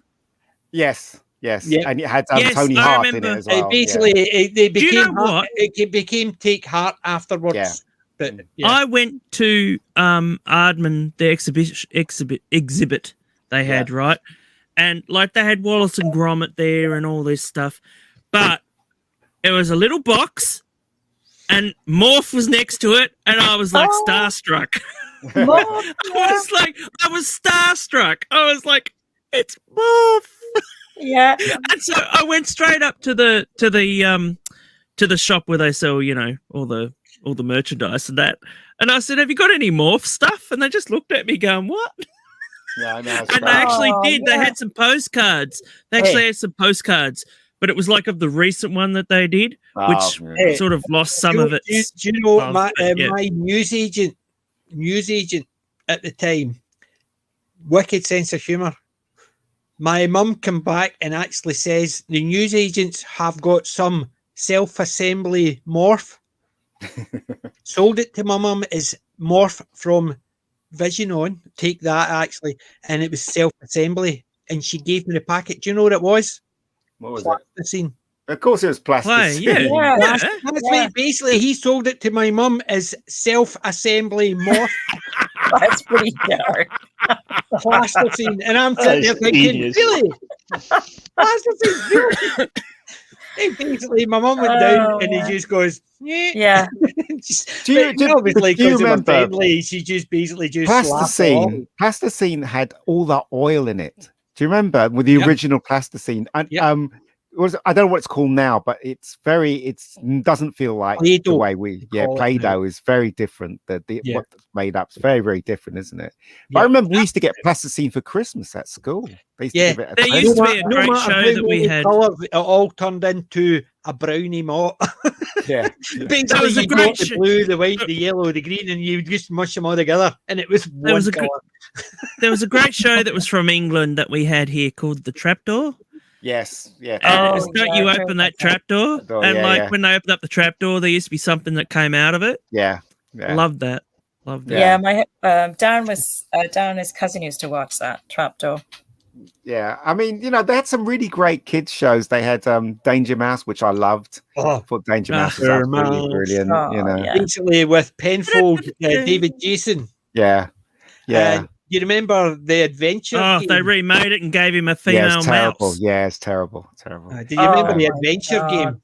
Yes. Yes. I love that. It's on YouTube. You can Oh, find them on God. YouTube. Most of them. Oh What's God. left. They are corny, but still, I remember watching it. They had so many kids shows. It was unbelievable. I mean, they had Rainbow. They had, I don't know, Button Moon. It was all, in those The days. It was Clangers. all... Sung You by remember that? Peter Davison. Dr. Snuggles. Dr. Yes. Snuggles. You know what I mean? Dr. Snuggles. Oh, Um, Dr. Snuggles. yeah. We used to come home from school to Oh. watch Dr. Snuggles, and most of the people who would rush home from school were the boys, not the girls, because it was Dr. Snuggles. And you're talking about we were teenagers. You're talking about It's 12, only like a 13, 5-minute running home to cartoon, watch you know. Dr. Snuggles, and nobody would actually go, imagine watching that rubbish. They were all at it. Yeah, but Yep. PJ, do you remember Hector's house? Oh, God, aye. You had parsley and Yeah. Parsley, dill. Yeah. Mhm. Yeah. Yes. Hector. So I'm just as old as you, pal, because I remember it. It's so bad. I grew up sitting in front of the TV watching them all the time. Yeah. I used to love it. That's why Dream On, that DVD box set, I love, because that's what my head used to be when I was growing up. Because anything I pictured it based on what I'd seen on the telly. Because I was a kid. They used to show Tom and Jerry before the news. Do you remember? They used to show Tom and Jerry, and then Yep. the news I would used to start. love Tom and Jerry. Yeah. Hi, Snacko. Yeah. Glad you joined us. Hey, Hello, guys. Snacko.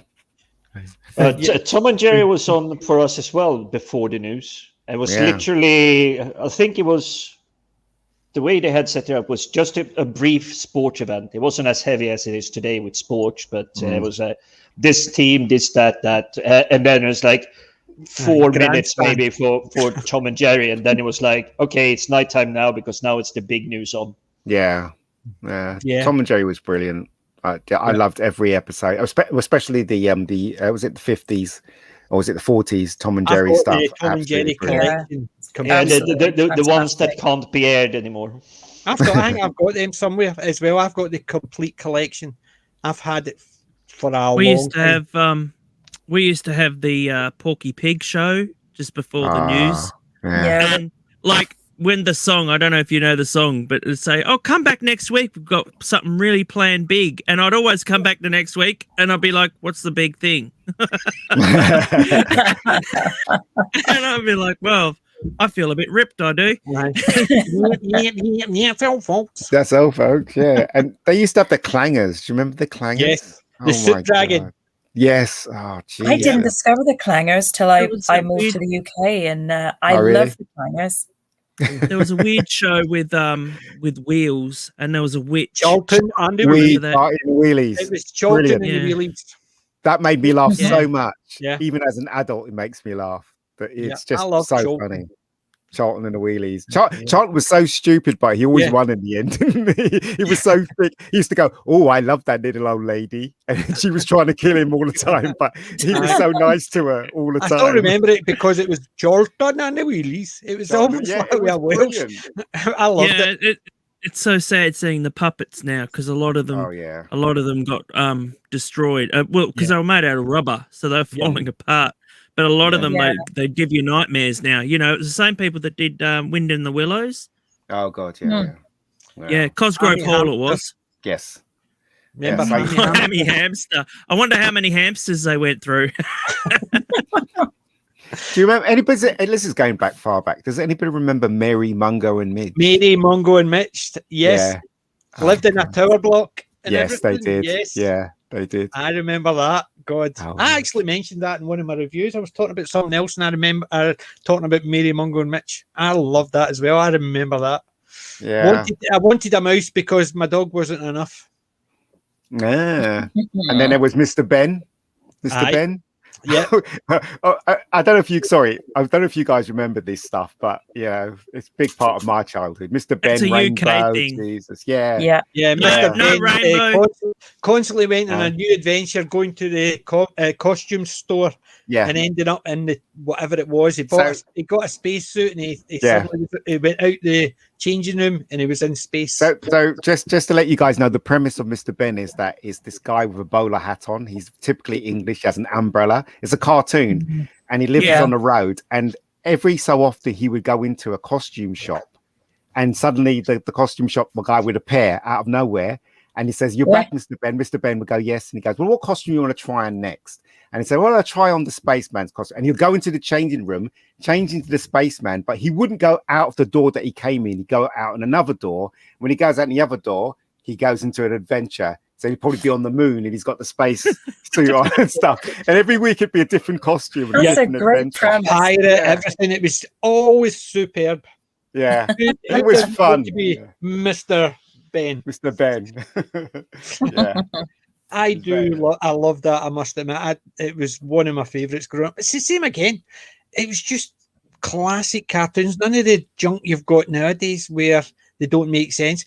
It's the same as like when my kids were growing up. I used to get the videos so they could sit and watch it, because there's no way they were watching junk like Teletubbies. They don't even speak.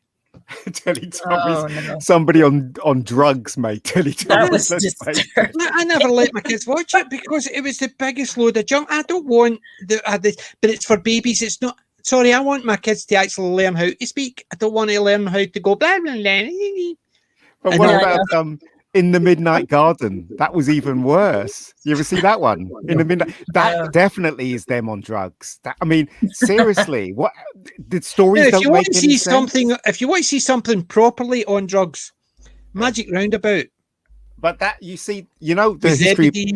So the history behind Magic Roundabout was that it was from, I think it was Germany, and they didn't get all the translation, so they just made it up. They put a voice to it and just made up the story because they didn't have no idea what was going on, and that's how that was made. Magic Roundabout. So there you go. Everybody thinks it's English, but it's not. I think it's from Germany or Switzerland or something like that. So there you go. It's crazy, right? When you think about it. I wonder why French. It was French. Oh, was it French? Oh, okay. Yeah. Sorry, Sadako, what did you say? I do remember Magic Roundabout. Just gonna say, especially on the goodies. Just gonna say, well, that's why the episodes ended so abruptly with the time for bed. Yeah. Zebedee. Aye. And I don't think he was called Zebedee in the original version. It's called something else, and so they just made up names for them and stuff like that. Yeah, because he had a spring, so he's Zebedee. Yeah. And Florence was the girl, wasn't she? Yes. Yeah, with all the crazy and then friends. you had the caterpillar who was a stoner. Yeah. I can't even remember that one. But what was the one I was about to say? I remember growing up. Will o' the Wisp. Oh, I remember Will o' the Wisp. Kenneth Williams. Kenneth Williams. Yes, Yeah. do you remember the Funky Phantom? Moog. Yes. Exit skis left. Yeah. All that junk. I love the Phantom as well. See, that's basically it. You had all those classics, and you can't watch them now because that'll upset so and so. No, bugger that. Put them out there. Let people watch. I love them. Hey, you want to know, like, you know how you said his name was Zebedee? Zebedee. Well, his name in French was Zubelon. Wow. Wow. So there you go. That's crazy.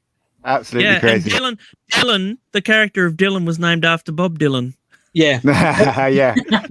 Dylan. Was he not the stoner caterpillar?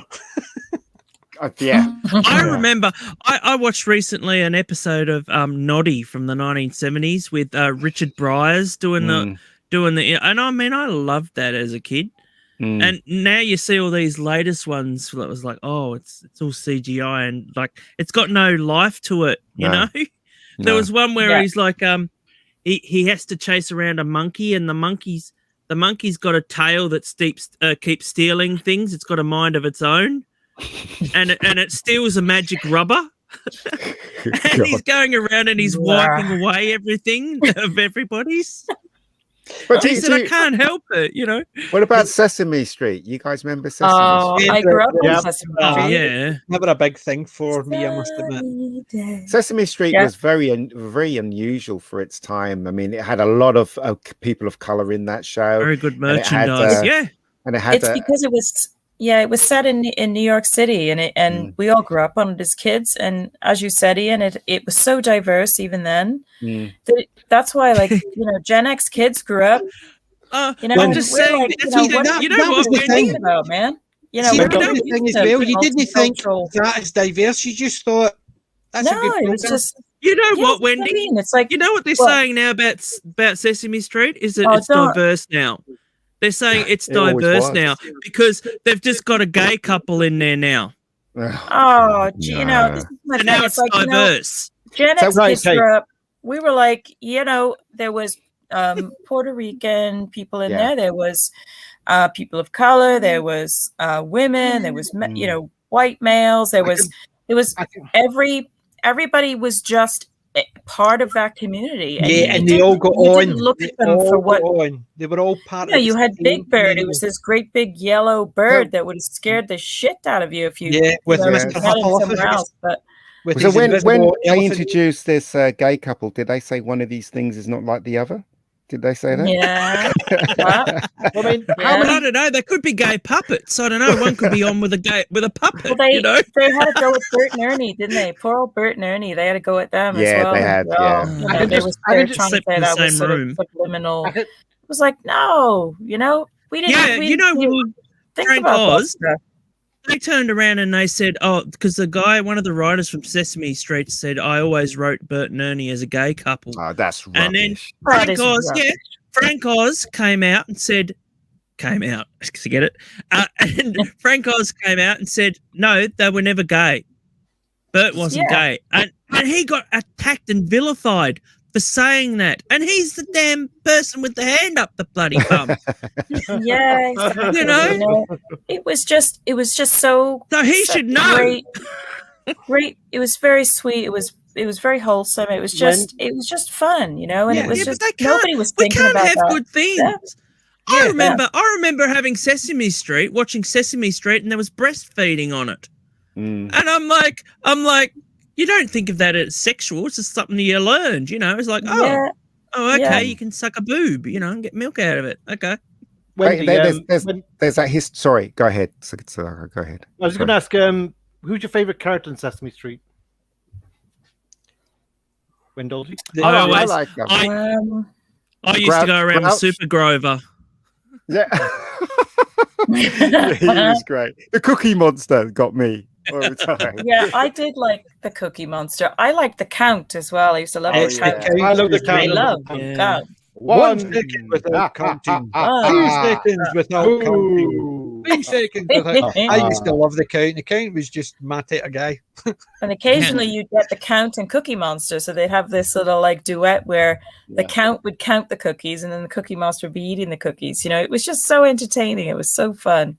I used to like it when they have the kid talking to Kermit the Frog. They'll have a child that comes in and obviously Kermit be sitting next to her and she'll be talking to Kermit like it's a real thing, and that was pretty amazing. It was magic. It was it was true magic then, and John. Remember him? John? No. He used to be one of the kids. And Harry the monster used to talk to him and he'd go, hey, John. And he'd go, hey, I can't remember John.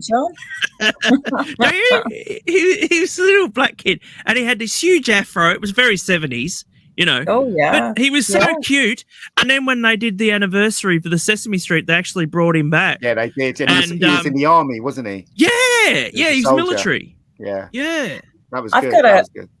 I got a funny story as well. There was when I started seeing the actor Morgan Freeman, in a lot of films and things, and I was thinking, Electric Company.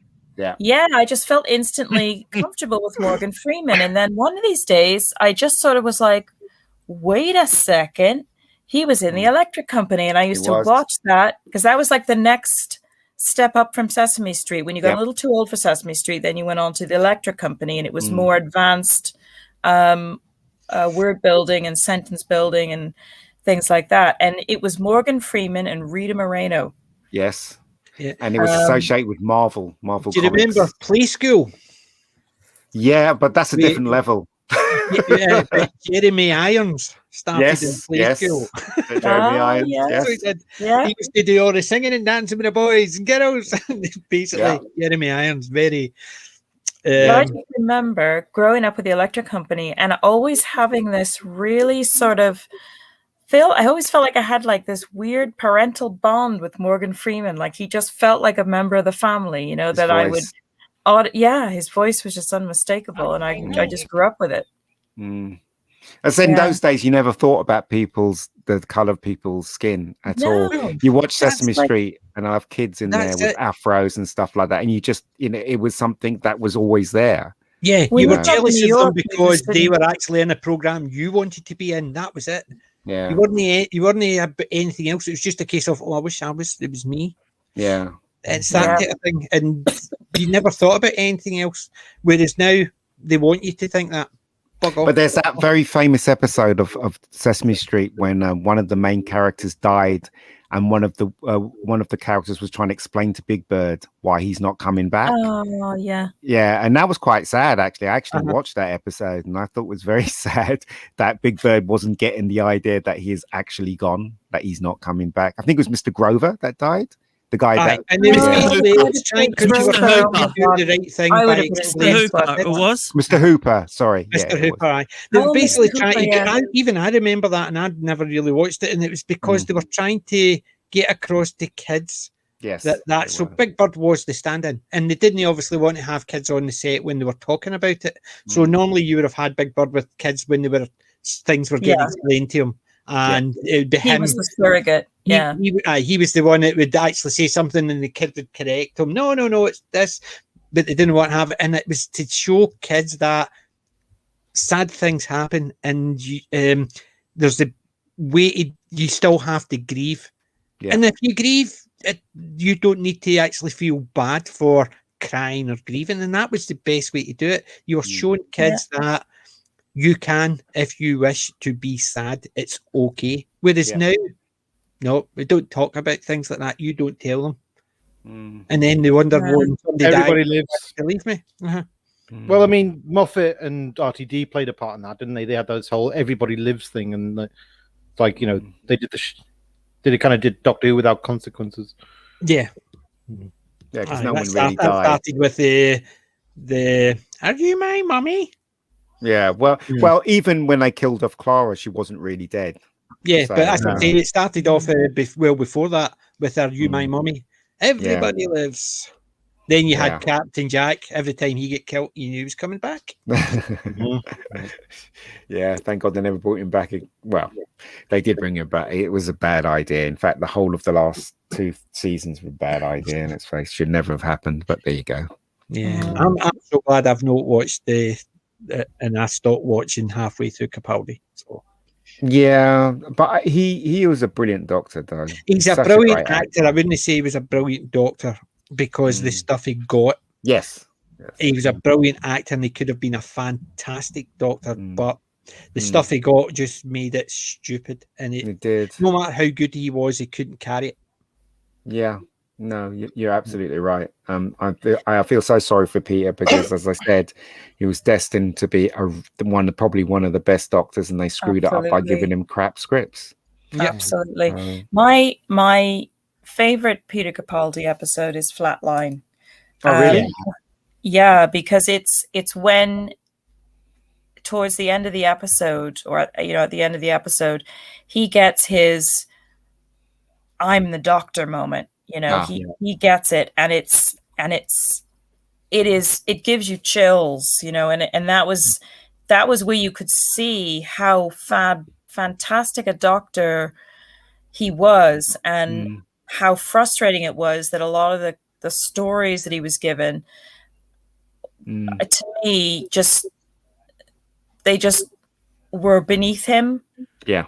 Beneath I didn't think Matt Smith was a great actor until I saw one of the worst episodes ever called The Beast Below, which was absolutely shit. And but he did this thing where he said he just said, "I'm going to have to kill the whale." Yeah. And he said, I'm not going to be the doctor anymore. I'm not going to be a doctor. Yeah. And I was like, but you are the Doctor. And I just started crying. I was like, but you're the Doctor to me, and I was like, wow, what a Yeah. Well, there's that line he says, and he says, "No one human has anything to say to me today." He shouts that, doesn't he? Yes, I remember. They put him in that position, didn't they? And he's really good performance. Really good performance as far as Well, I didn't think much of him, I must admit. I just had to actually give up. Well, he's got the fez on, nice. This is for my Sons of the Desert. This is my Sons of the Desert fez, not my Doctor Who fez. You're a Tommy Cooper fan, aren't you? Tommy I'm Cooper. What? You're not going to drop dead, are you? It might. Have you seen that? Yes, I did. Have you seen that? I saw it live when it was playing. Oh, did you? Yeah.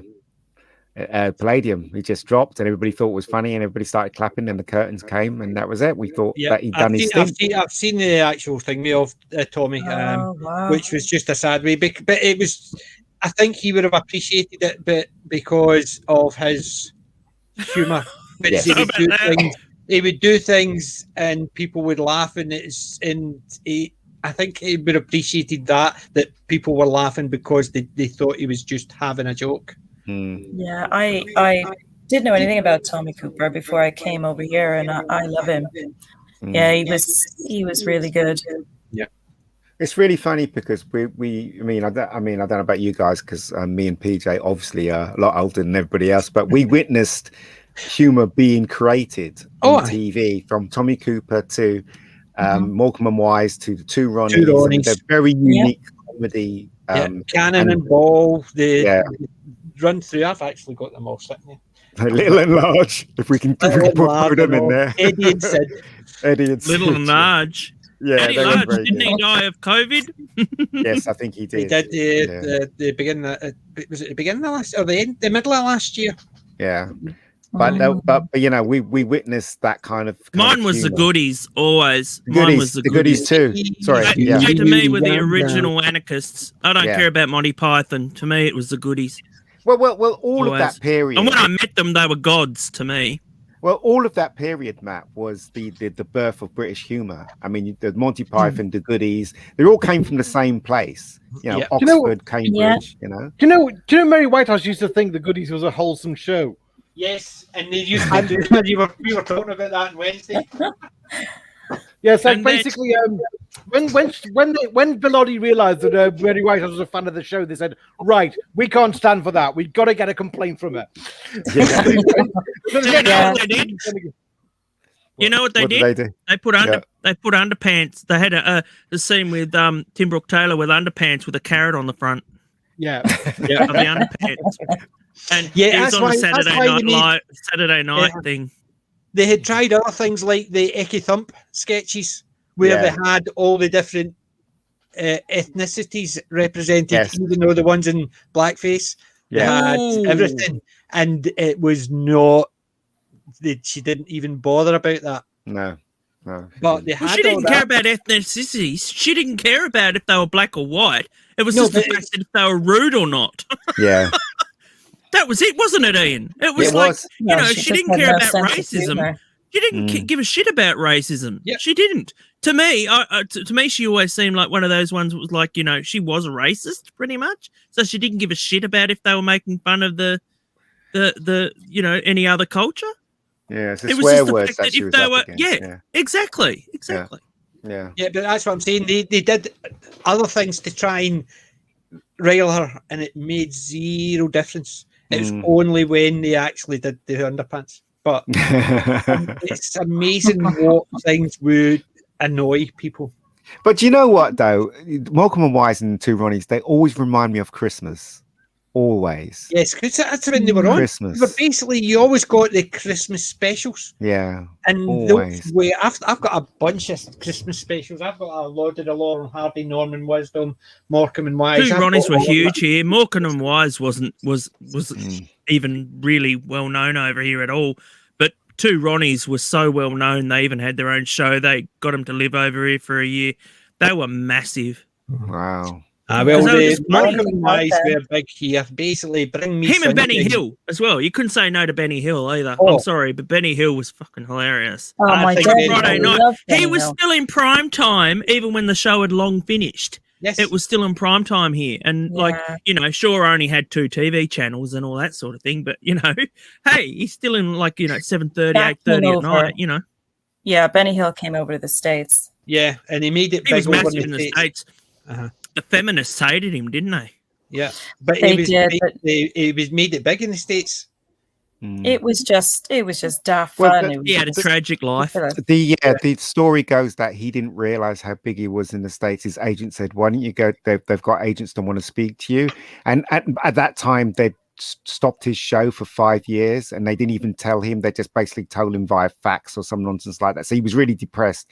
When he went to the States and he came out the airport, there was a huge crowd waiting for him, and he could not believe it. Could not believe he was famous in the States. Yeah. And then from that moment on, his agent said, "Go to the States, do some conventions," and you know, he made more money on top of the money that he already had. You know, he had millions in the bank, and he didn't know what to do with it. Yeah, and he died. He literally died. His flat had some like 3 old TVs and a Yeah, chair. So when they found him, he was sitting in front of his TV. It was on, and he died in his armchair. You know what I mean? Alone. Really? He was alone. Yeah, So, yeah. that's And crazy, you know man. what? You know what? They dug him up too. Why did they dig him up? Oh, grave robbers. I thought you knew. Oh no, I didn't. No. Yeah, Really? yeah, it's a very famous thing. They actually even took it off on Robot Chicken. If you've ever heard of that show. Oh yeah, I've heard this. Robot Chicken is hilarious. What they did was they dug him up and then they did the and then he ended up over a cliff at the end. But yeah, he was actually soon after he was buried. Apparently, there was a rumor that was going around that he'd been buried with all this jewelry. So he's one of the few actors, him and Charlie Chaplin, who actually got dug up to be grave robbed, and they ended up having to put concrete over the top of his grave. A lot of people don't realize that Benny Hill was so famous. He was in the Italian Job, and when they went, so you had Michael Caine, you had Benny Hill, and you had other stars that was in the Italian Job. When they went to Never seen it. Italy, the classic talent. You've not seen it. He was. Yeah, he. Look, anyway, so when they went to Italy, right, they thought that Michael Caine would be mobbed, but it wasn't. It was Benny Hill that was mobbed when they went to Italy, and he was. And basically, when they were shooting the film, he was so shy. What he used to do, he used to sneak away and go and look at Italy, and then the next day he'll come back for his shoot. So he never hung out with the actors or the crew or anything like that. He would just walk away and just do the tour of Italy. Played the wee old professor. yeah, that liked fat women. He was also in a children's film at the time called Chitty was. Chitty Bang Bang. Yes, Chitty he Bang was. Bang. Yes. He played the toy maker. I have a friend of mine. She worked on. She worked in a film with Vincent Price, but she was the protege to the. I can't remember his name. He was the child catcher in Chitty Chitty Bang Bang. He scared the Jesus out of me. Yeah. She said, was he Lee Corns? No. No. He was an Australian actor, ballet dancer, and he was on with Nureyev. They had a secret love affair, and she's got so many great stories like that. Because, and I'm like, and she's like, yeah, it was down on the low, just so many things. I mean, a lot of people didn't even know that Vincent Price was bisexual. And that only just came out recently, and everybody's going, "Oh, shock horror!" And she's like, "Yeah, he liked men, So what? It's like, so what? Yeah. Yeah. So what? I mean, the guy's a legend. You can't take that away from him. And it's like, how many years since he died before they've realised? His daughters turned around and said, "Oh, yes, he was bisexual." Well, somebody told me that Larry Grayson. People actually have issues with stupid things like that. Somebody literally told me that Larry Grayson was gay, and I could not believe it at all. How could Larry Grayson be gay? Larry Grayson PJ will know. He basically was a game show host. He was fantastic. He was English comedian.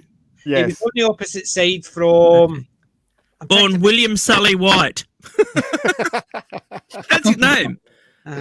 Yeah. Well, Larry Grayson basically Generation Game. Very camp, and he was shoot that door. Yeah, he was and very all camp. that stuff. It's basically very camp, but does it matter? It didn't matter, I suppose. No, it didn't matter. You never think about things like that. When you're a kid, sexuality of people doesn't matter. It makes no difference. No, I don't care. I mean, I'm shocked sometimes. I don't get it. Why I need to know someone's sexuality, say at work. Yeah.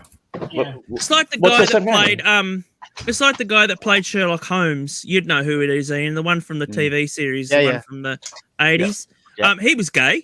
Yes, and he I was know. in My Fair Lady and all that as He well. was. Yeah. He was. Yeah. Definitely. Yeah.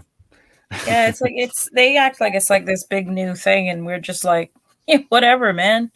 You know? It's like, come on, Work have with fun. these people. You like the geeky stuff? We like the geeky stuff. Let's I see mean, what I we can couldn't find. think of anyone better playing Sherlock Holmes, really. I mean, Well, it's not like he was having it off with girls or anything. He Yeah, was but always, Matt, they tell me Mr. Humphreys was gay, and I didn't know that at all either. I didn't know. What? I mean, what was the Oh my clue there? I'm joking, obviously. oh my God! Oh, I'm free. I'm free. You should see I the like- Australian he's version of gay? that. It's hysterical. Or is it? He He plays the was- exact same character. Oh, he was wonderful. I He loved did this show. I saw this show that he did. He did it like on an off year that they didn't have. Are You Being Served? Yeah. And he had this other show, and he was literally the same actor. He was literally the same character. He's just in a lolly shop or something like that. Yeah. And he owned a that lolly was called factory. Mr. Paul or something like Mr. Polly or something along Oh, those lines. It was one of those weird ones. It's really funny. No, 'cause- was it not he inherited his father's candy yeah, store? I remember that. Yeah, I've got the first episode. And of it that lasted one somewhere. season. And Yeah. they I've said got the what first happened was episode that somewhere. they actually had to cancel Are You Being Served because they said there's no Are You Being Served without Mr. Humphreys, which is Yeah. true. There Yeah. is none. No, there wasn't. And Yeah. they've tried to revitalize it, recently. I don't know how, a couple of years ago or whatever, and it just didn't work because it wasn't, it just it was more a parody of it than anything. Yeah. Yeah. A lot of people don't realize how talented Ronnie Barker was as an actor. I mean, look at how many characters. A he writer. played. Yeah, And a writer as well. Yeah. Yeah, I mean, Well, I mean, he had to have a he- pseudonym, didn't he? yes, he did. He used to do that, and you look at a lot of the sketches they did, especially the wordy sketches. Yeah, he it did was him that wrote them. Four Candles. Yeah, Four Four Candles. Candles. Oh, Candles classic. for Folks. He And wrote that one. Basically, a lot of them, anything that had a tongue twister in it, Yeah. he wrote, and it was just basically he was such a wordsmith. It was amazing. But the difference between Morecambe and Wise and the two Ronnies is that the two Ronnies, they were a comedy duo, but both of them had strengths. On the little Ronnie had strengths and big Ronnie had. But with Morecambe and Wise, Ernie was always the fall guy for Eric. They couldn't split up those two. They had to be together. He was a straight man. Yeah. Yes, yeah. Well, you look at it. Ronnie Corbett basically he did Sorry. He did, yeah. What was the other one? He did another one. Did you know? I can't remember. Did you know that he was supposed to be in a Stanley Kubrick movie? Yeah, to play the little monkey, right, in the beginning. Stanley Kubrick asked him to play one of the monkeys in 2001, and he said, "Have you played a monkey before?" It's crazy, right? Absolutely crazy. Well, he was such a little man. He was only a little man. He was tiny. Yeah. Well, that was basically his thing. When you look at the one with two Ronnies and John Cleese, I looked down on them. Oh yeah, that was the Day for Today or something it was called. Yes, yeah. Wasn't there one where they did this thing with Ricky Gervais as well? They did. He was a drug. He was into drugs. I can't. Yeah, and I they went, can't "Oh, remember. it's Ronnie, little bloody Ronnie again." But he is tiny because I met him once at a screening of Platoon. Would you believe he was there? And he was tiny, absolutely tiny. I didn't know. I didn't know that he was. He first got his chops learning from Danny LaRue. Oh yeah, they all knew each other. Yeah. All of them. Yeah. Yeah. I mean, what is it? Bruce Forsyth was big friends with Sammy Davis Jr. Do you know what I mean? They were great friends. Those two. Because Bruce Forsyth was a singing dancer. Yeah. He was a great man, Sammy Davis. You I could tell that he didn't have he didn't have a chip on his shoulder at all. He wasn't like a Frank Sinatra or anything, because you could see that when he was on, he just loved being Yeah, on he was an television. entertainer. He you know, was He just a loved natural to be people. performer. Yeah. It was definitely. That was Yeah. sad when he died. I remember that because I remember he was in an episode of Charlie's Angels, and I was like, He was. "Oh." He was. He was just so cool. He just was. Yeah. He was the king of cool, Sammy Davis Jr. So let me ask you, when did you move to England then? It was 2008 that we got married, and we live in Wales. So it's. I was traveling back and forth from about 2007, and then we got married in 2008. So it's been that long. I've been here ever since. Ah, so you wouldn't remember Saturday nights then on BBC? No. Well, Darren may have told me certain things. I mean, I've picked up a lot since I've been here because I just love media, you know. So I'm always looking at films, and Darren's given me, you know, a lot of pointers on things that have, you know, all the children's programs, and we found different episodes of things. So I've picked up a lot, but has anybody You know seen what I'm really- the Twitter one? What's that? The underground overground. No. The two. Womble? There must have been. No, but there must have been. There's a place down. I think it's in London that, because they're now an overground train station as well as an underground train station, they've got the signs overground, underground, and somebody's put a big stick wombling free. I used to love And I the thought, Wombles. yep, because as soon as I saw it, because somebody put it up initially and says, "Go on, try and not see it," and then the next picture was the sticker on it, and I thought, super, because the first thing as soon as I saw They it, need I to have a thought, picture of a. wombling They free. need to have a picture of a Womble. But it was shadow of a Bernard Womble. Cribbins that made the Wombles work as an animation. Without his voice, Did he that do the thing would voice? never have worked. Bernard Cribbins did the voice for all of them. Really? Yeah. I had no idea. Yeah. All of them. All of them, yeah. He did the voice for Oh all of them. wow! I didn't know. Yeah. He's just gone up in my book now. I didn't know that. I didn't know that Arthur, what's his name, did the voice of over for the Mr. Men. Oh yeah, Arthur Lowe? Yeah, Arthur, I no, didn't Arthur know Lowe, that yeah, either. Arthur Lowe, Yeah, there he I was is, like, yeah. oh yeah, that sounds like the Well, guy from Dad's Army. Yeah. It's That's basically Cribbins is a good one. It's basically all his early sketches. So it is. Oh, I've always liked Cribbins. He's very talented, and same Yeah. thing with Castle. What's his name? Roy Castle. They were both Castle. the same. Yeah, Roy Castle was You know what amazing. gets me as an mad actor is the as fact well. that It he's was a still world alive record then. holder for musical instruments he could play. Sorry, what you say, Matt? Sorry.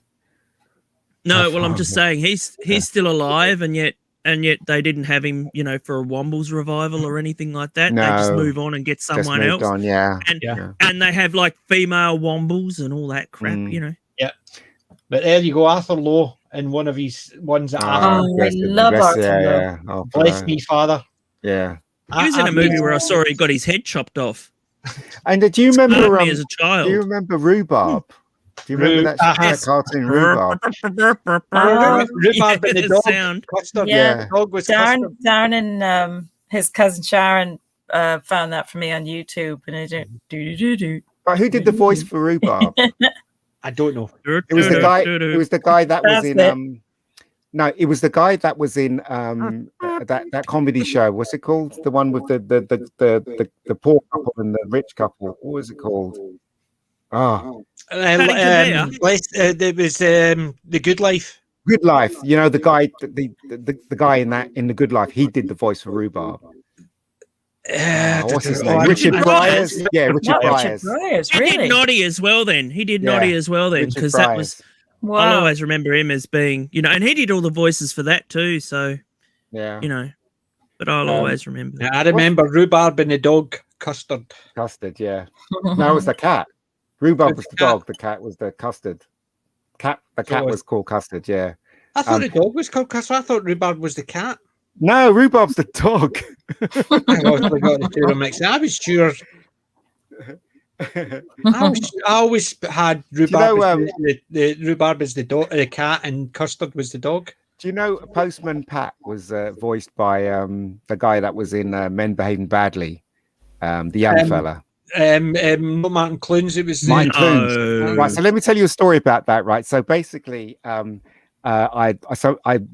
grew up with my nieces, and one of my nieces, Jamie, she was a huge fan of Postman Pat, and we was in a shopping mall, and I was going up an escalator, and this guy grabbed the end of the pram, and he said, "Let me help you up." And it was him. It was the guy that did the voice for Postman Pat. And when he was talking to me, little Jamie was like staring at him, going, "You're Postman Pat. You're Postman Pat." So that's amazing, isn't it? Don't you think that just by hearing his voice, she knew he was Ken Postman Barry. Pat. His name was. No, Is that that's Ken not his Barry? name. No, he was That's who I've got as the voice of Morrissey, of something Postman Pat. Morrissey. No, that's the No, new you're Postman thinking about Pat. Bob the Builder. Oh, No, Bob he's the the voice Builder. of Bob That's the Builder. That's the fella, Bob the Builder. That's Yeah, it. She Morrissey realised was he Bob the Builder. Yes, he recognised his voice. Definitely recognised. He's just made a return. Actually, he was in a show not long after Men Behaving Badly called The Invisible Man. Really? It was like you know how the original one they had like a super spy type character. That was David McCallum, wasn't it? And one of my favorite ones, was the fact that he became invisible, and like his arch villain was someone who got scarred, so he had bits and pieces that was visible. I've never seen that one. Don't know what that haven't one you is. ever seen that one? No. Yeah, well, it didn't last very long, but it was I think it was like one series or whatever. But yeah, it was quite good actually. Over here, Saturday nights used to be the prime time watching great shows. Like I remember BBC used to have Starsky and Hutch on at 9. Do you remember that, PJ? God. Starsky and Hutch at 9. And those are the days when BBC used to buy in American shows, and American shows used to dominate the evenings, didn't they? Like Dallas. That's Starsky what we were and talking about earlier. Dallas brings me back. Yeah. I remember a show called The Professionals. Oh, that was great. Yeah. Yes, Bodie Doyle and Cowley. Basically, it was Thingy Crawford Jackson. Colin Jackson. No, it wasn't Colin Jackson. I can't remember his name, but yeah, something Jackson. yeah, he was Scottish. Yeah. Gordon Jackson. Gordon Jackson. Yeah. I love The Professionals. I love Starsky and Hutch as well. Huggy Bear. Yeah. There's a cool guy we all wanted to be. Yeah. Yeah.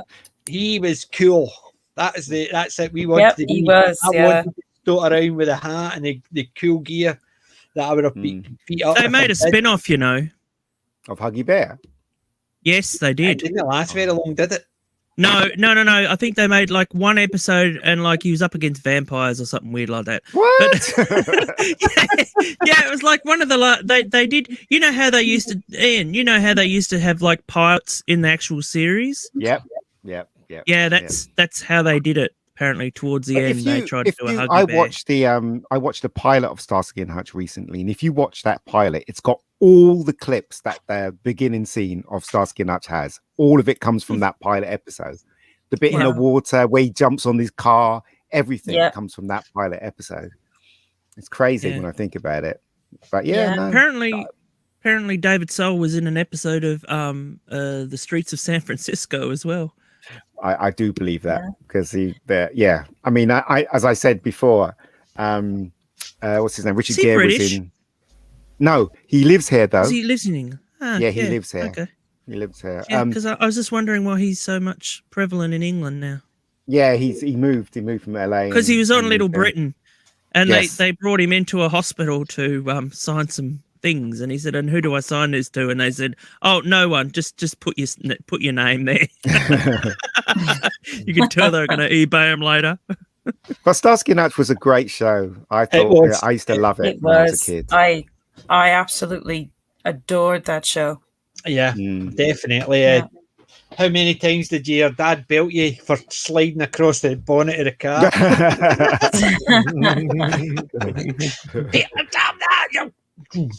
Zebra free. Yeah, there actually was an episode of Starsky and Hutch versus Vampire. So there was, but he wasn't a real vampire though.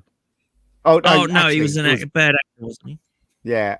In fact, Linda Carter was in that episode. I think it was set in Vegas, as I recall. Yeah. Bloody oath, she was hot. Is this after Wonder Woman? No, before Wonder Woman. I think. Before. Oh, yeah. Bloody hell.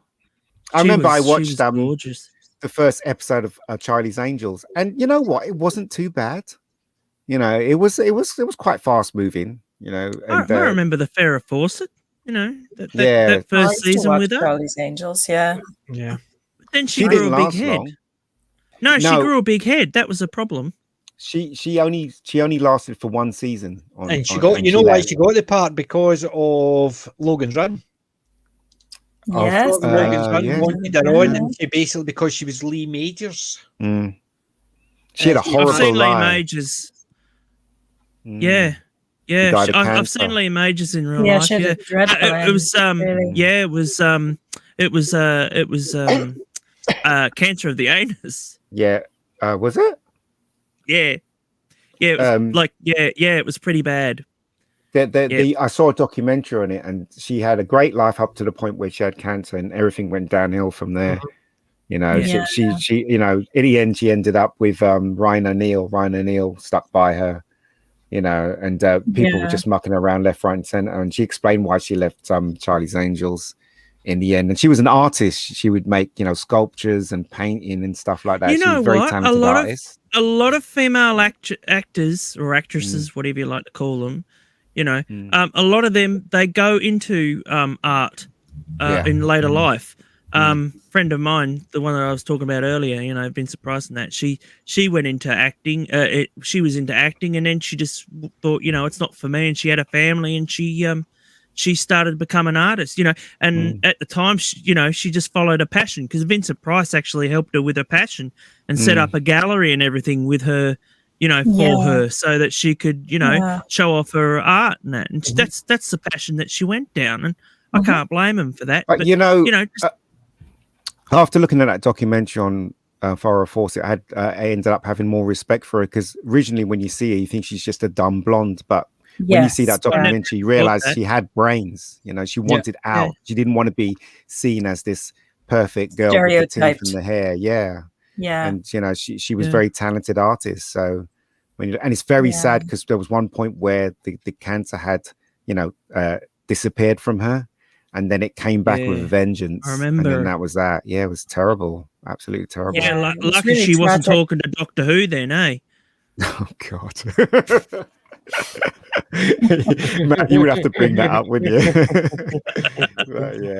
But, She, you know, as I said, right, it's really funny, because all this time I thought she was just a dumb blonde. She was so dumb. She left, you know, a high-paid job. She had the most famous poster in all time. Thinking about that poster, my best friend's brothers, one of her older brother, you'd walk into his room, and that's the first thing you'd see would be the Farrah Fawcett poster on the wall. And that bikini, she owned it. That was her own bikini, and she just came out and they said, "Right, take a picture." And that picture was taken so fast, and it's amazing how it's such an iconic picture to this day. You know, so. She wasn't dumb at all. She knew when to come out of Charlie's Angels. She knew that if she stayed, she would have been, you know, looked at as a dumb blonde, and she didn't like that. So, you know, I mean, God bless her and all that, you know. So hard life. Had a good life, then a hard life towards the end. But, crazy, right? Well, that's the thing, because it's like, you know, what they've done to Charlie's Angels now. I mean, you know, it used to be far out. It used to be, you know, like these three hot women, you know. Yeah. Well, and now they can't even have three hot women in charge of being in charge of a bloke being in charge of them. You look at the first movie. They brought in Charlie back, the original Forsyth. Was it John Forsyth? Yeah, John brought Forsyth, him back. Yeah. And they had 3 kick-ass women who could do the job. And then they had a Bosley. Bill Murray. Right? Bill Murray. The second movie, they started changing it then. I never, as soon as I started watching the second movie. You've heard that story, though, haven't you, with Bill Murray? Yeah. The reason why he wasn't in the second one? I can understand why, but it's still... I just find it so funny where he just turned around to all 3 of them and he said, you can act, but Lucy Liu, he went, and you can't act. And he got thrown off. Never. Yeah. I didn't hear that story. And I'd heard that he'd just been a bit of a thing, and he got kicked off. Didn't know the exact details, but the fact is, as soon as they started changing it, so they decided instead of bringing in another Bosley, they brought in somebody else, and it just changed the dynamics. It just didn't look right. Yeah, it's Was not a Charlie's comedian. Angels It anymore. was the black guy, wasn't it? He was a comedian. And it did not look like a Bosley. It's not The one from Transformers. He Yes. was like 6 foot odd, built a brick shit house, and they're thinking, no, it's not That's a like Bosley. when they try to do that. That's when they try to do the honeymooners. They had them all as black people, and I'm like, what?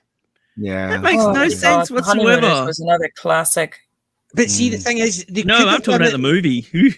No, but see the Oh, movie. God, they no, could no. see the movie that could have worked just as well if it was a black couple and their black friends. That made no difference. It was the fact is it became silly. It basically the original honeymooners.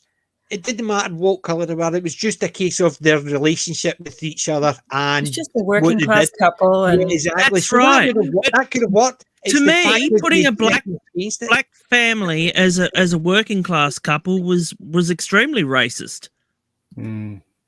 yeah, Well, because he's a bus driver. It's like how more racist could you get? You know, where they're doing these lowly jobs. It's like, why can't white people do lowly jobs, which they Well, did in the 50s. as I said, it's all crazy today, isn't Yeah. it? It's all about It's- sexuality today. It's but just the fact madness. is, they could have got it away with it because if they stuck to the similar premise that these two couples, friends, and they're just trying to get on, and they're just that could have worked any day. But they started doing it stupid stuff like their get rich quick stuff. They tried to do it. It was silly, and Funny you that's should where it mention went that. wrong. Funny you should mention that. When are they going to cancel Friends? Well, it's finished, isn't it?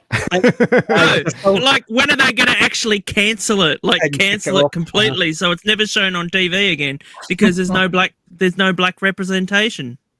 Yeah, There it's was true. at one point with Ross's girlfriend. One of his girlfriends was. Now that's just He was racist. the She's obviously scientist. just He been was put in the- there for the hell He of was it. the archaeologist, wasn't she? yeah, I remember that episode. Yeah, Charlie, or something. I think her name She's was. not a main star though. I know, but that's the point. It's just a case of they start ticking boxes, and I just think it's crazy because when are they going to actually go and get stories from other cultures and then actually start changing it to match? I think that's how stupid they're going to get, and then they'll start getting in the neck. And if they do that, then they deserve everything they get because they've been doing it from one culture to another. Let's see what they do if they tried another culture, and then see. It's just Hollywood. I mean, if you don't watch their films, then they have no power. And I'm not going to watch any more Marvel stuff because I know what I'm going to get. So it's pointless. Well, that's why I don't watch any stuff. Ian, I really feel like they had the right idea even in as early as the 30s, where they just need to like Dracula. They made a Spanish version of Dracula for the Spanish audience. Yeah. They need to do that. Go back to that again. Use the same sets, use the same, just use the same directors or whatever, and just do all these multiple versions of movies rather than doing the one to try and cram it all in to make everybody happy.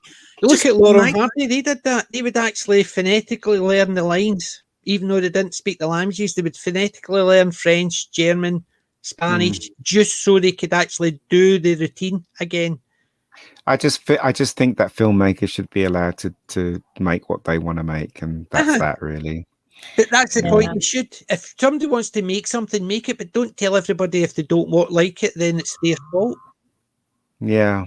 That's the thing. I don't have an issue with somebody actually watching something that I don't like. It's when they tell me I'm bad for not liking it as well. That's when I have an issue. Exactly. So I don't have issues with people who are fans of the current era of Doctor Who because it makes zero difference to me. But as soon as they start telling me why I'm bad for not liking it, then I'm going to have issues. But this is how you're supposed to be so-called voting as a consumer. It's if you're not interested, don't buy, don't go watch it. Yeah. If it's not for you, and we're why doing that, should aren't you we? spend money? Yeah. We're doing that though, aren't we? And look, how effective is it? You tell me, Ian. How effective is it? Well, the thing is, though, for me personally, I will not be watching any Doctor. I watched the bit where she dies, which would be cool, but I We will were not talking be. about that as well. No, never. I will not be watching the series that is coming up. I won't. And I know it's not effective because I'm not watching it. But then again, I think a lot of people won't be watching it. So it may be effective this time around, you know? You never know, man. Yeah. So. I have the memories of the Golden Age. Yeah, I'm quite happy with the classic stuff. And the good thing is, because I can switch off after Paul McGann, everything after that doesn't affect my enjoyment. Yeah, I don't want to see any more Marvel films. Oh God, same here. I've not seen the last 4 or 5. I can't even remember the last one I saw. I saw Black Widow and it was terrible. And I finished with Endgame. Yeah, that's what I think. Yeah, I don't even think I saw the one uh, before Captain Marvel. I didn't even see. I watched WandaVision, but that was dreadful. Yeah, I can't take it anymore. I just feel burned by that. No, I really didn't even can't watch take Loki or anything. So yeah, I can't take it. Loki was the last straw for me. I tried to have my hopes up for WandaVision, but first 2 episodes, sort of, you see there is trying to be something that is supposed to be happening, but then it just felt like it was just mellowing out. Yeah, it wasn't even a good storytelling. And you know what? I watched Alien, the director's cut today on Sky, and you remember that scene in it where Ripley strips down at the ending, where she's in the shuttle. They will never allow that today. They will never allow that today. And you know what? Right? What a body. It was Sigourney Weaver's idea to do that. It wasn't even Ridley Scott's idea. She said, "Look, I've been running around. I've been sweating. The natural thing for me to do is, because I'm all alone, I would take off all this gear, you know, and just get ready to go into the capsule." And that's what she did in the show. But you'll never, if they did that today, they'd be crying blue murder. Oh, that's what they were doing, yeah. Yeah, but that scene makes absolutely perfect sense. It is. You're going into Disney, cryo. Bloody hell. Disney owning those sort of things, you know. Now, I mean, you look at all the you got to look at all these animated movies that they've been re-releasing. Now, you know, you have things like kids in washing machines are now suddenly in boxes. And you know, they've actually gone through them and rechanged it all. Fantasia, Peter Pan, they've all got full-length clothes on, and you know, people notice these things, and they're just like, you know, well, stop being a misogynist, stop being, you know, and it's like, but it's art, and we are being censored. I mean, I don't know how you feel about Song in the South. I never ever saw it as being racist. No, I never saw it. No, I never saw it. Mind you, when I saw it, I loved those characters. I remember watching that when I was growing up, and it just never even occurred. I love the ride. I love the ride because I went on the ride, the Song in the South ride, and it was brilliant. They took it down, didn't they? Yeah, zippity doo dah, zippity gone. Songs that you grew up listening to as zippity doo dah, they were basically happy songs. You would sing them when you were happy. You didn't sing them when you were angry or whatever. It was songs that you grew up listening to, and they were happy songs. Well, that's it. I mean, you just wanted an uncle like that. I mean, he was just the coolest, wasn't he? He was just.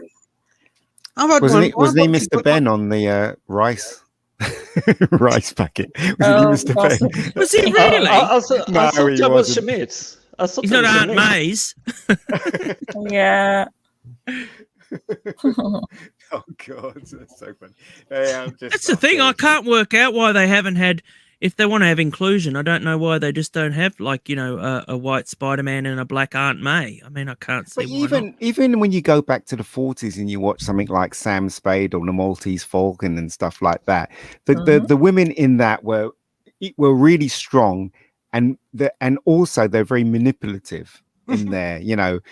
Trying to fool everyone with their sexuality and stuff like that. Even in the 40s, they realized that women can be strong in stuff. You watch, as I said, if you watch the Maltese Falcon, if you watch, you know, Sam Spade, any of that stuff that Bogart did, and they were considered B pictures at the time. See how strong those women are in those movies. You don't want to mess with them. So let me tell you that.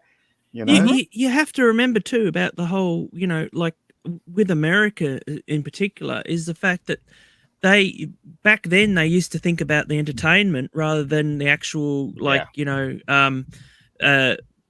actual really what's really out there. Like, you know, Africa used to be the land of voodoo. And that I was watching a movie the other night, you know, and it's like the land of Africa where voodoo is prevalent, you know, and all that sort of thing. And it's like, but it's like, you know, that would not happen today. No way.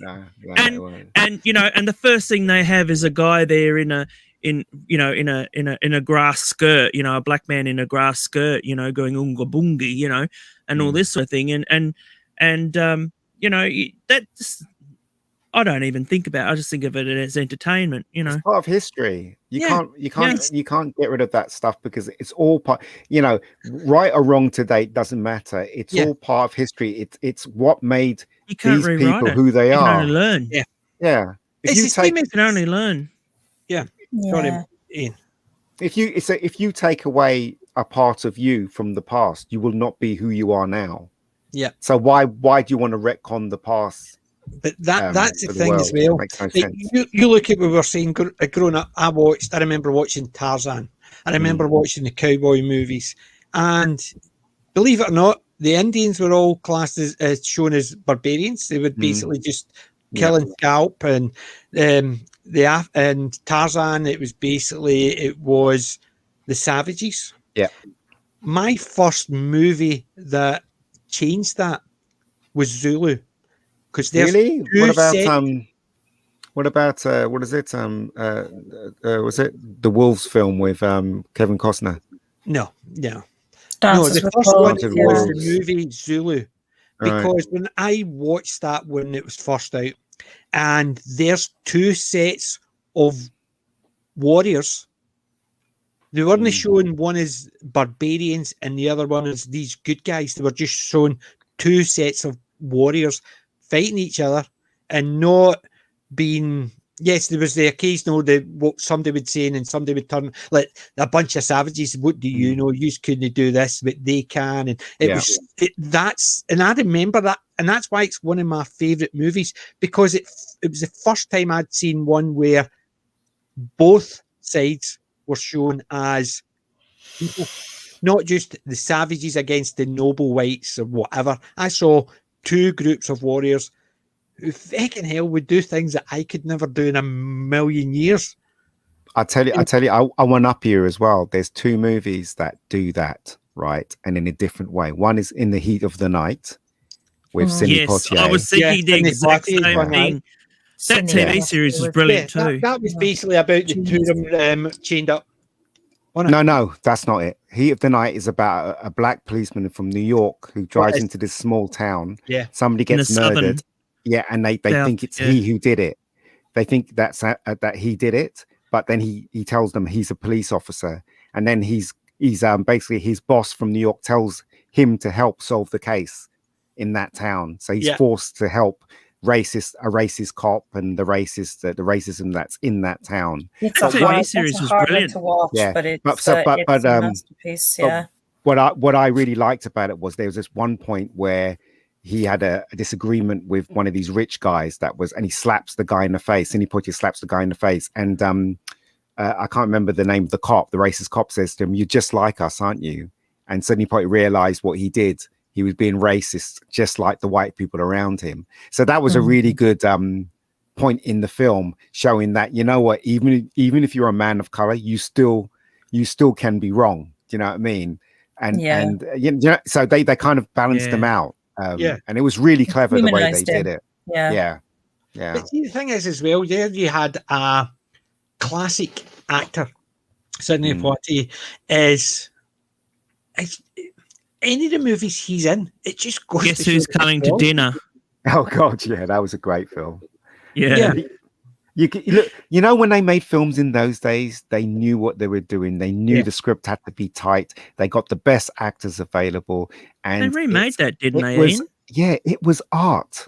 when you look at those films, you look at I even go as far as to say Green Book. I loved Green Book because that was the same thing. It showed a black man in a negative way, but also in a positive way. It wasn't about all the white people and discrimination. He was an upper class toff, and he looked down at the guy that was driving him around. I don't know if you've ever seen Green Book. So it's a really good film. I recommend it. Green Book is and that the black guy, I think he won an Oscar for his performance. So so if you ever get a chance to watch it, just watch it. It's a really good film. But what I'm saying is I like films that do that. And if you look back at, as I said, Casablanca, all the old movies, it's an art. If you look at the films, they've made it with such care and love. It spews out of what you're watching. You watch films today and it's just ridiculous. Because they got 9 cameras, they just shoot the shit out of it.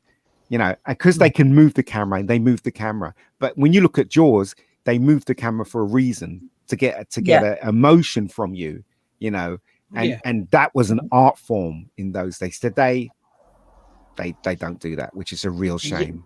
Yeah. Which is what's the most new stuff today. You're right with the 9 camera angles and everything. All is shot in one. It's one take. It's done and dusted. But when they had the one camera, they really had to make sure it told the story. Yep. It gave all the facets of what's going on. Yep. And something I've enjoyed recently is the Critical Drinker that has been reviewing all the films. Yeah. And it's just been, one of them was like, that really brings out the emotion that I remember when I saw that film the first time. Yeah. And so beautifully told. And there is more than just one layer to them. And it's definitely not about who they want to bump uglies with. Yeah. You look at even classic TV, right? Remember going back, we'll take it back to Doctor Who, the original ones, William Hartnell ones. They were filmed almost like stage plays. Yeah. It was just filmed as the story progressed. They didn't cut a bit, do a bit, didn't cut them all together. They basically just filmed it. Hence the reason why you've got William Hartnell saying things like, he'll say hand instead of glove or something. He'll make a wee mistake, and it just, or you see Carol Ann Ford and she's meant to be saying a speech and she fumbles over the first word, but all she does is just goes on and repeats it and says it properly. It's the type of thing that if you're talking to somebody, you don't go. That's what happens in real life, though. You talk, you say something wrong, and then you don't go. Take two, hold on, everybody. You would just go, tipped over that, never mind, and go on. But that's the thing, is because they were all classically trained theatre actors that they could do that. And they didn't trip up as soon as I've made a mistake, help on me. They would just say, we have to just carry on. So we just trip over a word, then just say it on and just continue the line. And they would go, yep, that'll do. But it's because they basically didn't actually take everybody out of the sequence. They continued on and everybody else put their hat into it, even though it was for TV. And yes, they could have reshot it, but it was all to do with the budget. So they knew fine well if they had to reshoot it, there's more money being wasted. So they would just continue on and filmed it in such a way that their art came through. And nowadays, it's a case of, oh no, could we redo that because I looked at the wrong person at the wrong time? Still had that. They still did that in the old days. But what I'm trying to say is, if you look at those films carefully, they moved the camera to basically evoke an emotion.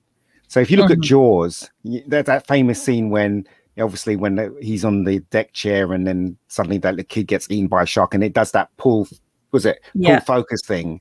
That was to obviously, make you feel what was happening in those days. And if you look at most films in the 70s, from French Connection straight through to, I don't know, Taking a Pelham 1, 2, 3, all the camera stuff was done to evoke an emotion. And it's an art form. Writing a script is an art form to invoke an emotion. It's all about invoking emotion, basically, whether it's bad, good, or happy. But today, that kind of training is not taught in film school. If you can afford to go to film school, it's not in our stuff that we watch now. It's completely void of that stuff. They basically show you what you need to see, but they don't put the art into it, if you know what I mean. Yeah, correct. And Sorry Friendology. to interject, PJ. I'm just going to have to say goodnight to everybody, and Oh, it's just getting a bit I'm late gonna for go me. soon, Yeah, yeah. it's after 2. It's after But 2. Yeah. But I tell you what, this has been absolutely fantastic. Really, really interesting and fun, and I've really enjoyed it. So thanks very much, everybody, and we'll catch you on the next one. Cheers, Definitely. Wendy. Thank you, you Wen. for Bye. joining us, Take care, Wen. Wendy. See you, Wen. Take care. It's been fun. Have a good night. Good night. Thanks. You Night. too. Bye. See ya. Yeah, guys. Well, we're over 5 hours. So, Yeah, I'm gonna go in a Yeah. minute anyway. Just and there's Jim just gone as well. Yeah, Jim's thanks gone. for coming in, Ian. that's all right, Yes, mate. definitely, and thank you for joining us. You know, you're always welcome. Yeah, it's nice to be welcomed. Yeah, I always love talking movies with you. Yeah, definitely. I love talking with Matt and I love talking with you guys. So yeah, anytime I'm definitely. free, I'll come on, definitely. Listen, I better go to bed because I'm freaking knackered, mate. Well, at 2:10. Yeah, I'll I'm get not going surprised. too because I've got the rest of the day to look forward to. So Definitely, guys. Thank you for joining us. That's all and right. no worries. Catch you again next week Okay. if you're available. As always. Yeah. Definitely. Listen, you guys have a good night, okay? PJ, Matt, Skadako, I can't pronounce your name, but it's been a pleasure. Sadako. Sagako. All right. no. Sadako. I'll catch you See you later. later. Bye. You know, Bye. I know. Bye. Bye. Right. There I go. Oh, So that's yeah. going 5 hours, 8 minutes. So it's 2:10 in the morning. Right, you ending then? Jim's just about to pop back in. Jim, hello. You get kicked out and come back in. We're just saying that's 2:10, so we're going to be looking at rounding up anyway. Yeah, I was kind of suspecting that. And I think I had a quick power outage because everything just flickered. So. Oh, I know how that feels. Yes, I definitely do. Because somebody put a picture of it, Jim, on the last time when I. Yes. But it was such a perfect shot, but it looks like you had fallen asleep. Yes, I know. I can't deny that. I just have to actually put up with it. It's out there now in the world. I will say though, I kept an eye on your subscriber today, and I think we started at 89, and you're now at 92. No, I was at 90, but I'm at 92. I picked up 3 Wednesday, so that one of them was family, so I'm okay with that. And the other 2 were 2 new subscribers, and I've picked up another 2. 8 more, and I'm going to do a Doctor Who stream. I'm going to do the Talons of Wen Chang, and I'm going to do a giveaway on my 100th subscriber stream. You have to send me a link or definitely watch it. Yeah. Well, somehow we'll get together, we'll organise it, because obviously we'll need to organise it and get everybody in, because I'll try and do it in a day it's not the Wednesday or we might actually just even temporarily put the Wednesday one off for a week and actually do that, and then still, you know what I mean, I need to organise it. But what we'll do is, guys, we'll finish up there, and thank you everyone for joining us. It has been fun, and I hope you enjoyed it. If you liked it, please remember and hit that like button, share it if possible, and if you've not, please subscribe. Not that I'm begging, but please. And Jim, Sadako, thank you very much for joining us again. It's pleasure as always.